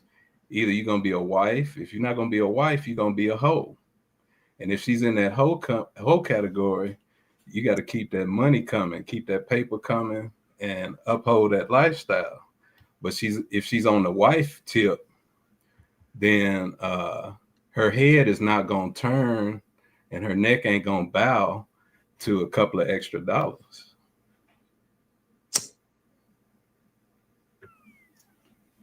Yeah, I think all women heads is going to bow for an extra couple of dollars out the country. Outside, Everybody got a price. I'm sorry. When I'm in Colombia, when I'm in DR, they all got a ticket. not somebody like you that's wife material. You don't bow. I'm talking about in Colombia and in DR, the two places that I've been to. Yeah. Right. Yes, ma'am. Yeah, I've been in Colombia too several times, and you're absolutely 99% are gonna bow. Yeah, and the more wins. So that's what I was talking about. Yeah, 99% gonna bow. But based on what he was saying in terms of the mindset, yeah, you have the mindset to be able to say, okay, I got this Audi. Now let me just keep meeting these niggas who can, pay for the car insurance, pay for the gas, and pay to fix it. But guess what? If you don't have the customer base coming in for whatever reason, you know what I'm saying?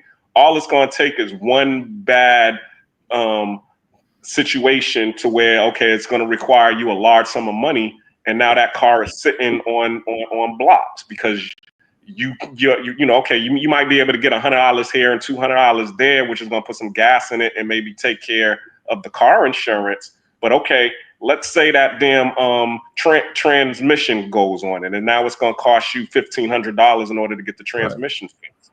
Now you back to I get where you coming from, Black Cleaner, but like they said, you don't know what a woman to do when she get put in that situation. So she not gonna have that Audi sitting on 4 bricks. No, you don't know what she gonna do. They say that about women over here. My husband say that all the time. You don't know what you gonna do when you get put in a certain situation. You get pushed in a corner. But yeah, you don't know what you gonna do. What them females are doing, what those females are doing over there, when a flea is pushed in a corner by a whale that's long as a football field, that flea is gonna fight with everything they got. But them sisters in the DR, they stacking that bread, and they are. They stacking. Yeah. I done seen it. I done seen some chicks I don't agree with that, but I'm not saying that they all not, because I've seen some women who upgraded. That live in the DR, but most of them is broke because they don't know how to maintain their money. They getting their weaves done, they getting their hair, nails. They got to get fly for the niggas. They don't know how to manage money at all. Yeah, I actually spoke out of turn. Hold on, Chris. Let me say something right fast.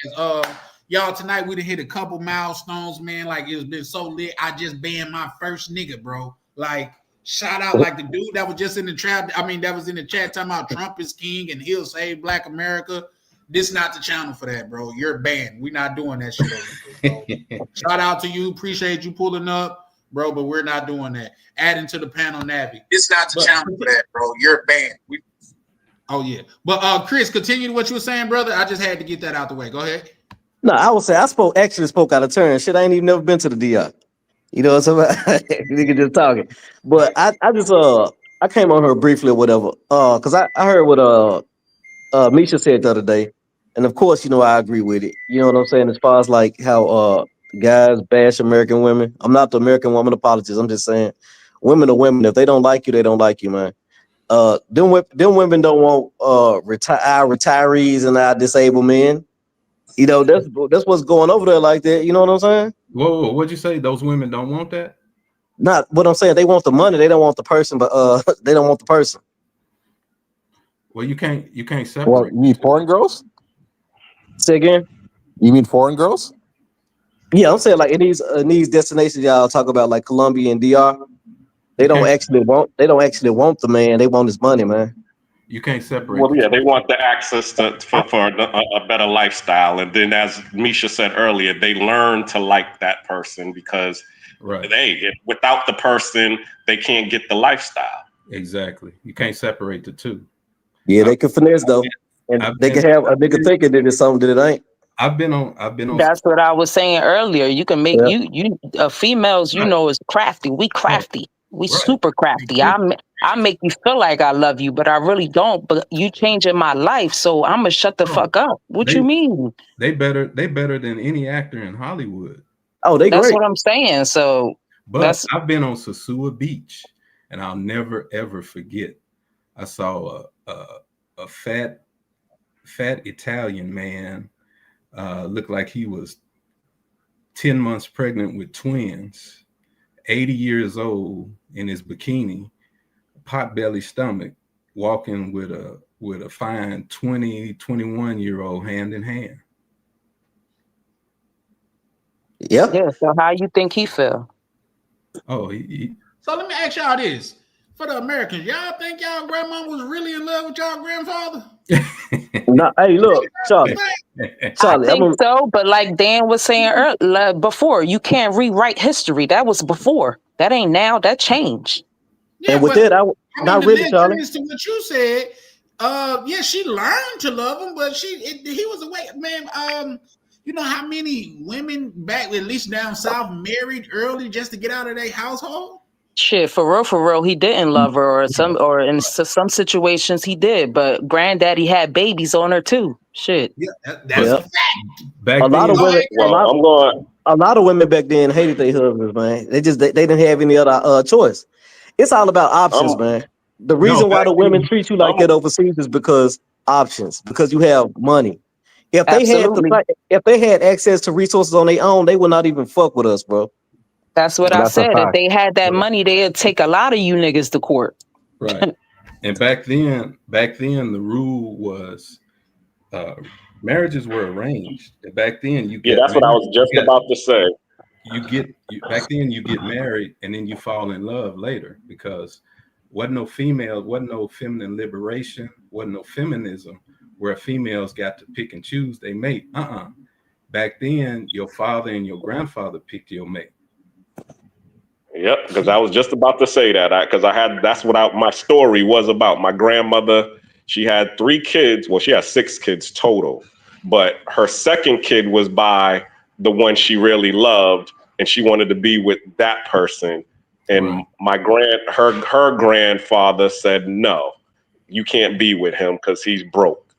And she ended up with my grandfather instead. And then my grandfather married her and brought her to Boston, where she had the rest of his kids. And then in the end, they ended up getting a divorce.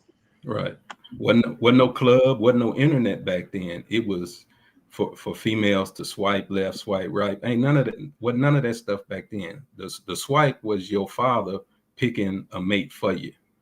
And that's why in the 60s we were married at 85%. Today we got a 90% single mom divorce rate. Just the opposite.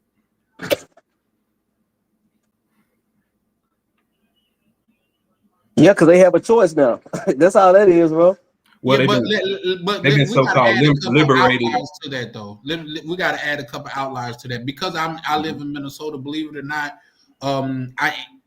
the ratio of successful marriages that their parents pick, like say, I know Minnesota have the largest Hmong community and it has the largest Somalian community, and a lot of those, especially in the Hmong community, a lot of those marriages are arranged, which is to say that the parents, Hmong, Asian. Yeah, it's Asian. M-O-N-G, Hmong. Yeah, and a lot of those parents pick the spouse of the other, like say the parents get together and say your kid to be good for my kid. You know, those marriages are a lot more successful than people that marry for love. Right. Well, and it's not love, it's lust, because people change. We live in an overly sexualized society, and we watching booty shakes. We not watching brains and minds shake. Mm-hmm. I agree with that, because beauty is fleeting. Let's be honest, beauty is fleeting. Like everybody, like just because, like I just seen Alicia Rashad today in I think it was a new Tyler Perry movie. She's still beautiful to me, at least, but that's not the case for every woman, though. Like you get old, you may not look as good as you did when you was 19. and shit like that. Isn't nigga got to see your inner beauty to still want to be with you? There you go. Beauty has to be in the mind, and not you have to be fine in the mind and not the behind. I agree. Both. But yeah, I hear you. And But yeah, no, let's be honest about that. Sick of the lies. The chicks that like that generally get swooped up early. yeah. The wife material don't last long. I like that you said that, Charlie, because that's why my husband. I've been with my husband for 14 years and 2 years married. I got with him when I was 20. Locked in age, lock you in. You see what I'm saying? Yeah, for sure. The good So ones he didn't have the bag that he have now before.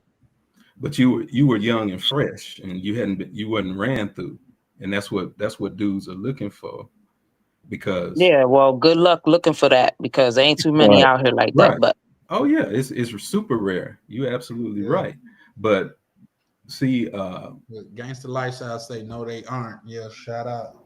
You can see we as men, we gonna always remember how you were when we first got you. There's 80-year-old. Oh yeah, I changed. Well, there's 80 and 90-year-old couples. When you interview them, they've been married for 60, 70 years. That old husband will say, I still remember when I met her when she was 12 years old and she had a red dress on. We remember your youth and beauty. Oh yeah. Yeah, I and agree. See, your first child's father that's always impressed upon him that you had his first child for him. And he's going to always see you when you delivered that first child. He's going to always see you as that. His mind is. Let me ask you a question. How many of you all would actually get with your ex or your high school sweetheart knowing how she looks now? Well, looks wise, or baby mama. Looks wise, I would still like be with my ex-wife if her attitude was trash. Now, one of my favorite ex, I would be with her right now. You fucked it up, didn't it, bro? I did love that woman. You know what I'm saying? A great woman. If you had your worth of women, bro, everybody done fucked over. I done fucked over a chick and be like, damn, she would have made a good wife. You know what I mean? I fucked her over. So you gotta live in bed, bro. I think a lot of cats in the space or whatever, like, make it seem like it ain't no good women. Like, there are a lot of great women. A lot of great women, bro. It's just like not in America. In America. The thing is, I agree. You just gotta go through too much to find them. Say when I buy cars, especially when I'm because I'm also in the car business too, man, I gotta look at damn near 50 to 100 cars to find one good car that meet my criteria. And it's probably even right for women, you know what I mean? So no, they're not here. 80. Listen. So shit, to find a good woman in DR, you doing the same thing too, then, right? No. Well, I'm not looking for a good woman in the good DR. That's the thing. Okay, as long as you're not looking for a good woman in the DR, because it's gonna take you a while too. Because if it's a bad month, you be out there trying to connect with different women, and it's failing for you. So, well, let me ask Misha. Niggas deal with prostitutes for the most part. They ain't even regular that's women. what I was about to say. Misha, what is the name? What is the name of the track in Philly or PA? What area would you call that? What you mean? What the area? What? What's the whole track? Is it Broad Street? What you mean the track?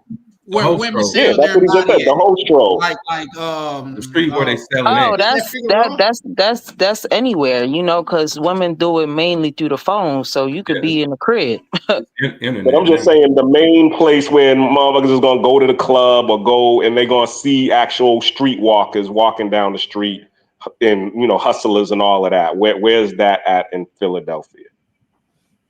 No, Kensington is crackheads. We talking about women selling their ass. The clubs, the casino. Broad Street. Okay, so we just gonna say Broad Street. So that's what guys do. They literally is flying to the DR and looking for the love of their life on Broad Street. And that's what I don't like about, you know, cats, because it's like, yo, why would you do that? Why would you fly to another country to go find your girlfriend on the track? Yeah, it don't make sense. Nah. I wouldn't agree with that, because you got campo girls that ain't nothing like the city girls, and those is the real wifey types out there. If you ask me, is the campo girls, like the real campo girls that don't put no makeup on, that grew up, you know, really planting their vegetables and all that, like campo girls. They live on the farm. They live on a farm. When I move out there, those gonna be the women like off the grid that I try to fuck with. But me going back and forth, like going like every other month or every 3 months, man, I would be delusional to think a woman's gonna be. I done seen niggas go to jail for 6 months and the chick be like, I can't do this. You know what I mean? Like, these bitches is not finna really stand beside you, especially when they life have problems and they need help and guidance and shit like that, bro. Like, that's the part that I don't like about the space, when dudes are talking about, yeah, bro, she faithful to me. When the last time you been out there? 3 months ago? All right, bro. Yep, you got it. You got it. She faithful to me. Hey, yo. If you can't say no to a girl, she ain't yours, man. These niggas can't even say no to her. Well, that's because they soft. There's no True story. I went to I'm in the DR, meet this Haitian chick. She telling me her man comes to the DR every 3 months, you know what I'm saying? But he done paid for her house, and she lived in a nice house in Puerto Plata. I mean, it was in a gated community. I was like, how much is this? She was like $500 a month. Okay, so he pays $500 a month to post her up over there. Plus she invested in a bar, and he paid to get the bar set up. And he comes in 3 other months, but yet she's on a date with me. Right. Yeah, the Dominican. That's what we said 5 minutes ago. The Dominican Republic, like the sister said, it's very little wife material over there unless you go way in the countryside, because it's a whole culture. It's the same shit y'all say about the States. It's a business. You see what he did for her? He opened up a bar. He got her a house. I'm sure he got her the house, so whenever he go down there, he could smash or whatever the business. I'm sure he getting something out of it. It's a business. It's all about money. And it all depends on your individual constitution. If you tricking, most guys that go over there are tricking. But my husband be tricking. That's what we go down there for. Like, don't get me wrong. Like, we have way more fun down there than we do in the States, but we tricking. Like, that's what we doing. It's a tricking culture and it's a tricking country. And you don't go to not very many people go to a vegetarian restaurant and order steak and pork chops. I wouldn't say it's a tricking culture. No, it is. Yeah, because the way that the Americans coming down there tricking, I don't think the Dominican men that live there have the ability to trick that much like that. No, not them. It's tourist tricking. Oh, yeah, for sure. Yeah. That's why when men be like, "Oh, we going down there, we want to go look at the statue, this, that, the third." Miss me with all that shit. No, they probably looking at the statue. No, come on now. Come on. Yeah. Well, that. Yeah. You know what I mean? Like, for sure, Hey, Charlie, what did Rainier say? I just want to see the curvature of life. No, he said that. He said no. Yeah, he said I don't want to go down there and see the sculpture of life and shit. That was diabolical. I read between the lines. Yeah, because niggas be on here fraud, and it's okay. You don't need to broadcast your business. Me, I'm different. I'm in a relationship, and I don't care about broadcasting what we do, because that's what the hell we do, and that's what we like to do. But people be on here fraud and acting like they ain't paying for it, acting like they ain't buying it when they are. I don't care if you're not leaving the money on the dresser, but you taking her out to dinner, you paying for that pussy. Period. Yeah, just tell them. They not linking up with you for free.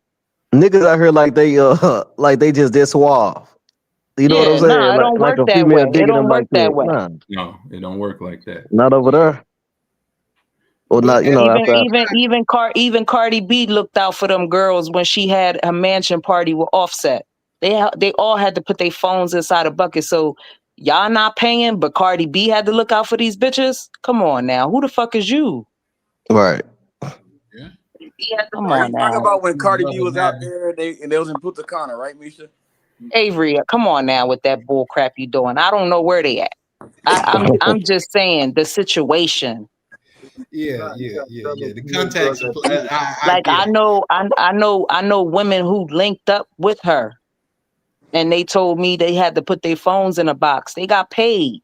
So you mean to tell me a regular American guy who makes 6 figures or less than 6 figures ain't paying for it? Please. Right. You gotta pay. That's bullshit. Everybody paying. Everybody paying. Either indirectly or directly. So. That's it. It's over. You paying for it. Shit, every bitch we go to yachts, we pay. Yeah. We pay for all our bitches. Yeah, so I mean, I get it, and there's different like aspects, like the dude that take her to a $200 dinner, and then she like he clapped the cheeks. He feel like he didn't pay because he didn't give her no money directly, but I paid because I just gave her $100 and got straight to the point. And goddamn it, I'm the trick though. Like nigga, we know that's the case, right? I'll say this. I'll say this though. Go spend $200 on a dinner, bitch. You better cook in the house for me. You better fry these totones or something. Right. Yo, I'll say this though. Like you can get it for free, but the only thing is that like a girl won't stay. Like eventually she might give it up to you for the first time for free, in the hopes that later down the road that you'll send it in. But she won't stick around if you're not sending nothing in. You know what I'm saying? No, that makes sense, but you got to understand, it's some chicks that's playing the long game. And Exactly. Yeah, exactly. That's exactly what I'm saying. I had a chick that she almost got me, y'all. I'm gonna be the first one. She almost got me. She was playing the long game, but she broke character one time, and I was like, "That was real you. That was real you. Got you, bitch." Yeah, So, like we went on a trip, and one of his friends came, and we all went to Mixers, and one of my homegirls brought her homegirl, and her homegirl started filling on his private area while we was walking out the club. So he like, sis, she on me. I was like, how much she charge you? He was like, she ain't give me a price. She just want me to like do what I do. She feeling me. She like my swag and everything. He hit for free. She ain't asking for $1. But that's playing the long game. This was in the States. And guess what? She just had a baby. Where was this? Nah, by a Dominican nigga. Oh, okay. Yeah. That was in the DR. Let's say the gangster lifestyle. He said, ask the sister what experience on DR. What cities have she been to? Sosua, Cabarete, Bani, Santo Domingo, La Cuava, Bonao. Not Bonao, La Vega. We've been to a couple. I haven't been. Yeah. La Vega. Shout out to the Have you been to Nagua? No. You can see it. Nagua far, man. You can North Coast. You can see the whales jumping up and down in the water. Oh, that's what Tan was talking about. Yeah. Y'all don't forget to hit that like and that subscribe button for your boy, man. We trying to get those numbers up so your boy can get monetized. Hey, Charlie, I seen this short. I don't know what dude posted it. I guess like the woman, she was talking about, oh, he used me for box. Well, I used him for a visa. It was like a Dominican chick, and then she was posting stuff on a short. Yeah, and they were doing but that's his fault for thinking that he wasn't getting used, though. You know what I mean? Because like, who do you blame, the predator or the prey? Y'all in Miami pop up. So yeah, that's standard operating procedure over there. They call it Sankey Panky. Yeah. And if you're going over there and you feel like it's genuine, and I'm not, so let me ask y'all this: the two people, like say, Terrence and Misha, do you feel like somebody can go over there and have a genuine connection with a female and have a successful relationship? I believe that. I believe that if my husband went down there without me and I wasn't involved with him, I believe he could find that. Because I know with his swag, with his money and his looks, he could find something. Hell yeah. He could pull. But like the sister said, your chances shoot up astronomically the further away from main track you go. You got to go out in the countryside where they not You can all find used. some. Yeah, where they not all used up and they not given over to the game. Y'all ever heard of build your bitch? If you don't like how that bitch in a campo look, build the bitch. If you don't like how your bitch look, build that bitch, and she will be that bitch because my nigga built me. Right. You know what I'm saying? Elaborate on Like he that. built me. Like it's called Build a Bear. Like build a bitch. Elaborate on Shout out that. to Nisha. Build the Elaborate. bitch. You don't Build the like how her bitch. body look? Get her a membership to the gym. Her shit still flapping because she had babies. Tell that bitch to get a tummy tuck. Build the bitch. You know what I'm saying? Build her up. Build her confidence I up. call Build those that female. bitch. But what happened when the nigga build a bitch and she be like, Show well, she her how to get her credit right. Show her how to get a 401k. Show her how to get into the trust fund. Like that's all building a bitch. Like get her shit. Like help her get up there, and you will build the bitch you want her to be. Me now, I'm gonna keep it a bug, and me for some part you could because I think you're putting the person that you are on all women, and that's not the case. If we're No, I'm not I'm not. What I'm saying is you can build your bitch. I get that, but you know how many niggas done built a bitch, and when they built her, she went off of something better. Because there's something that you was maybe fucking up with. Yeah. Some niggas You be at built her work all body, day. you didn't Some build her niggas be on mind. some niggas love the Xbox more than he love his bitch. Some niggas be too much into their car than they be into their bitch. It is a Some whole niggas don't like fucking. Some bitches like fucking more than the niggas. It's all different reasons. it is a whole culture, nigga. If you don't believe what I'm saying, don't be a coward and talk noise in the chat. Oh, Come up Gangsta here. Lifestyle to pull up. Yeah, pull up because he ain't never You want me to drop a link for you, bro? Pull up for he sure. ain't never been nowhere, so he can't say shit. He can't tell me what I know and what I don't know. I've been to 34 different countries. How many have you been to? Is that Jay Prince on the line? That's who Chris sound like right now. Sound like Jay Prince. But hey, I always thought the Campo girls were the Tenru queens, ain't it, Charlie? Well, I haven't been to the campo like that, if I'm being honest. Like, I spend a lot of my time in Piantini. That's why I say I'm spending bread, bro. I don't give a fuck what. You dealing with the city girls. Yeah, for sure. I'm not going out there to build a goddamn authentic connection. I'm trying to goddamn use protection and get an erection. Campo girls, they use buckets to clean themselves. Yeah, but even our Dominican homies that are in DR that get to a crazy bag, even their wives is from the campo. And his wife that's from the campo, he built her up. Like he got her driving something nice and he teaching her how to do this. And she's a mom now. Like, so building your bitch is all different ways, not just get her body done. I'm not saying that.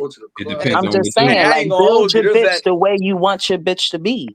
Right. But hey, Charlie, remember that dude that's in the he in Rona's group, the Blue Book. But you know what I mean? I know he brought his chick here to the States, but he talked about he met her in the campo, right? And like rocking for like 2 years. You talking about prime time? Yeah. Yeah. I don't be too much into that, but like say there's an exception doesn't disprove the rule. If it worked out for him, man, I'm super happy for bro. Yeah, he got lucky. That's not generally the case, bro. Like for every one successful story that you know of, you could probably find 10 stories that went awry, bro.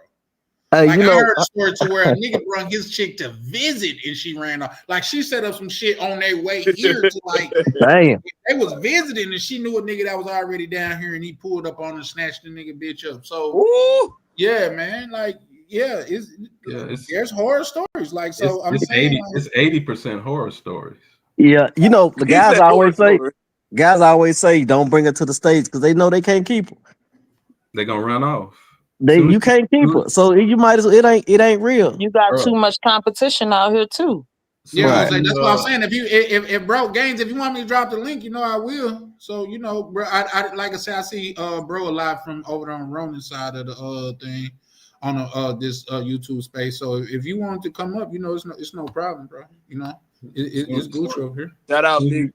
As soon as you bring that girl back to as soon as you hit Miami International, she gone. It's over. Yes. Oh, if you bring her to Miami, you might as well just set her free like a bird. Hey, not even that. You bring it to New York or LA. Nah, bro, you got to connect to Cleveland, Ohio, bro. That's all. Yeah, you got to go to Mississippi, nigga. Yeah, yeah. Cold water, Mississippi. Shit. So that would be the litmus test. Because I would do something like that. You know what I'm saying? That would be the litmus test just to see. That's what Don't do that to yourself, my brother would do. He would bring his broad around all his homeboys, you know, that were football players to see what would happen. And then he'll be like, yo, I'll be back. I'm about to go make a store run. I'm about to go get a blunt or whatever and see what happens. And if she's, you know, if she was able to fight off the, or, you know what I'm saying? If she didn't try to talk to any of them, then he would stick with her. But if she, you know, was giving all of them the choosing eye and all that shit.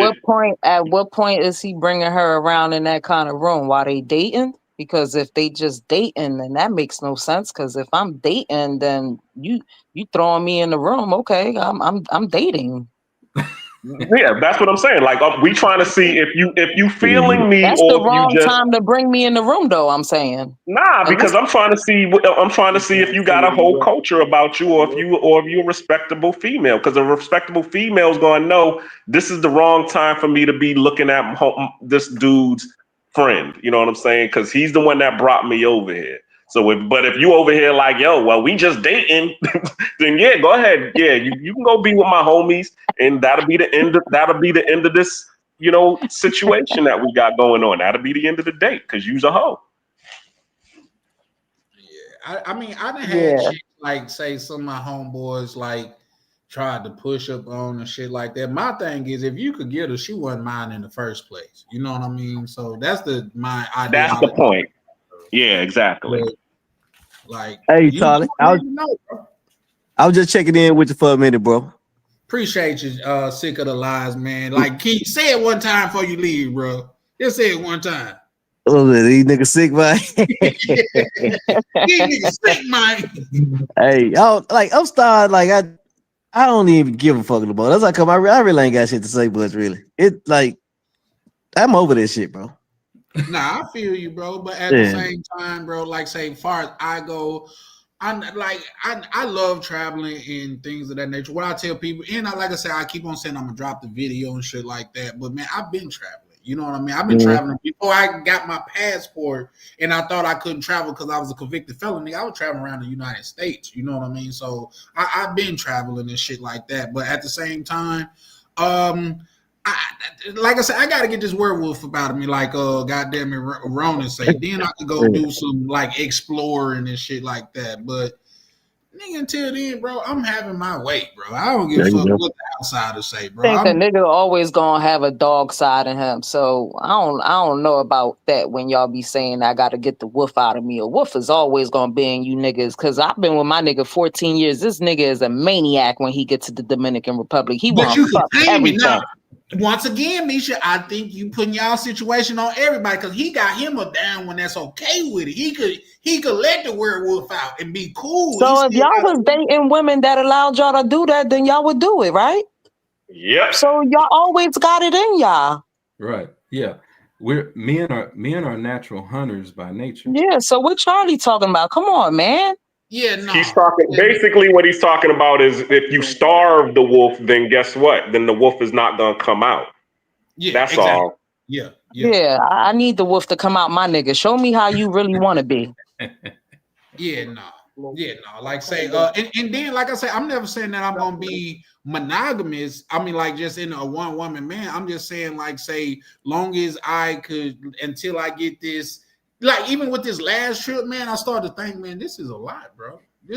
I may be doing too much. You know what I mean? You went to the DR? Yeah. I was just in the DR. You in your 30s or 40s? I mean, I'm fresh in my 40s. I'm 40. Right. You know what I mean? So you still exploring. Yeah. And once because like I say, once I like say after a month, I'd probably be like, you know, every once in a while, but not a couple times. You can't. Or every day type shit. You know what I mean? It's like PP and doing. You can't time it. And you don't. Well, you could tame it though. You don't get your man brain. Your man brain don't kick in till you're 50, brother. I don't. Yeah, I I'm guess not 50, that. so I I think don't know he how to right argue. about that because my husband's 49. So you saying he don't got his man brain yet? What you mean? No, he got his man brain. Yeah. Oh, okay, yeah, that's what I'm saying. I can't argue that because I'm 40, Right. but yeah, no. But I'm just saying he always gonna have a wolf in him. I think all guys, all men, like We're natural that's just- hunters. We're natural. Yeah, natural hunters. He must not know who I am. Don't ever call me out because I will pull up to the panel. That's why the name is Gangster Lifestyle. You talk like you never been anywhere. Who? The dude that said DR is whole culture. How many He countries? talked How many? like- How many he countries? talked Have you, like- that he- was me. How many countries have you been to, bro? I've been to 10. I've been to 34. I think last time I checked, I've been to more than you. And what does that mean? That means I got more knowledge and experience than you. I lived in the DR. I didn't just visit. I lived at. I lived 1 block away from Febre 27, next across the street from Las Colinas Mall. So but you said that the DR is whole culture. So basically what you're saying is that every woman there is a hoe. And that's not true. I don't remember using the word every. You're stretching. I said culture. You said it's whole culture. Culture does not So mean if every. I'm on the outside and I've never been to DR and you're telling me about DR, and you say DR is whole culture, me not never going there is going to think every woman there is a hoe. And that's not true. That's on you. That's you making that mistake. I didn't say every. Culture does not mean every. If you're the person telling me about the Dominican Republic and you say DR is whole culture, heard you the first time. Me never Well, let me going ask you a there. question, bro. The first time. Gangster Lifestyle. Let me ask you a question because we always use this term hookup culture. They say that in the United States. So if I say, okay, the people in the United States nowadays is hookup culture, what does that mean to you? Hookup culture means, can we hook up tonight? United States isn't hookup culture. It doesn't mean every. It means the majority. There are plenty of married couples over there, yes, but the culture is still slanging that thing. And to prove my point is right, what is the #1 industry in the Dominican Republic? It's called tobacco. It's called tourism. And when my plane landed in Puerto Plata, it was a plane load. When my plane landed in Puerto Plata at the airport, it was a plane load of brothers from Philadelphia, Chicago, Washington, D.C., and Los Angeles getting off. And there was, in the waiting area, was 50, 60 brothers from Philadelphia, Los Angeles, New York, New Jersey, getting ready to get on. This is all day, every day. You ain't got to tell me. Listen, I've been going to DR since 2010. I thought you said you never been. Who said that? You said that. No, I never said that. Somebody. No, they told you. They told you that Gans is experienced in DR. I've been going since 2010. You never heard me say that I've never been there. Okay. I was just in Santo Domingo 3 weeks ago. I've been going since 06. Okay.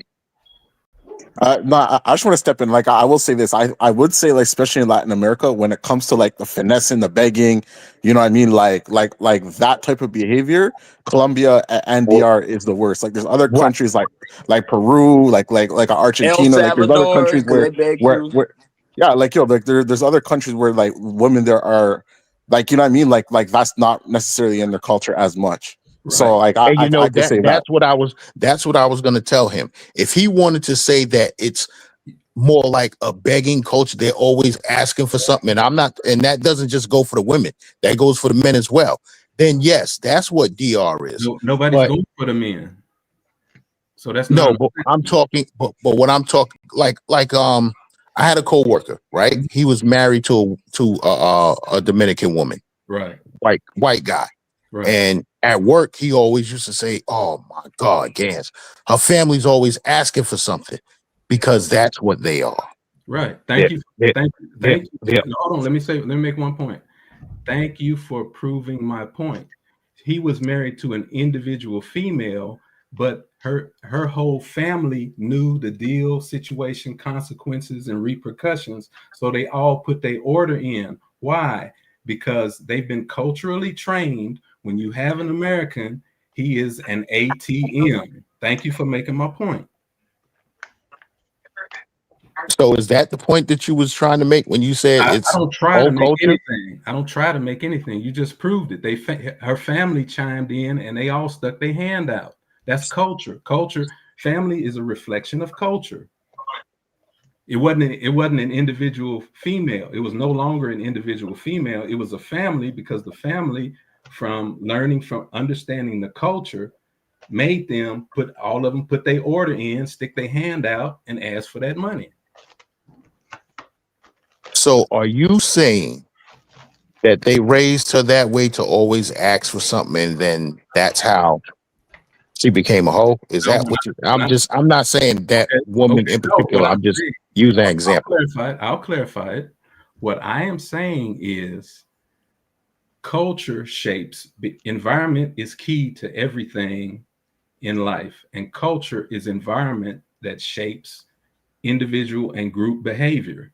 And since the DR is a whole culture, the females know, and you know as well, you will agree with me, on Friday and Saturday night, bus loads from the Caribe Tour bus line bring females in from every part of the DR so that they can have a chance to slang that thing and make that American dollar from anywhere from $50 to $150 from the American tricking. Right. So all the females come from every point in the Dominican Republic. Why? Because the culture is ingrained and sustained with whole culture. They all know to come to Sosua from Santiago, from Nagua, from Bonao, from La Vega, from Puerto Plata. Bus loads come to the Caribe Tour bus station, and the girls get off and go to work from Friday, Saturday, and Sunday, prime time. Because the brothers have flown in from Philly, Los Angeles, New York, DC, Miami. So they get in the bag, they getting their bread. Okay, let me ask you this. Wait, where you from before I ask my question? If you don't mind me asking. The whole entire country is giving over. Am I muted? He didn't hear me? Like this brother said, every woman in the DR is not a hoe, but he's never been there. I think there's a lag. There's a lag. That's what's going on. You don't want to answer, but just acknowledge that you don't want to answer. You don't want to answer him where you from? No, I think there was a lag. That's what's going on. Oh, okay. Terrence, did you hear the question that Gaines asked you? Okay, can I just step in real quick? Absolutely, bro. Okay, so I think the main problem with a lot of these countries is that like everyone just looks at a small segment of each of these countries and then they try to generalize the whole country with a small segment. And this is what I mean. Most of the guys who go to Colombia or go to DR, they're either talking to women like Terrence say he can't hear. Not to cut you off, Navi. If you drop down, Terrence, and come back up, I'll pull you back up. I got you. Can you hear me? Yeah, we can hear you. Okay. Where'd I leave off? Okay. Just let the brother Navi finish his point, and then y'all can jump back into it. Yes. So the problem with a lot of foreign countries, our perspective of these countries is that like we're literally taking the perspective of like a small segment. Like most of us guys, most of the girls we have access to is in the red light districts and the dating apps, right? So Right. like a Sosua. So we're thinking DR is a whole country, is a whole culture, but most of the people have access to only to the Sosua girls and the dating apps. So it's like that's not fair to paint a whole picture based on a small segment of women. We're like if you go to the grocery stores, you do like normal things. You're gonna meet like good quality women who have careers, are independent, who are not hoes and who don't beg. But it's just that like majority of us don't have the time when we're traveling or are willing to put in the work to meet good women. But those girls are the exception and not the rule. You mean as good women? Yes. The number one industry in the DR is not tobacco, it's not mangoes, it's not coconuts, it's no natural resource. It is a natural resource. It's called coochie. It's called tourism. Shout out to my good brother Rainier, just pulled up on what's name. Shout out Rainier. Salute. Yeah, What's good, y'all? man, What's super up? villain chilling, man. Gang, do you want to respond to that, or you just want to? Yeah, well, I'd asked him what city is he from? Me? I'm Yes. from Tulsa, Oklahoma, Black Wall Street. Okay, have you ever been to New York? I used to work for the Knicks. I trained Stephon Marbury. Oh, really? Yeah. Okay. Mm-hmm. So have you ever been to Washington Heights in the Bronx? Bronx. That's in the Bronx. I thought that was in Lower Manhattan. Nah, that's in Harlem. No, Washington Harlem. Heights and the Bronx. Washington Heights is Yeah, past Harlem. Yeah. Is that 100 and what? 145th and St. Nick, Broadway, all of Yes, that. sir. Yes, sir. Okay. I say that to say this. When the Dominican woman reaches New York City, Yep, it's over. it's over. A whole attitude changes. It's over. She's home. If you approach one, she'll literally tell you, I'm not on that type of time anymore. I'm not black. No, she won't tell you. Well, I'm Me no not black. talking Me about no that. black. I'm not talking about that. Right. She'll tell you that I'm not on that type of time. I'm here now. She's home. I had one tell me that. Right. Yes, sir. So what I want to ask you is, once they reach New York City, what makes them flip that switch? The exact same word I've been using the whole night. It's called culture. Culture shapes human behavior. Environment is the key to everything. Environment shapes everybody into itself. And when she hits America, America is a country that says, I don't need no man. I don't need no black man. And black men ain't nothing. Black men ain't SHIT. And so it's ingrained. It's in the music. It's in the TV shows. It's everywhere. It's even in unspoken thought, action, word, and deed. So environment shaped her and controlled her just like it does everybody else. If you want a rose, you can. Environment is the key to everything. You can take the worst rose that's ever been made, and if you put it in rich, fertile soil, that thing will grow and prosper. If you take the most beautiful rose that ever existed and you go plant it out in the desert, come back 3 days later, what you gonna see? You're gonna see a dead rose. Environment is the key to everything. Environment shapes culture. Culture shapes people. But I also just want to like step in because like one of your arguments you're using to say that like, you know, DR is based on a whole culture is that like the number one industry is travel.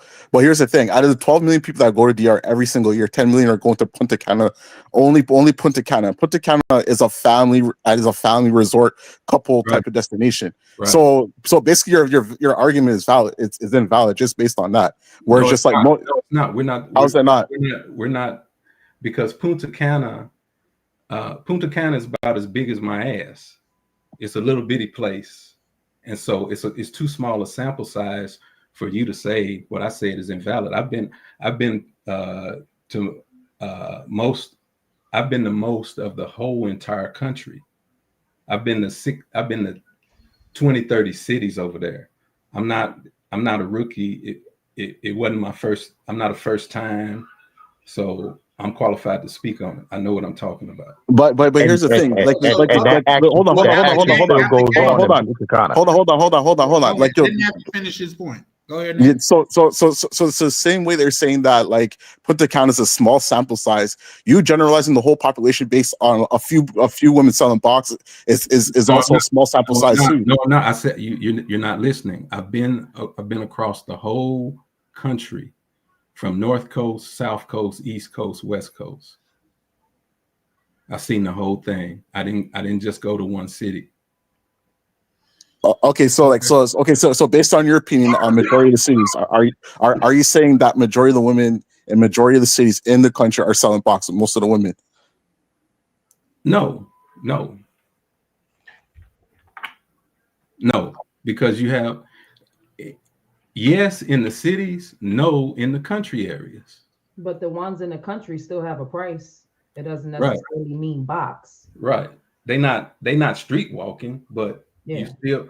But all of our grandmothers and mothers taught us what about life. There, you can't get nothing for what? Free. Ain't nothing. What? Nothing. But that's anywhere though. Free. That's anywhere. No, my grandma used to say you can't get anywhere. blood from a turnip. That's not. I get what you're saying. That's not anywhere. That's everywhere. Yeah.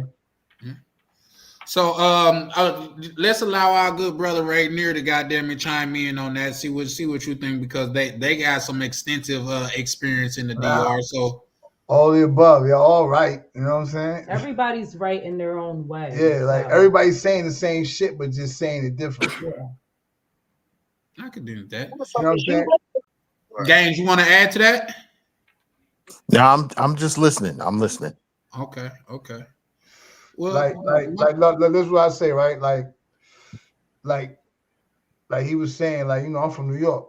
You know what I'm saying? I be in Harlem. I be in Dykeman. I go to clubs out there. That's where we be at. You know what I'm saying? So it's like all the Dominican girls she know is the ones from DR that's out here. They got their bodies done. All the top-notch bottle girls in New York and Philly. You know what I'm saying? That's what you see when we be out in the clubs. We only do Yep. But the thing about the difference when them bitches came down from DR to over here is when they was hicks at first, and then they started to, you know, they pray and now they keep themselves together, so the niggas wanted them. And then only niggas that's grabbing them is the hustlers. Right. Is the drug dealers. Right. So they jumping into that lane of money like boom, real fast. Now you see exactly. They the same as over there, but the price is different over here. The environment's different. Like the environment. Yesterday's price is not today's price. Like Gangsta said, when they leave New York, what's one major city that they all go to? It is New York. Right. And what's the first thing that they do start doing? I don't know if Gangsta mentioned that, but they start hosting. They go from hosting to doing bottle service, and then from there, then they completely change because they see the money coming in. So I understand what he's saying, the other gentleman, when he say it's about the environment. Once they get to New York and they start doing that, they change completely. You hear it in the Thembo music. If you understand it, I'm not sure if you guys understand it completely, but you hear it in the music. So they change once they touch down. It's called the eyes get They big. was always like that over there in the DR. I just feel like they don't have that money. But once they start getting the money, you're going to see the real how they want to really be. And we be around them, so we hear them build. We hear them talk. You understand what I'm saying? Right. We hear how they say. They only fuck like, even when I introduced to, like, one of y'all brothers came on, I'm in the club, so my man Fame, like, how much money he got? Right. They like, that's how the girls come at me. If I be like, that's my cousin or that's my friend, they be like, in different ways, but in Spanish, like, he got money, like, that's what they want, money. That's called. So that's I feel like called what the gentleman was saying, what he's saying, it's a whole culture. I wouldn't say that he necessarily meant, or maybe you could correct me if I'm wrong, that you meant like they just I don't know if you meant like it's just like a box thing, like a whole thing, but the whole mentality is It's a whole country. I think that's what he meant, but I see where he going with it. Right. I wouldn't say that they all selling box, but they all want money for different things, but that's everywhere. Right. Yeah, had his wording was kind of, had he said it that way, then I would have understood where he was coming from. Yeah. Yeah, they all want money and some, you know. But that's everywhere. Right. But to get to the money, the only way they can get to the money in the DR is to slang that thing. They not selling you cookies, they're not selling you cakes, they're not selling you ice cream. They selling you something pink with hair around it. Let's be real. No, that's a fact. But see, the thing is about DR, if niggas was coming out there and staying out there, like bitches do that out here. You know what I'm saying? I'm sure she wanted to holler at me. When I first met her, she wasn't trying to holler at me. Where you from, brother? Who from? You. I'm from New York. Well, you from a different culture though. You're not. But I live in Philly though. I'm in Philly right now, right? But what's the culture of your people? What you mean? Oh, you talking about what country? What country your people from, brother? Shit, same place your people from, Africa. But my family's from my father's Trinidadian. Yeah, so y'all have a Caribbean link that was funny that y'all can bond on. Who, me and her? Yeah, you and your queen. Yeah, but the thing is, we don't have that. Brothers over here, brothers from the U.S., we don't have that. Y'all got a bond. I'm low. Y'all got the Caribbean bond. I don't know. I disagree because like I'm Jamaican and like even like from a Jamaican and Trini is different, and like even a Jamaican, like a Puerto Rican and a Dominican person is like originally for me was foreign. So like I don't really think that there's a bond. I never said they weren't, but there's a bond that's called Caribbean Islands. That's a family of islands, and so they had a common factor that they could communicate on to start out with, to start their relationship out. When I met her? Oh no, that's what I'm saying. No, it's separate. It's separate. I'm gonna tell you what I met. It ain't had nothing to do with culture. We met in a strip club. We met in a strip club. She was with my homie. Uh-huh. And you know, he does like strip club events, parties, and all these, you know, shits in the high class joints. Met him. I knew him. I came to pull up at the event. I met her. She was with another chick. I hollered at the other chick because she told me she was talking to two niggas already. What culture is her? Is your queen? A white Puerto Rican. Right. But we on some here. She's more fucking from the hood. She never been to Puerto Rico, but one time. But it's still in her blood, brother. Yeah, but the hood is in the blood. We all hood related. Right. I'm not discrediting that at all. Now we hood related. That's what kept us rocking and rolling. Yeah. Because she could be from Puerto Rico and she could be a corny ass Puerto Rican, and I don't fuck with her. And I'm Caribbean blood. That don't mean nothing. There's a word they got out called roots, and you both have Caribbean. We connect the hood way. We just connect the hood way. I understand that, but you both have Caribbean roots. You can't So Terrence, if I'm hearing you right, you saying they wouldn't have the connection that they have if he wasn't No, I never said that nor implied it. But what I'm saying is they could come together. They had a common ground on which they could come together. That American brothers, we don't have that. They could speak a little Spanish and understand a little Spanish or a little culture or something. They could relate on a point or two that American brothers don't have. We don't have that advantage. But I'm born here. I'm American though. But it's still in your blood though, brother. But hold on. But hold on. But not only that, but like Trinidad. But not even that. Like Trinidad is an English speaking country. Jamaica is an English speaking country, which our values, traditions come from the English Commonwealth. It's totally different from Puerto Rico or Dominican Republic. Different countries, but it's still Caribbean island. But it's still different. Like I know it's for different. me, I've been to 34 different countries. I know difference better than anybody. But they still had a common ground and a common theme that they could come together on. All right, so Nebby, I'm sure Nebby talked to mad women from the Caribbean. You know what I'm saying? So they got a lot of shit they got lock in too. But does that mean he locked in with one yet? No, but here's the thing too, because like even me growing up as a Jamaican, like I was connected with like other English speaking Caribbeans, but like for me, I never talked to or linked up with a Latin blacks Caribbean person in my life until I started traveling. So that's what I'm saying is that like there's actually a disconnect between the English speaking and the Spanish speaking Caribbean countries. Definitely. No, there's a language disconnect, but there's not a geographic location disconnect. I don't know. Even in New York, you won't see. Even if you in New York, you ain't gonna see mad Jamaicans with Dominicans and Puerto Ricans. Yeah, that's a fact. Right. That's 100% facts. They don't lock in together. They Caribbean. It's different ways of living and moving and like. All right, Jamaicans are too dark for the Spanish. You got light Jamaicans. You got coolies and all that. You understand? You got light-skinned Jamaicans. You got coolies. You got ones that look like they're Indian. Yeah, you got what Asian Jamaicans. That shit threw me off when they started. Asian Trinidadians. I used to work. I used to work with a Chinese Trini. It bugged me out. Because Chinese with dreads. He said it bugged me out. I think Passport Adam got a good point too. He said living and traveling is totally different. Yep. So I we got a lot of Chinese Panamanians here, man. They own all of the bodegas here in Panama. They call them the chinos. They don't even call them bodegas. They call them the chinos here in Panama. Look at Chinatown and DR, right? There's a lot of Dominicans, a lot of Chinese people speaking the Dominican language, fucking like they made it. Yeah, the thing is that like as an English speaking person from Caribbean, like our connection to like a Latin American person or whatever is like the equivalent as like a FBA person to a Latin American Caribbean person.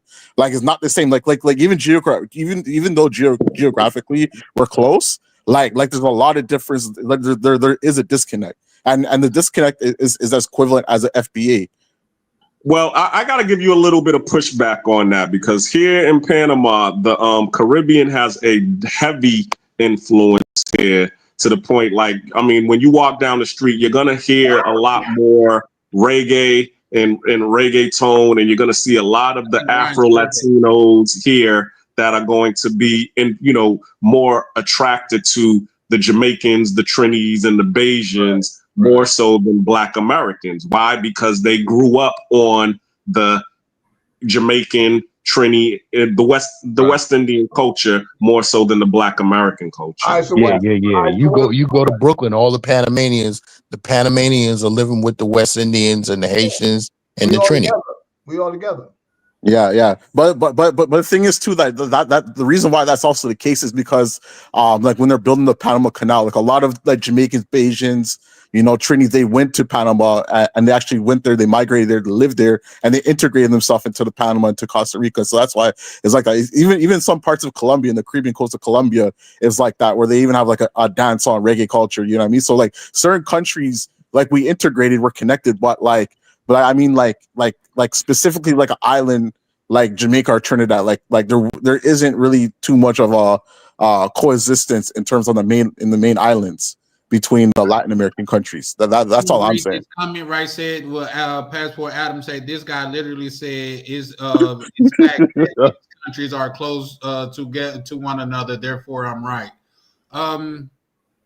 I think that would you want to respond to that, Terrence? Adam, make sure to hit that subscribe button and that like for your boy, man. All are welcome over here, bro.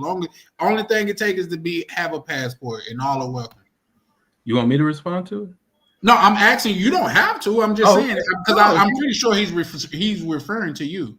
Right. Well, he doesn't know how to quote properly because I never said therefore I'm right. So he's misquoting and terribly misunderstanding. Maybe he can get himself together. Okay, fair enough. Continuing on. Yo, well, I ain't gonna lie, when I'm high, this shit be funny as shit. That's why I said, hey, if you can see, listen, all I've been drinking, October's been a sober month for me. All I've been drinking. This shit is different. Yo, this shit is different. It should be feeling like I'm in a CNN on a political joint sometimes. It's the situation room.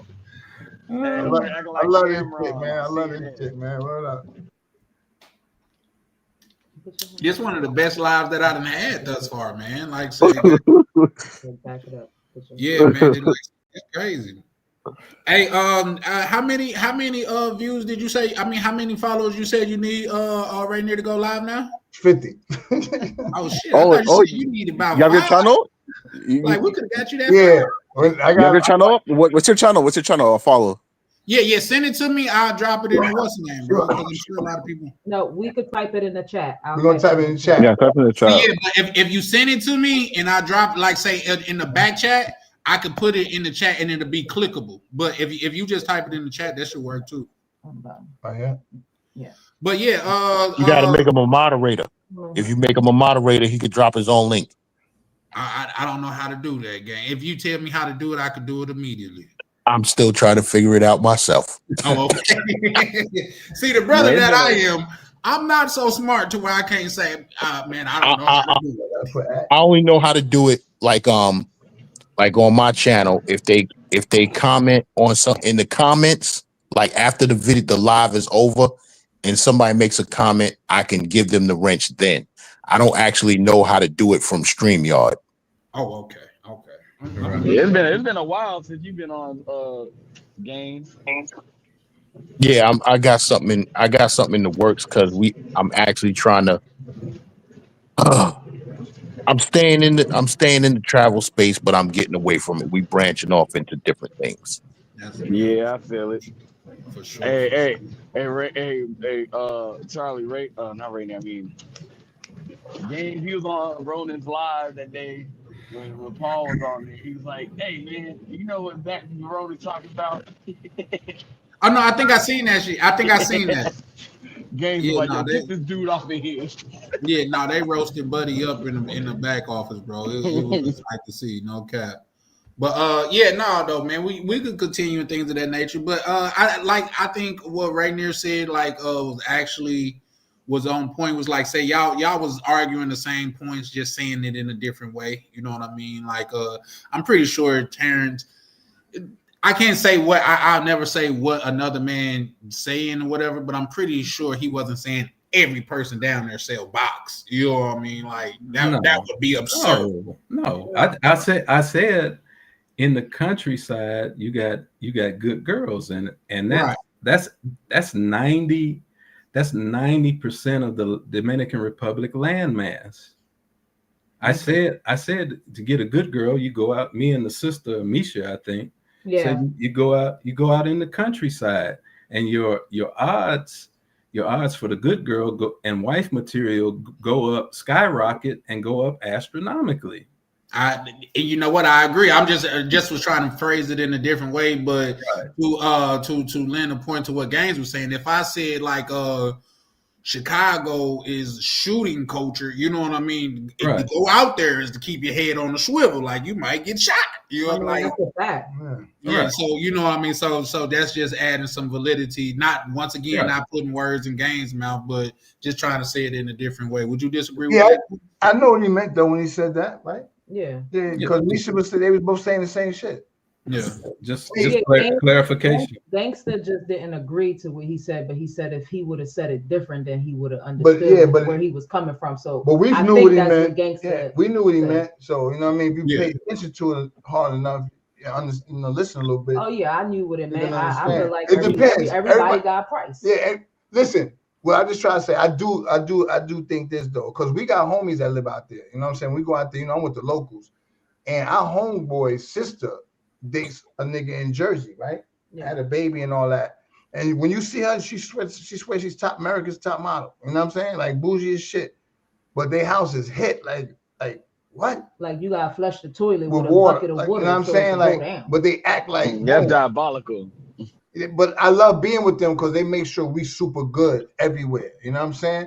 And the thing is, she act like she don't have a price, but she have a price.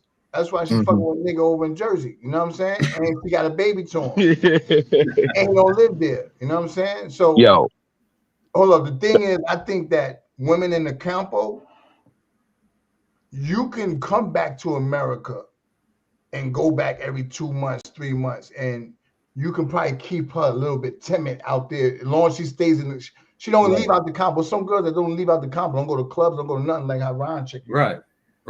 They will hold you down for 3 months, 4 months, 5 months. Yeah. But the ones in the city is not, because they're seeing too many niggas that look like you or better than you. They're getting too many deals coming their way. Yeah, and I mean, like the women in the campo got a little bit of more, they got more standards, more like, you know, they raised different. You know, like their mom, they pop might give them right there in the ribs or something out there. You know what I'm saying? In the campo, they pure and innocent, and they hadn't been adulterated. They covered up. They're very respectful. They like the women that y'all live with. And like she said, you could build the bad bitch, right? So in the campo, they living off of $50 or $100 a month. Yeah, you know what I'm saying? But they live like $50. Guess what? These dudes in this space, they not going up there to meet those type of women. They don't want to put in. They don't want to put in the work and meet who they got to meet to take them up there. You know what I'm saying? They want it. They want it. Yeah, they want it.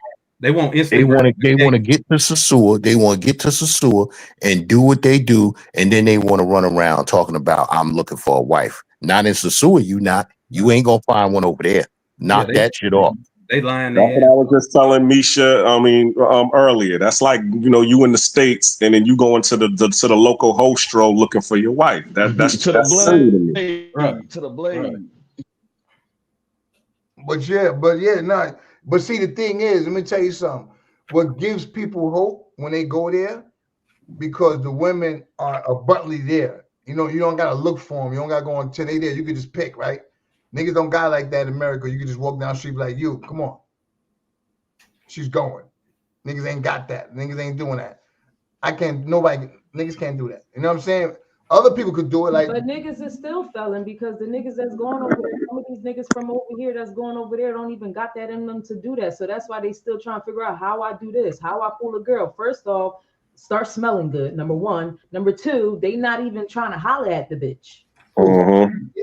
No, like the niggas from over here, like they don't even know how to come at a bitch. Nah, but that's like the young dudes. I'm talking about dudes that's going over there in their 30s that see something walking, they see how everybody's moving, they see what it's about. You only need 4 hours and some food to figure out, oh, this is how you do it. It's easy.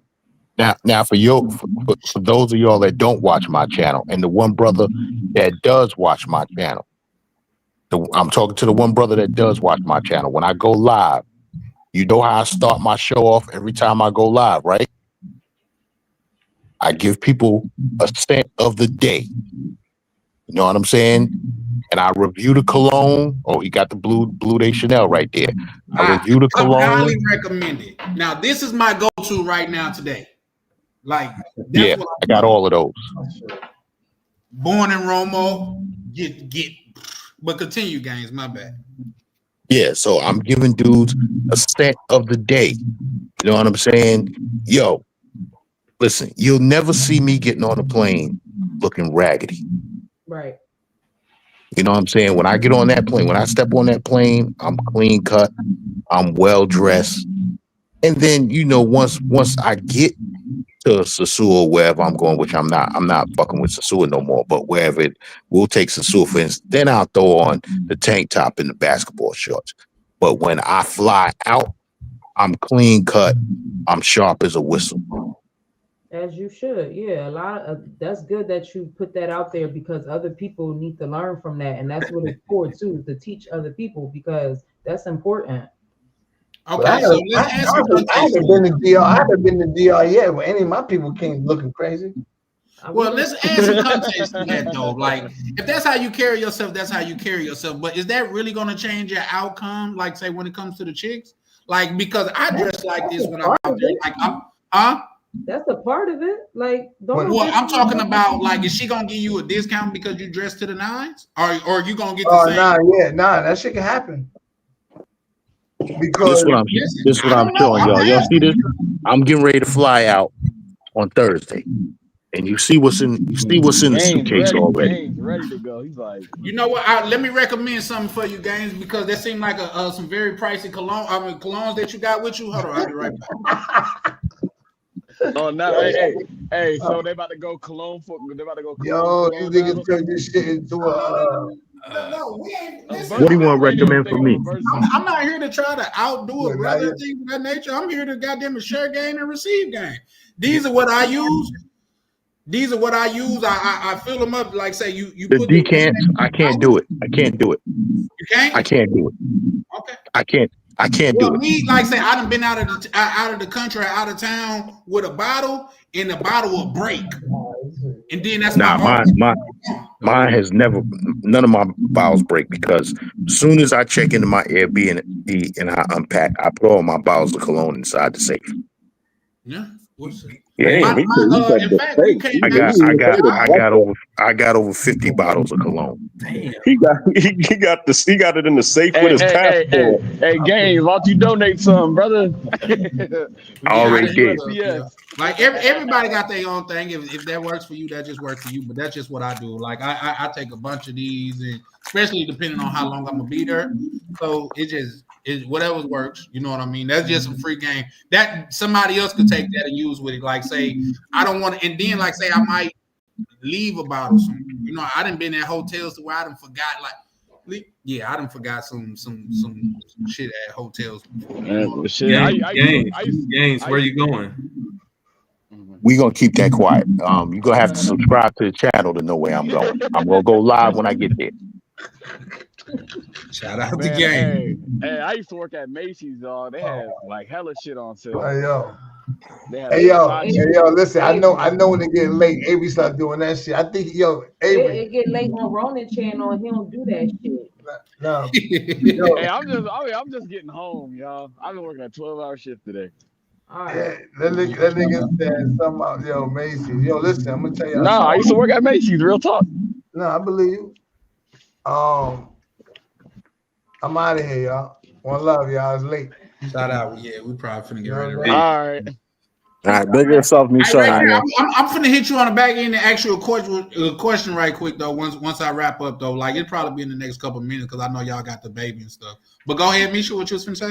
Keep buying box and keep swapping them in and out. Don't, you know what I'm saying? Like swap them in and out. Keep buying the box. Yeah, but bring the price down, y'all. Bring the price down. Right. Make sure they ain't walking around with dirty heels and flip flops on. But always told you that's a pet peeve of mine. I hate a dirty foot bitch, man. I ain't gonna lie to you. I never had one. What you saying, Misha? Don't fall in love. Don't fall in love. Keep swapping them in and out. Get different ones. No, but you gotta keep a main one. You gotta just a main one. You gotta keep a main one. I am the main one. You talking about for us? Hey. No, I'm talking about like the second main one, the one you always call. Like, yo, I call her my usual. Knowing you gotta be there. You know what I'm saying?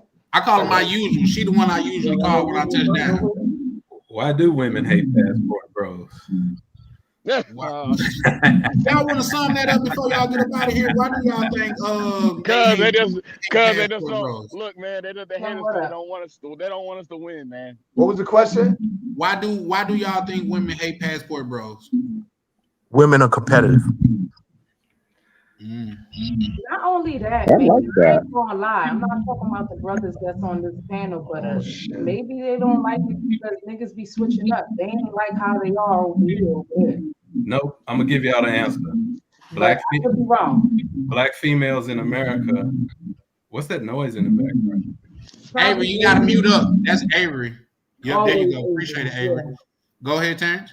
Black females in America have killed off the black marriage, the black family, and the black relationship, and the black community. And they hate passport bros because passport bros are the only ones that have solved the problem that black females have created. Getting the hell away from them, getting the hell away from America. Anybody disagree with that? Got any pushback on that? Nope, I don't disagree. And that's a fact. And that's a fact. And the thing that hurts them more is that like there's nowhere that they can go where like their value will increase as well. They can't do the same. Now that's the fact of the night, my dear boy. I promise you, that's the fact of the night. Because when they go down to Jamaica getting their cheeks clapped, like your value don't go up, baby. You got to bring some bread with you. Hey, Charlie, you forget they be going down there to get massage on them logs. Yeah, they getting clapped up. No, I ain't forget. That's what I know. But and you don't see niggas down there. They're getting clapped up in Dubai where they getting real checked back. I guess. Yep, that too. That too. Yeah, but the porta you don't potties. see men going down there saying, "Man, look at all these women getting clapped up. This is ridiculous." No, we don't care.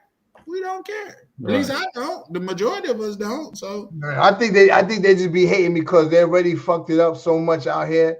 Like their standards is be crazy high, and your standards is your standards yourself is not even that. You know what I'm saying? That's a fact. I posted some shit like that on my Instagram today in the story. Like the woman was saying, yeah, if you hollering at my friends, well, you gotta have some money, and her man was like, but you work at Starbucks. You know what I'm saying? So then when they see other brothers trying to say, you know what, I'm tired of going through this shit. My man told me about this place. I'm going over there. Then when they see how it's not hard, so when they see how easy it is, because it's easier than here, and they save a little bit of money. That's a fact. Yeah. Come on, man. It's easier.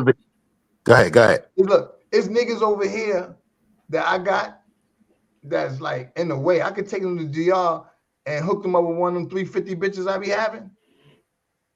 Them niggas, they'll think they're a baseball player out here for the Yankees. Yep. And that's a chick. So that shit is nothing. You know what I mean? If you get some money and you know how to save, it ain't matter how much you make, it's how much you saving. When you get overseas, you become LeBron. You LeBron. So you go over there and Michael Jordan in this motherfucker. But that also could build, because I got some homies that got low confidence. You know what I'm saying? They, you know what I mean? That's a fact. That definitely could build from New York, but they don't have a lot of confidence. No self-esteem. Self-esteem. So, yeah, that too.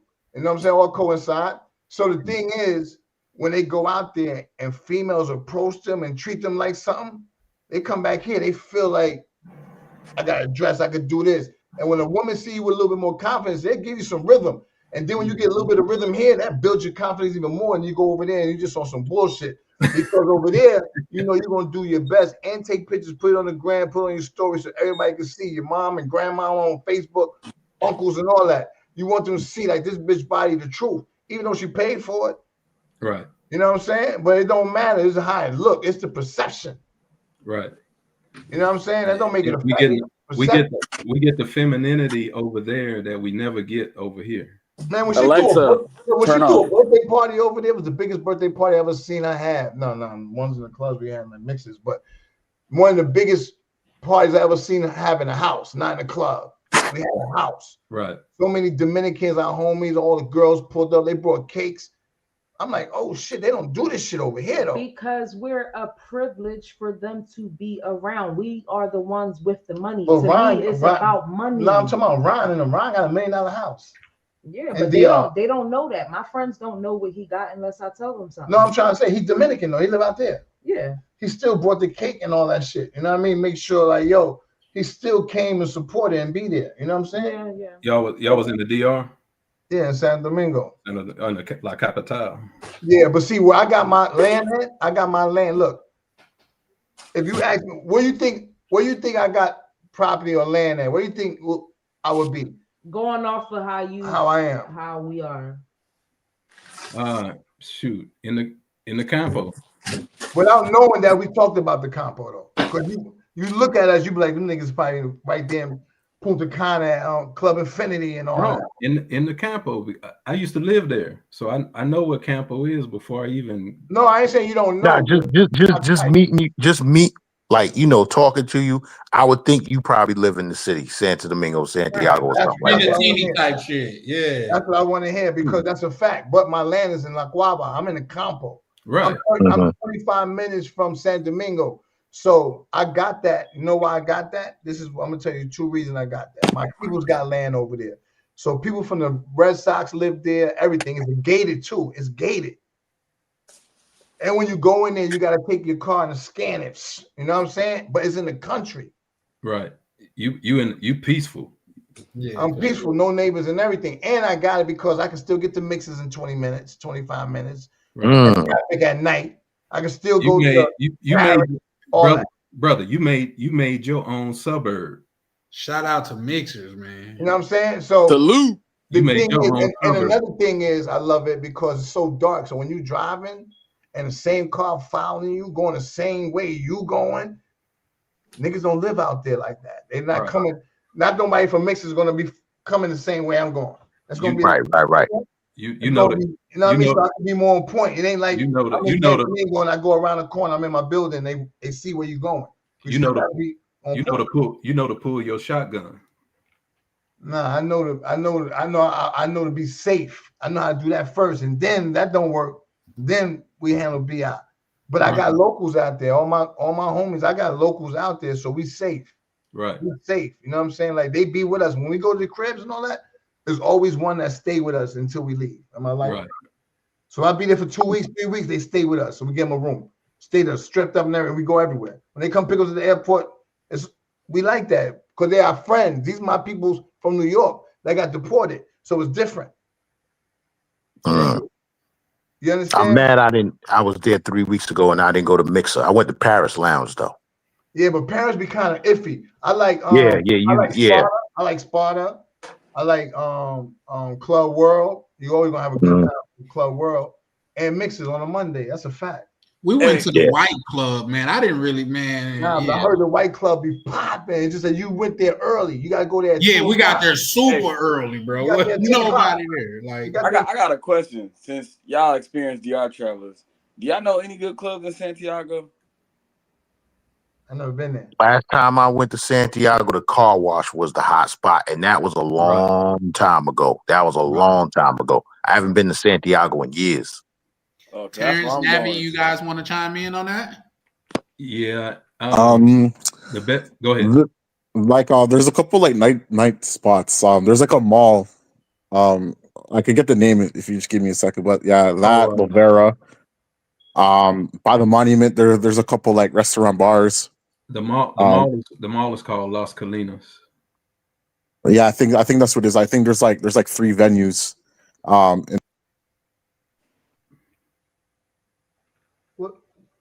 Did something happen to your sound? Sound like you cut off in the middle of what you were saying, Navi. I thought that was my phone. No, that wasn't.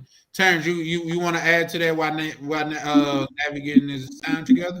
No, he was saying it right. Okay. Oh, somebody got background. That's probably mute up again. Avery, is that you? That ain't me. Oh, I think that was Black Cleaner. Okay. No, Navi, can you hear?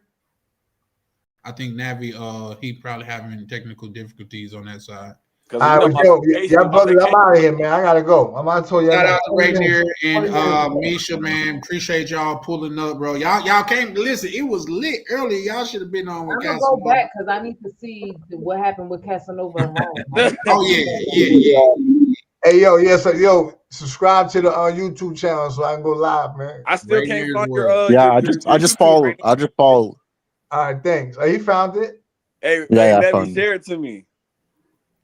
No problem. Avery gonna send it to the brothers in the back office. So that's what's up, bro. We'll get you there in no time, bro. I appreciate y'all, man. Love. All right, y'all have a good night. Okay. Good night. Hey, but now back to my question because I'm gonna be out. So, like, Where I you- know I'm going to Mixers on a Monday, definitely. Where you at? Where you at in the DR? No, I live in Seattle, homie. Oh, okay. No, he said he going to Santiago when he get there. So I got a 9-day trip. So which airport you landing in? Santiago. Okay. STI. Yeah, STI. Yeah, that's gonna be you 45 minutes from the city. So you're gonna have to take a cab into the city and Nah, they said take a bus. Cheaper. right. Yeah. That's true.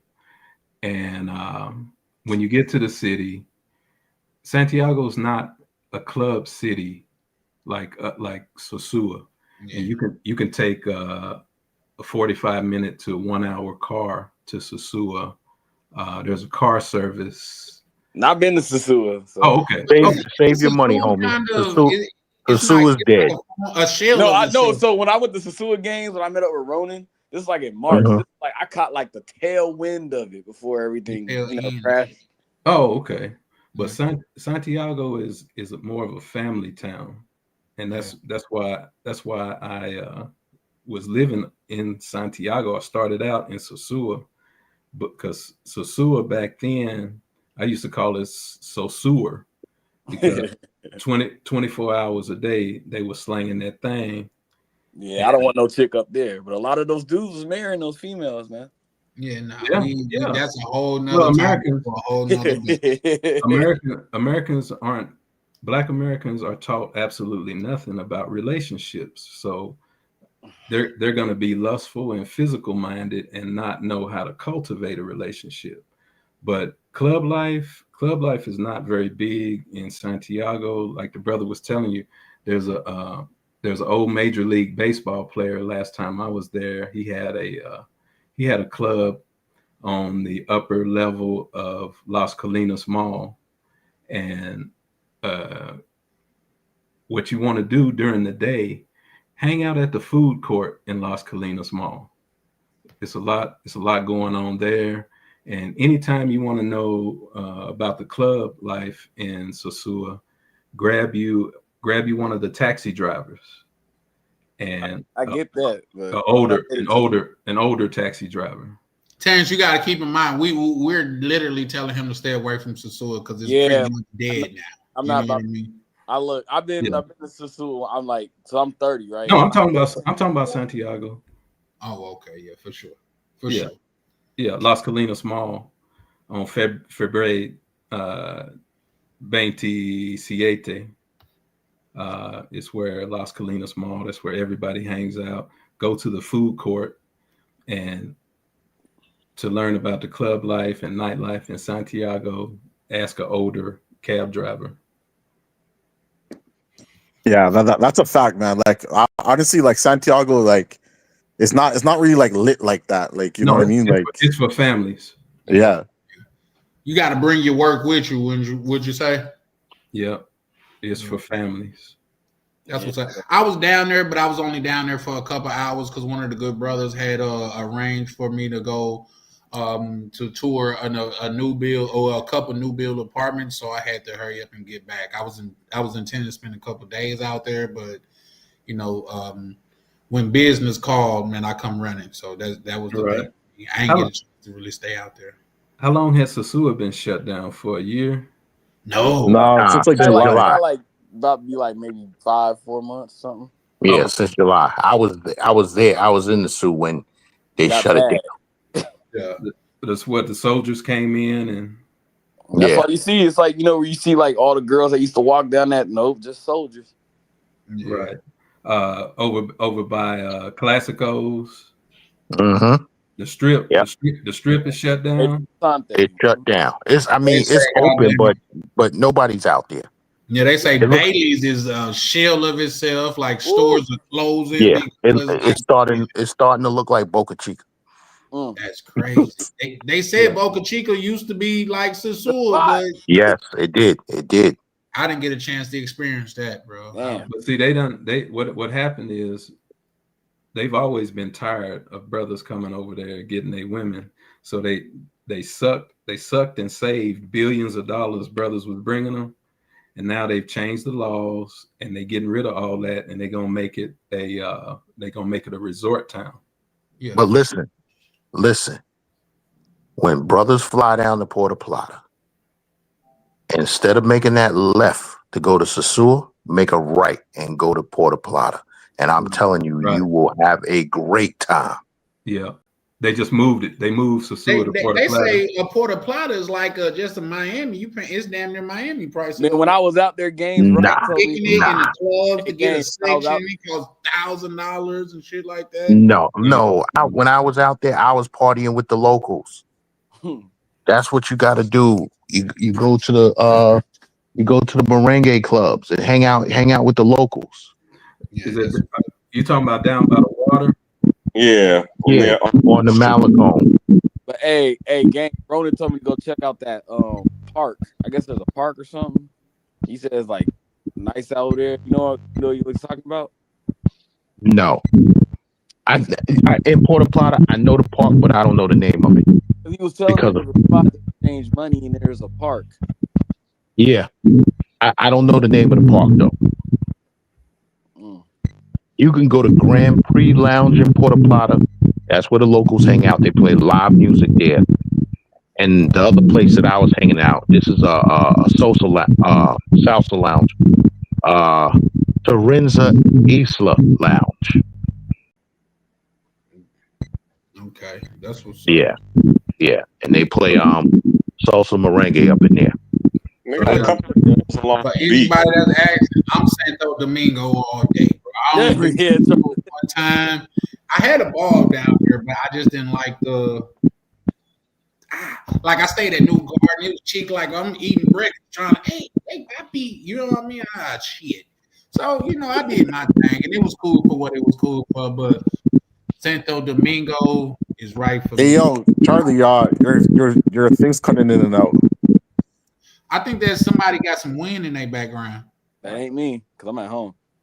Okay, I think that was Black Cleaner. But yeah, no, that so if you like say I know a couple places in Santo Domingo, but in Santiago, I still gotta go down there. But like I say, I had a little chick down there that I was gonna link up with, but other than that, they say it's not like Santo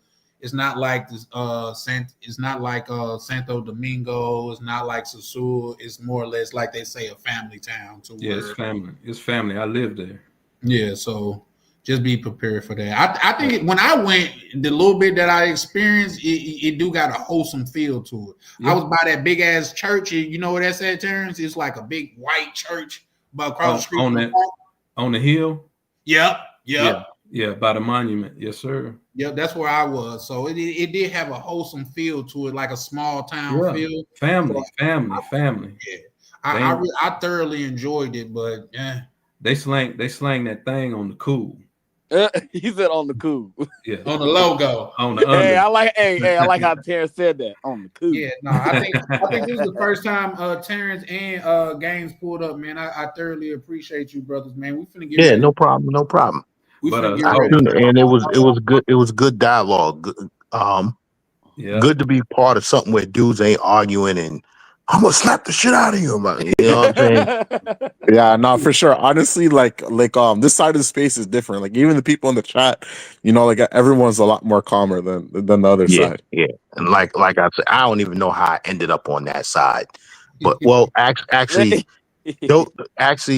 those dudes over there were cool in the beginning, and then they let all the other idiots come up in there, the Jay Rello types and all of that, and that's what happened. Speaking of Jay Rello, did y'all see his live today? Bro, I don't watch. I don't watch anything. Nobody watched Jay Rello for real, bro. I don't watch for real, but he was just saying some diabolical Jay Rello, bro. In my opinion, and before we close out, we could come in on that. Jay Rello is not a passport bro to me. He's the definition of a passport pookie, if you ask me. But he a fraud. It's not just that he a fraud. He's not a fraud because he's big and live. Bro, no, because in the comments, people was like, I want my money back. Yo. Yeah, no, but you got to understand, bro. I mean it with the utmost sincerity, bro. We don't care. Right. I really don't care. Yeah, he's a non-factor, bro. Like, moving on. What I'm finna say, but that's just it for me, man. Like I say, Terrence, man, I really thoroughly appreciate you pulling up, bro. Yes, sir. I think this is the first time that you was on as well. Let me ask you this: How did you get hip to the space? Not just me, but the space in general. You asking me that? No, I know you from Ronan's Live. That's why I said. Right. Okay. What you talking about? The Manosphere? Would you call this the Manosphere? Hell yeah! This is You think so? I don't know. I don't have a problem with it. I just never thought about it. Bro, passport bros are the highest level of manosphere and American black manhood. That's why women hate passport bros. Mm-hmm. I never thought about that. We the highest level. Black Cleaner, Navi. Anybody want to chime in on that? We the only ones that's not their victims that they can't destroy. We the only ones. We like some of them took a stand, but like, you know what? I'm not gonna be your simp anymore. I'm gonna go down to the passport office. You know. Yeah, that's a fact. Well, the word is in some of the red pill spaces. Hate to bring the name back up, but they're saying that Jay Rello is funded by black women to destroy the passport bros. That would make actual sense, though. That would make actual sense. Yeah, for sure. That Kenya mess. But here's the thing. I think bro days are numbered because it's only so long that you could, like the fundraising shit is pretty much at an end. Okay. Yeah, they done ran that between him and then NYC the Future and then everybody else that's trying to do it. They done ran the shit into the ground. Yeah, for sure. Yeah, that's just not, like I say, I've never seen a full scream of them. Only time I've seen the scream is when I was on Ryan Live and he played it. That's just not something I feel like I could do better things with my time watching. Like just from what I've seen, I feel like he got one of those type of shows that when you're done watching it, you're dumber for watching it. You know what I mean? Exactly. You lost brain cells. Right, Charlie. You went backwards. Yeah, for sure. He's like on that. I love Maddie. But that's that's just Charlie did that. But anybody want to add anything before we close out, man? We are approaching. Oh, we are at the 1 o'clock hour. We are definitely. It's 11 over here. PST. Yeah, it's 2 o'clock here in New York. So you even further along tonight, bro. Yeah, I'm like, yo, the time went by fast. It was good dialogue, fellas. Very good. Before you get up out of here, do you want to? Oh no! First thing, just a simple request. So you drop a cent on this, like something that a sleeper that people not like hip to. Yeah, for sure. Hey, Nevy, you watching the game? Because they in the 16th inning right now, bro. What? Damn. Yeah, I'm watching it. Man, hey, games, man. I was hurt, bro. Avery, let's close out, bro. You and Nevy talk on the back office, bro. Let us close out and we can chop it up on I'm hitting a new spot. Hitting a new spot this weekend. Subscribe to the channel, and then I'm gonna drop my location. What's your channel? You want to put it in the chat? The Gangster Lifestyle. Okay. The Gangster Lifestyle. Okay, what it was? Let me see. I can type it in the chat. Yeah, go ahead. It might be. I'm gonna subscribe, games. I'm gonna subscribe. And you see if you can find it. But you changing your format from traveling to what? No, it's travel. Travel is still going to be involved. We just we're going to be talking about other topics, relationship topics, pretty much like pretty much what the conversation was about tonight. Oh, you expanding? Yeah. Yeah, that's what I'm trying to do too, games. I'm not trying to put myself in a box. You know what I mean? Right. I can't even find your thing, man. No. That's why I said it's kind of hard to find. He typed it. Gangsta. Hey, Nev, if you find it, share it to me, bro. Yeah. So when I say a cent, what's a slip on cologne? If you don't mind dropping, what's a slip on cologne that a lot of people are that just don't really know about? Hey, sorry to interrupt. I'm gonna drop down. Gaines, Terrence, Avery, Black Cleaner, Charlie. Thanks for having me on the platform. It was a great discussion, great dialogue, and I hope you guys have a good night. For sure. Hey, okay. All right. What's a slept on one? Give him a sleeper. I can tell you a sleeper. Well, at least what I think was a sleeper, and I just got it on a whim. And believe it or not, it's it's not even the most expensive, but it's a cologne that every time I wear it, I get somebody to come in on it, and that's Kenneth Cole Black. That's a sleeper, believe it or not. It caught me by surprise. Well, what was my daily joint this summer? Polo 67, the Eau de Parfum. That is the next, if you can't afford Creed Aventus. That's the go-to. That's what's up. It has a pineapple scent. That's a good sleeper. You know what I'm saying? For those who don't want to spend the $400 for the Creed. And let me see, what's another good one? Why is it called 67? I have no clue. Oh, I think that was the year he started the company. Perfect. That's dope. Perfect. That's perfect. dope. Perfect That's answer. dope. Yeah. Right? Yeah. Perfect Yeah. answer. And where did he start it at? He's from the Bronx. Perfect answer again. That's what's up, man. You 2 for 2. Hey, I think somebody told me not to go into those, like, you know, the cologne stores in the mall because they too expensive. So. Too expensive for who though? That's the question. Nah, like they say you get a cheaper deal online than if you go in one of those stores. But you could possibly reason why I buy a lot of my shit either from the name that it is. Like I bought this from Valentino, but I'll go to Macy's because you getting a real deal coming out of Macy's. Yeah, like I used to work there. And not a 5-minute cent. Right, you know what I mean? If you buy your shit out the middle of the mall, you're probably gonna get finessed. That's all I'm saying. I remember that, I remember when I was working at Macy's, they had the little cologne area. I used to spray that Versace. Oh, yeah, a lot of niggas. I seen niggas do that shit. They went and bought some clothes and sprayed the shit on their clothes for their It's that blue Versace, Charlie. You know which one? The blue Versace one? The blue jeans. Yeah. Classic. Me like say I hate niggas that try to shortcut like that. Like say if you go to the the airport and you play like you need a wheelchair, so just say somebody told me to do that when I come back. They was like, they're broke, bro. Just get more money. That's the simple answer to that. Just get more money, bro. If you get this credit card right here that I'm gonna show you, you get to skip the line, bro. You can't see it too good because it's the new American Express Business Platinum card, bro. You get to skip the line, man. I just hate when niggas try to just say you broke, bro. And if you broke, everybody in his talent. We could go to Paris, we could go to Colombia, we could go to goddamn India. But if you broke, you need to go to sleep. Hey, Charlie, dude said when he gets off the plane, he puts his boot on and say he need a wheelchair. No. If you're broke, you need to go to work.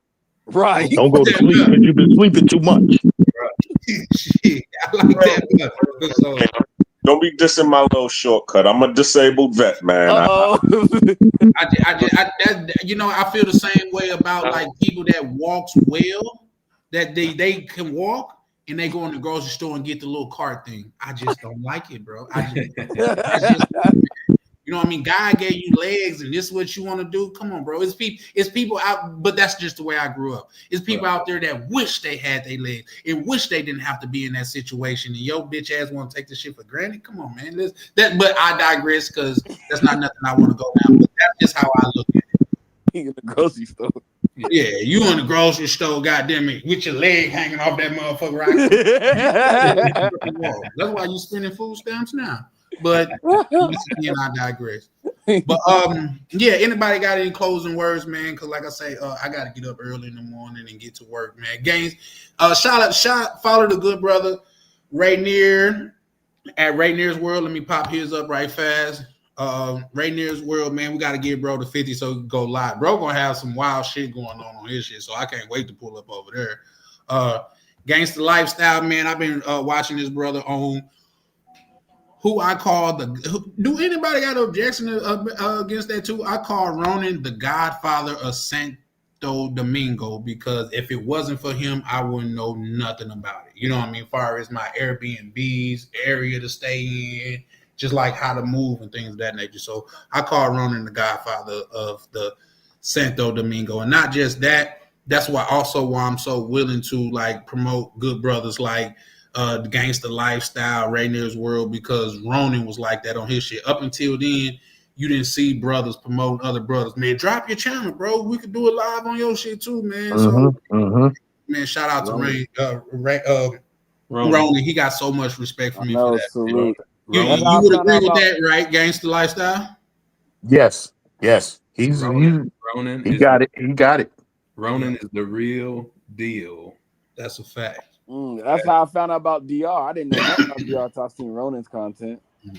I was watching like with Bo Riggs and things of that nature, like what is Pluto TV. But when Ronan really started pulling up and dropping game and like where to stay, how to move and stuff like that, it really what promoted me to pull up for the first time. In fact, the brother that just got offline, I met him my first time in Santiago. We was having beers on the rooftop And I don't want to say my space though, man, the spot, but if you've been there, it's a place of he got 4 colored letters on the building.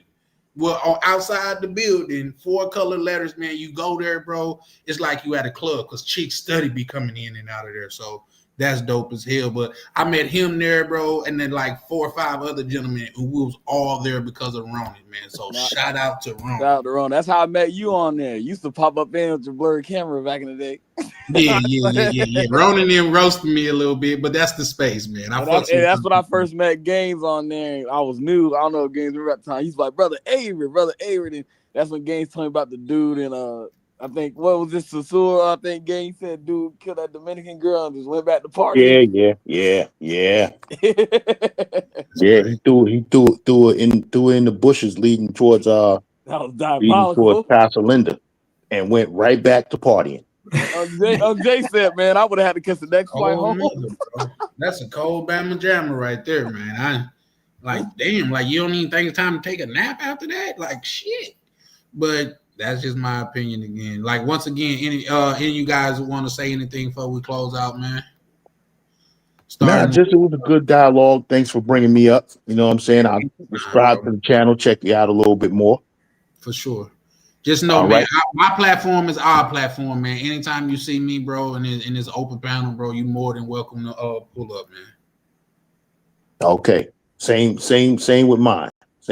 Y'all, for y'all who trying to find my channel, is just the way I spelt it in the chat. Exactly. You got to do the capital T on the capital G on the Gans, another capital Z, and capital L on the lifestyle.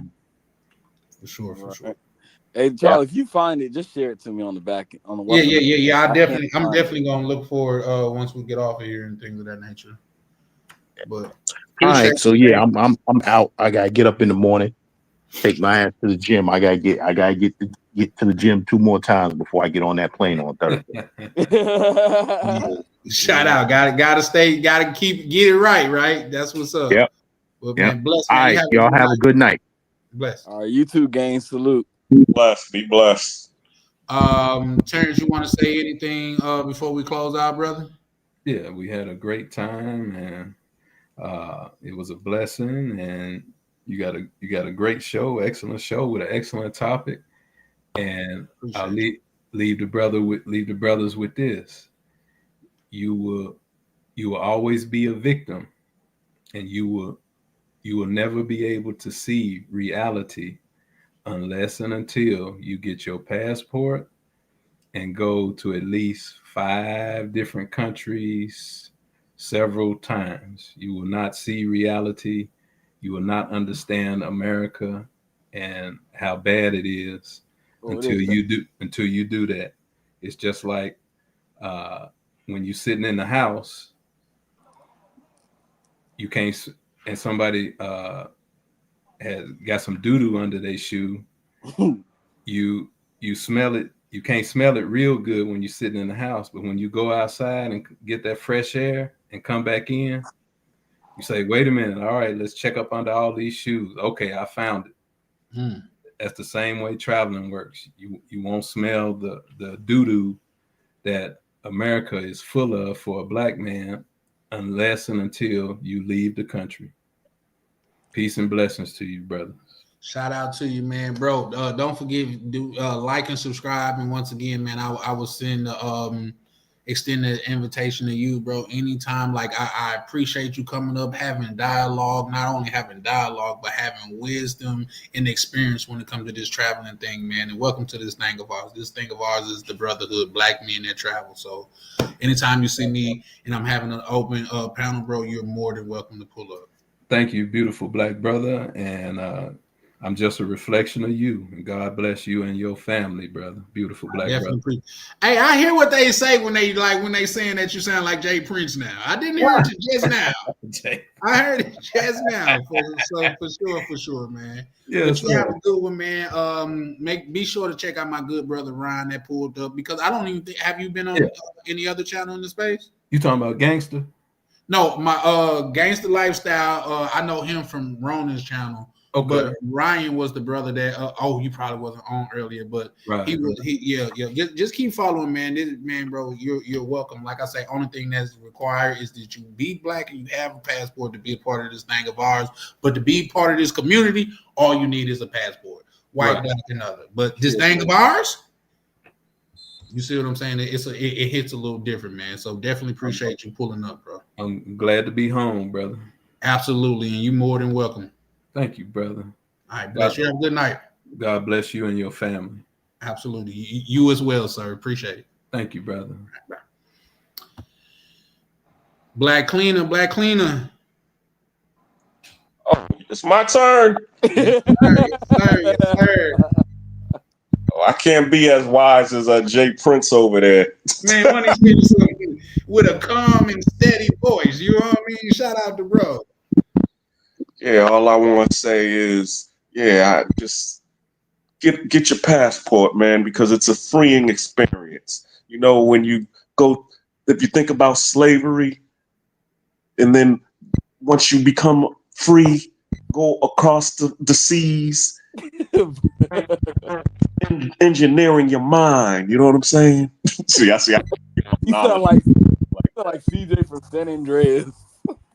I sound like I don't know who the hell I sound like. I mean, you got out to a good start, but that's what's up. But for real, because that was the first thing that happened to me when I ended up going into the military. I ended up going overseas to Japan, and once I left the country, it was a mind-freeing experience. It was like something happened that went click, and it was like, oh, wow, I didn't know that the rest of the world operated like this. So therefore, because I was able to experience a different part of the world and that I knew that, these two things is different, it was like something that happened like, of course, I'm FBA just like you are.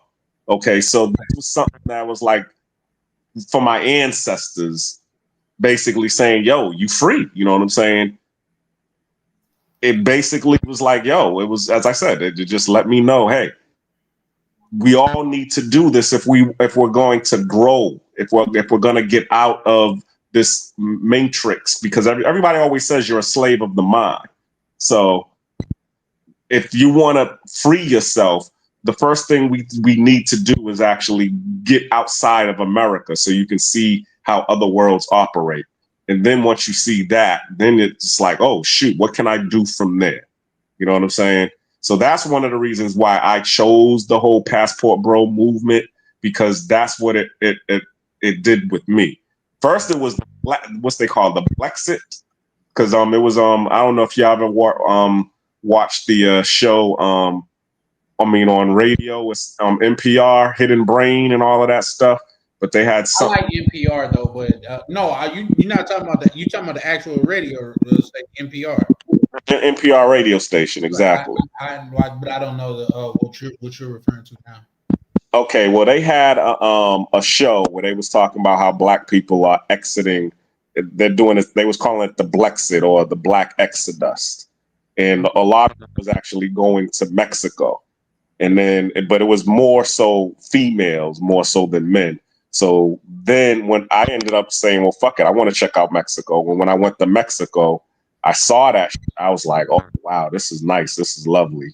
And then, as you said, I ran into the whole Ronin and Mr. Flip Flops and BMT and all of these people. And I was like, oh, okay, so the brothers is doing it too. So it was lovely to see that we had a brotherhood where there was actually brothers that was going overseas and doing the same thing that I saw that the Blexit crowd was doing.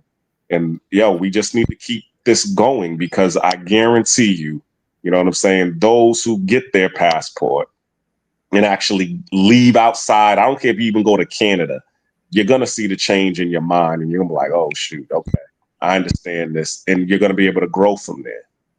And that's it. Agreed, man. Shout out. I think you did a great job, Black Cleaner. You put a bow on it at the end, man. Shout out to you. Plug your book before you get up out of here, bro. Founding Translations, Nate Odyssey. It's on Amazon. You know what I'm saying? They got the ebook and the paperback. So you check it out. It's, you know, pretty much Black Man's Guide to Living Overseas, or actually it's also a Black Man's Guide to wanting to know about Panama. Because, you know, a lot of people be asking me questions about Panama, this, that, and the other. $14.99 or $8.99 on if you're gonna get the ebook, and it'll answer all the questions that you want to know if you want to go to Panama. Shout out to that. So shout out to my good brother Black Cleaner, man, pulling up and showing love, man. Go check out his book. Once again, he may not agree to it, but this is what I'm telling you. If you fuck with me, support bro. You know what I mean? Support bro, because listen, if you pull up in Panama, you could, like, not even as a ticket thing, like, bro, not only did I support you, but I actually read your book, bro. You know what I mean? I'm sure that'll go a long way, man.